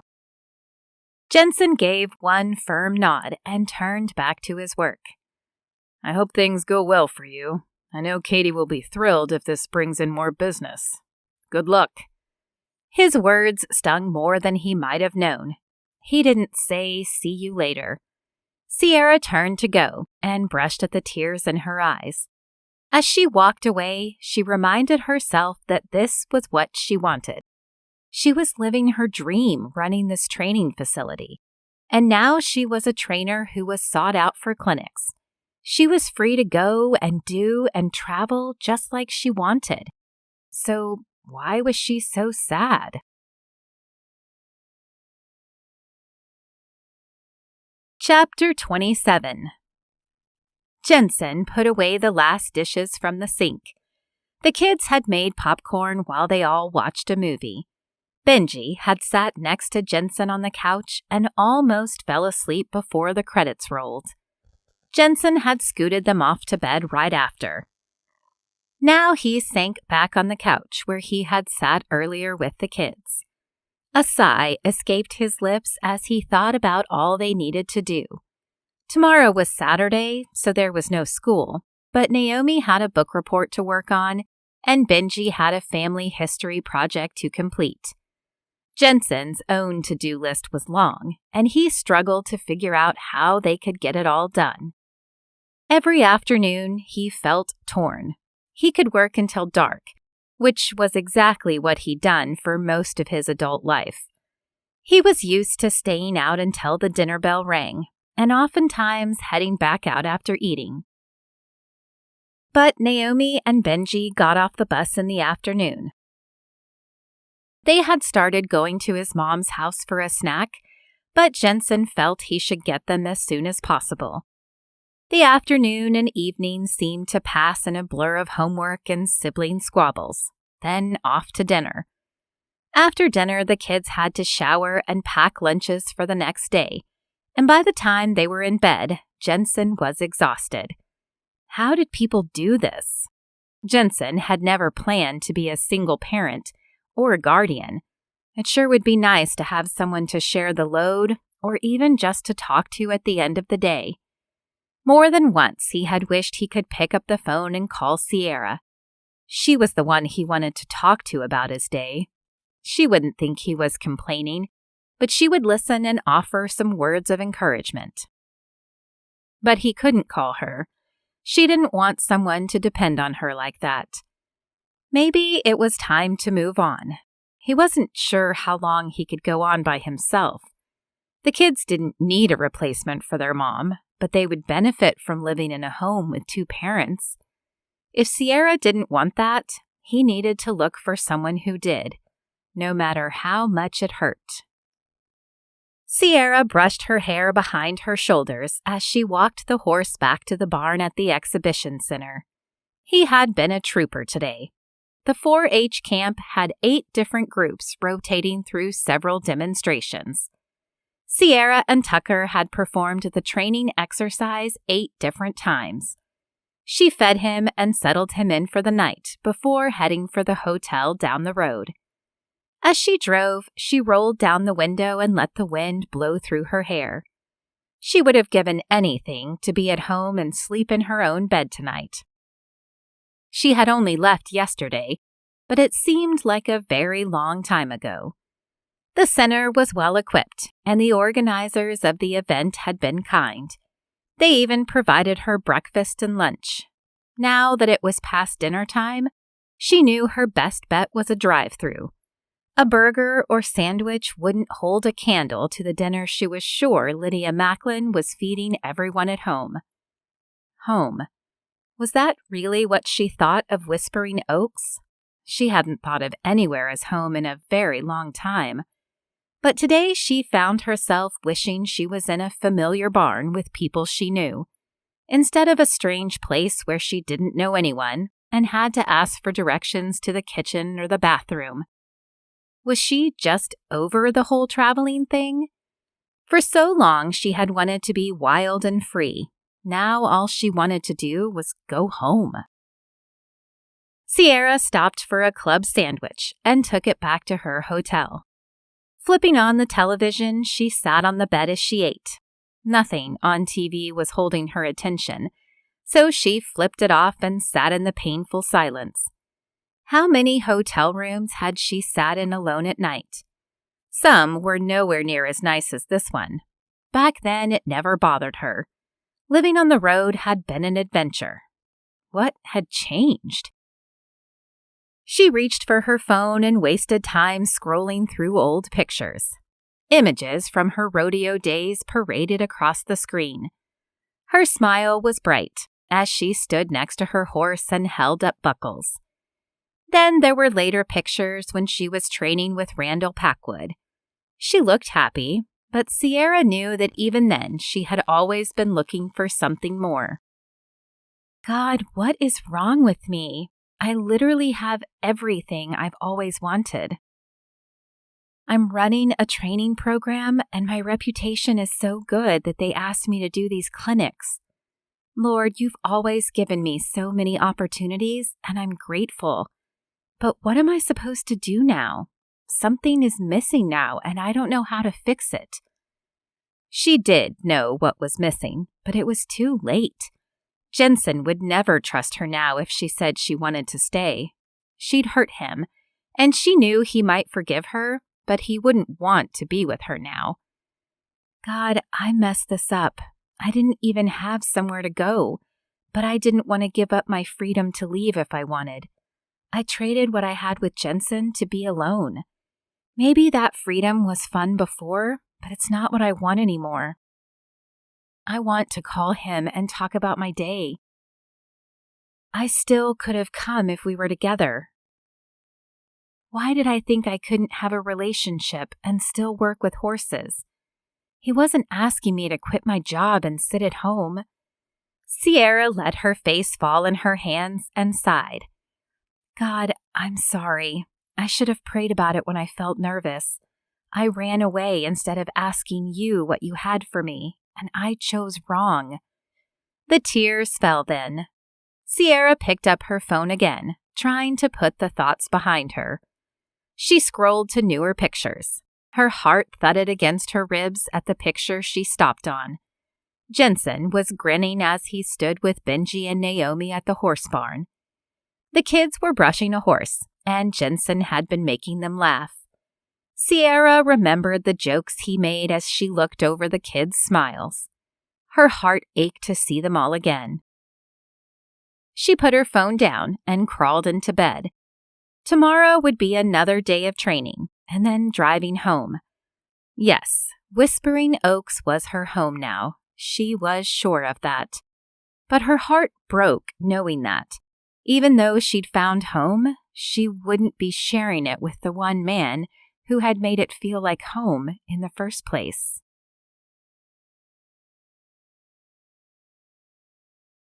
Chapter 28. Jenson! Sawyer's voice called out in the barn. Jenson stopped what he was doing and made his way out of the stall. Hey, bro. He moved across the barn and clapped a hand on his brother's shoulder. How's the married man? Sawyer grinned, the same grin he'd had ever since he and Katie got married.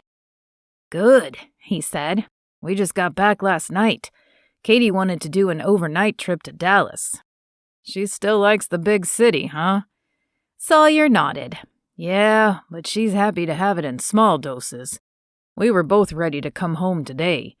You know, we met here and fell in love, and it's just nice to be married together in the place we love."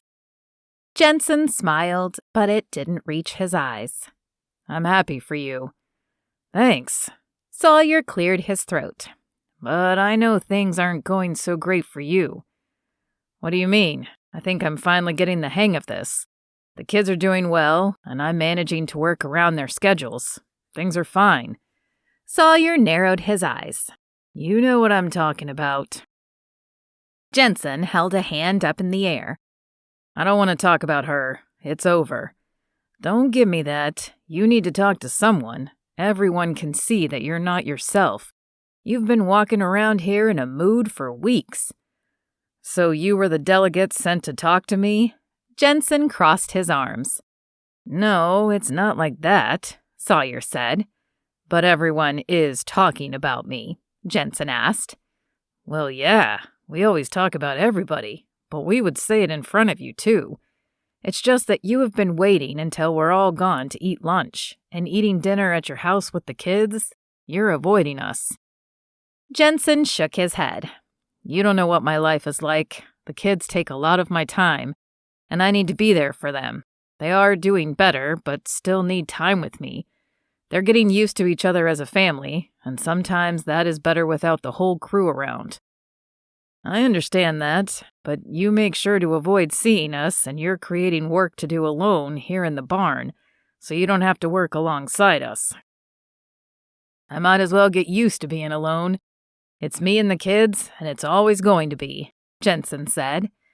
"That's not true. We're all here for you. I know what Sierra did hurt you, but she wanted to be alone, so now you're pushing us away. That's not going to make anything better." Jenson sighed. Sawyer was right. "I just don't want to talk about it. I don't want everyone giving me those pity looks. I've got enough of that as a kid. I don't want to be the one who needs pity." "We don't pity you. We care about you. I admire what you're doing for Naomi and Benji, but they didn't just come here to be taken care of by you. Melissa was a part of our family, and we all cared about her, even though she didn't want to stay. Those kids have grandparents and 7 uncles and now an aunt. They aren't alone, and neither are you. You aren't getting rid of us, so you might as well be part of the family and let the kids be part too. We just want to help you," Sawyer said.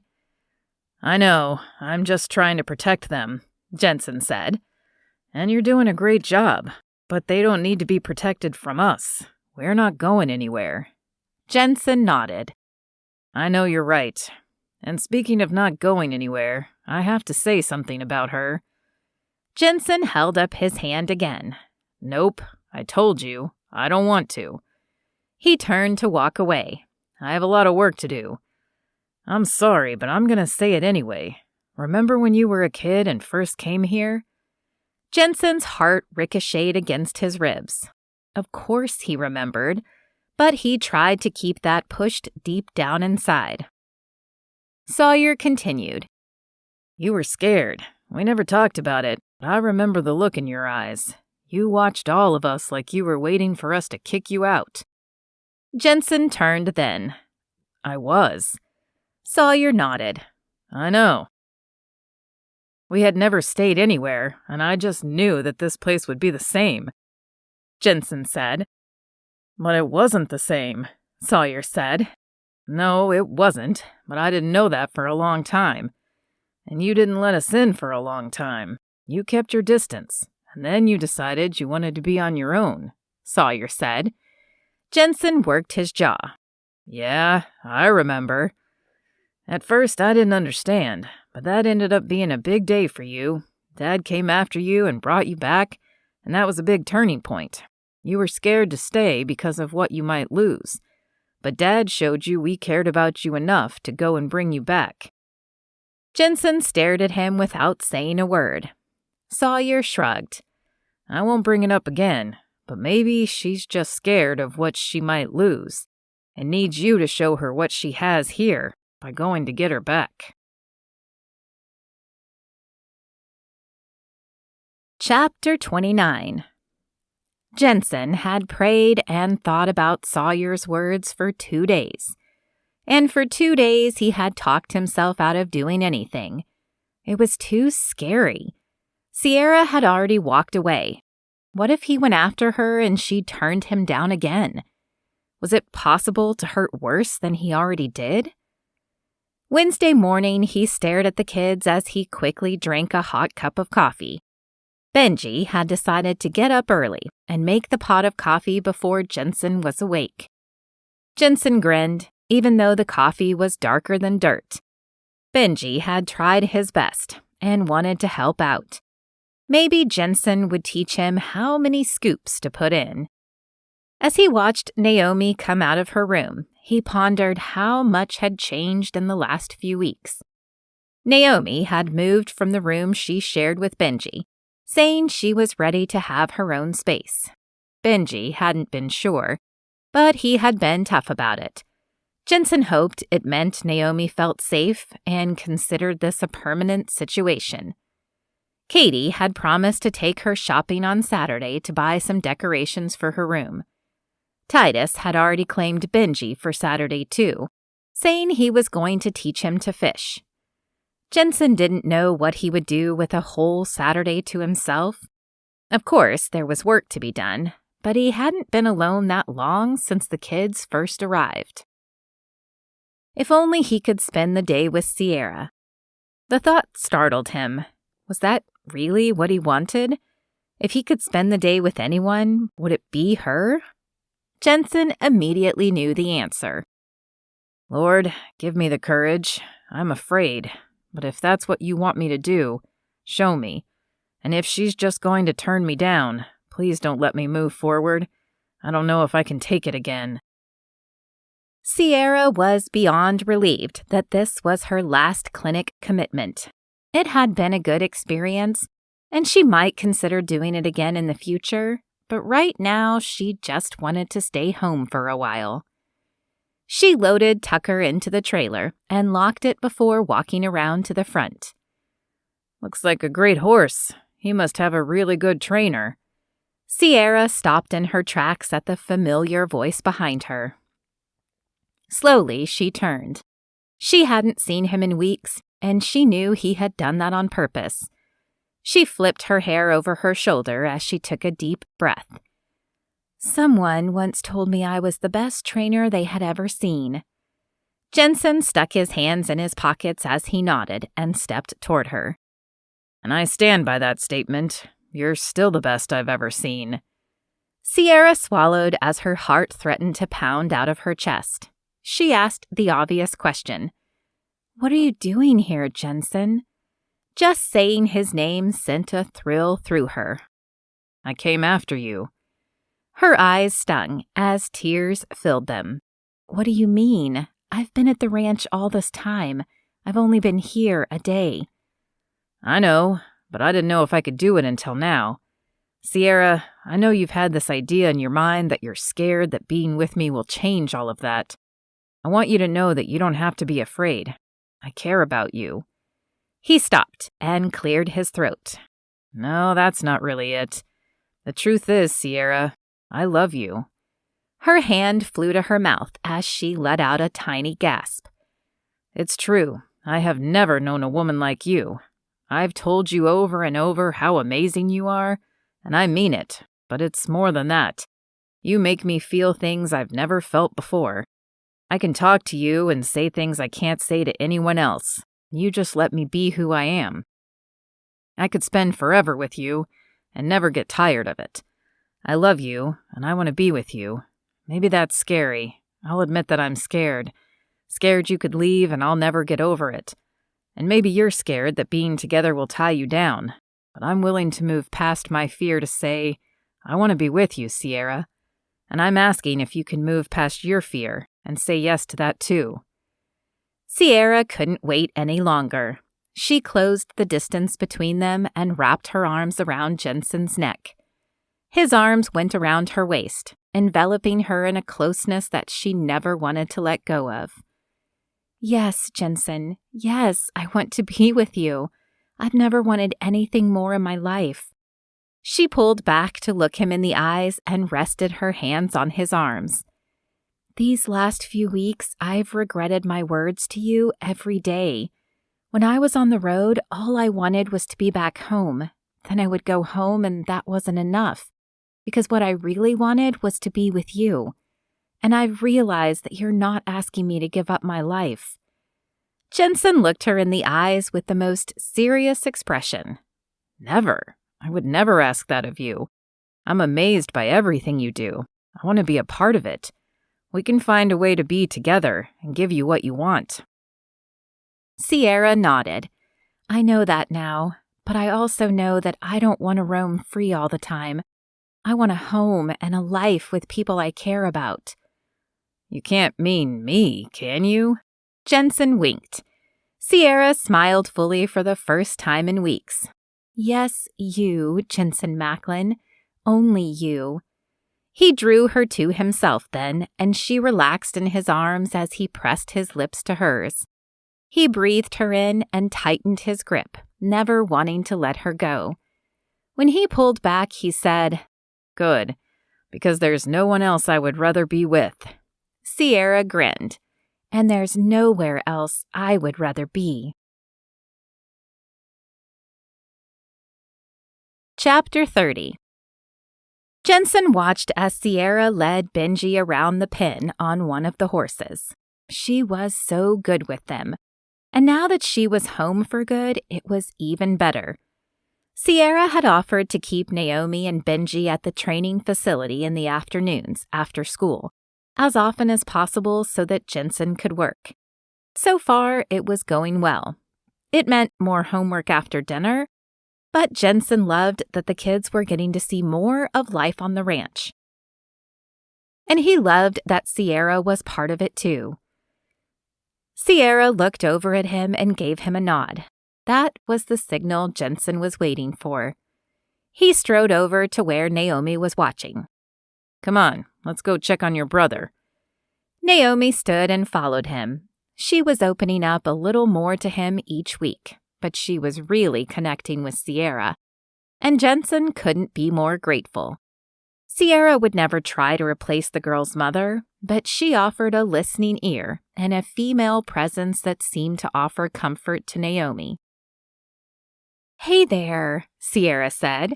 Did you see how great Benji is doing? He might just be my next rodeo star one day. Benji grinned from his seat atop the horse. Yeah, Uncle Jenson, you gotta teach me to rope cows. Jenson laughed. You got it, buddy. What about me? Naomi said. Sierra said she'll teach me barrel racing. I certainly will, as long as it's okay with your uncle. Jenson nodded. Of course. I wouldn't trust anyone else to teach her. He turned to Sierra and winked. Looking back at the boy, he said, Benji, what do you think about that horse? Benji bobbed his head up and down. He's awesome. My favorite one I've ever ridden. He's new here, right? Naomi asked. What's his name? Yeah, Sierra didn't say, Benji said. Well, I guess that's up to the two of you, Jenson said. What? You're going to let us name him? Naomi asked. Better than that, Sierra said. What? Benji jumped down from the horse and moved to Jenson. What is it? Jenson gave them a wicked grin. I don't know. Maybe I should just keep it a secret a while longer. Please tell us, please, the kids begged. Oh, all righty. This horse is new, but he's not a training horse or a boarder. He's staying here, and he's for you. Naomi squealed and Benji jumped up and down. Really? Our own horse? Naomi said. Jenson nodded. That's right. We decided that you should share, though, because a horse is a big responsibility. If you work together, it won't be too much for you to handle. And Sierra will be in charge of who rides when. But yes, he's all yours. Oh, thank you. Naomi ran to hug Jenson, and then Sierra. Jenson was so stunned by the show of affection that he couldn't move, but he stood smiling. Benji was too excited for hugs and ran back to the horse to pet him as he said over and over, My horse, my horse. Naomi petted him too. Suddenly, she turned to look at Jenson. What do you mean we decided? Who is we? Jenson looked at Sierra, and she moved to his side. That's something else we wanted to talk to you about. He took Sierra's hand in his. I know that you've been getting used to Sierra a lot since you got here. We spent a lot of time together, and then we slowed things down because we weren't sure what direction we were headed. I wanted to be cautious, especially with the two of you, but we've decided that we want to be together, so we're going to be seeing a lot of Sierra for a long time. Well, duh. You two are perfect for each other, Naomi said, and turned back to the horse. Yeah, we already knew you were going to be together, Benji agreed. Jenson and Sierra laughed. Jenson turned to Sierra. Well, I guess we were just being silly. Maybe we should have asked them first. Sierra smiled. It would have saved us some time. It certainly would have. Jenson took her in his arms. But I have to say, it was worth the wait. Yep, and Naomi and Benji agree to it, so you're never getting rid of me now. You don't have to worry about that. I'm with you for the long haul. They turned together and watched the kids enjoying their excitement. Jenson knew the future wasn't sure, but he knew who held the future, and he could trust him with it. He would happily walk day by day with Sierra by his side. Epilogue. Colton Macklin slipped on his cowboy hat, the one he called his good hat, and wore for special occasions. He had to admit his jeans and button-up shirt with his good boots were more comfortable than the suit and tie he'd worn for Sawyer's wedding. Then again, this wedding was nothing like Sawyer and Katie's wedding. Their wedding was nice, and it was perfect for Katie. But this ceremony was more relaxed, and it was very fitting. He knocked on the door of the room where Jenson used to live. Hey, bro, you ready? Jenson looked up from where he sat on the bed and flashed his famous grin. You bet. Jenson wore jeans and a brand new dress shirt. He carried his cowboy hat under his arm. He'd told them he wouldn't wear it for the ceremony, but he would have it for the reception. Hard to believe this is our second family wedding in a year, Colton said. You guys are dropping like flies. Jenson laughed. We didn't plan for it to happen so quickly, but it's true what they say. When you know, you know. Besides, we've been through a lot in a short time, and the kids adore her, so nothing was holding us back. Still, you only dated for like 3 months, Colton said. 4.5, but who's counting? You. And Sierra, probably. And Katie. I think she's been keeping a calendar checking off the days for the last 2 months since you decided to get hitched. That wasn't a calendar. That was a countdown attached to her to-do list for us. We told her we were keeping it simple, but she insisted we needed a list with deadlines for planning things. Colton shrugged. If Katie has a plan, you better just follow it. Jenson nodded. Everything has turned out nice. We appreciate what she's done. Well, we better get you out there. It's just about time. Colton and Jenson walked out of the house and walked the distance to the barn. But it looked nothing like the barn. The doors were closed, and a floral archway stood in front. A handful of chairs was set up in rows, just enough for the family. Here we go. Thanks for walking over with me, Colt, and for standing up with me. It means a lot. Sure thing. Thanks for asking me. Jenson patted him on the arm and walked over to where Katie stood, giving instructions. Only a short time later, Colton walked to his spot next to Jenson as the ceremony started. The pastor stood at the front as the music started, and Naomi and Benji walked to the front together, and then stood next to Jenson. Sierra's friend Amy walked down front and stood on the other side as her maid of honor. Colton watched Jenson's face as Sierra walked down the aisle. He'd watched Jenson his whole life, and he'd never seen him so happy. His life had completely changed when the kids came to live with him, but Sierra had been a good part of that change. The pastor began, "Friends and family, thank you for being with us today to celebrate with Jenson and Sierra." Colton kept a smile on his face as the pastor spoke, and then as the couple said their vows. It wasn't long before he pronounced them husband and wife, and Jenson kissed his bride. "Normally, this is where I would introduce the couple to you for the first time as Mr. and Mrs. But we have another special ceremony today. Last year, Jenson received a phone call that changed his life when he found out about the niece and nephew he didn't know he had. He stepped in and took them in, and together they have learned to live together and take care of each other. Now Sierra is becoming part of their family, but something else is happening. In just a few days, they will officially file the petition to legally adopt Naomi and Benji." Some of the brothers cheered from their seats. The pastor continued, "Benji and Naomi, will you join us here?" The kids walked to stand next to Jenson and Sierra. "Do you understand that Sierra is marrying your Uncle Jenson and joining your family?" The kids nodded. "And do you want to be adopted by your Uncle Jenson and your Aunt Sierra?" "Yes," the kids said.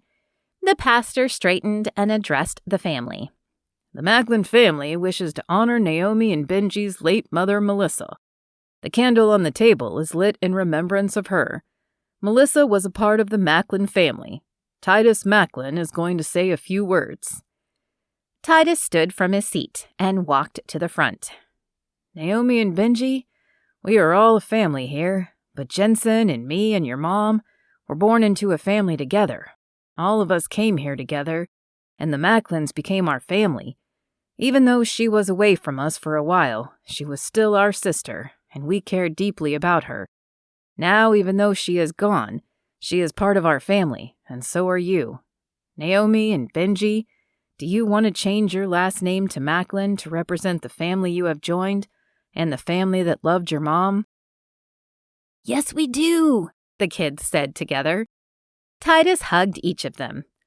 "We are happy to have you here with us," he said, before returning to his seat. The pastor spoke again. "Though it doesn't look like all other families, and even though there has been loss and difficulty, God has seen fit to bring this family together. We look forward to celebrating many years of marriage and child-rearing for this Macklin family." The family clapped and cheered. "Now," the pastor said, "I would like to introduce to you, for the first time, Mr. and Mrs. Jenson Macklin with their family." Colton smiled as he watched Jenson take Sierra's hand. Then each of the kids took one of their hands on the outside, and the four walked down the aisle together. Jenson was a good brother, and Colton was happy for him. Not only did he have the family of brothers that he cared about, he had a wife and kids already. Later that evening, after a reception as fun and lighthearted as Jenson's jokes, the family stood together to watch Sierra and Jenson ride their horses off into the sunset. It was simple and special and full of the love of family, and it was just right for the happy couple. This has been Courage for the Cowboy, written by Hannah Jo Abbott. Narrated by Lorena Hoops. Audio copyright 2022.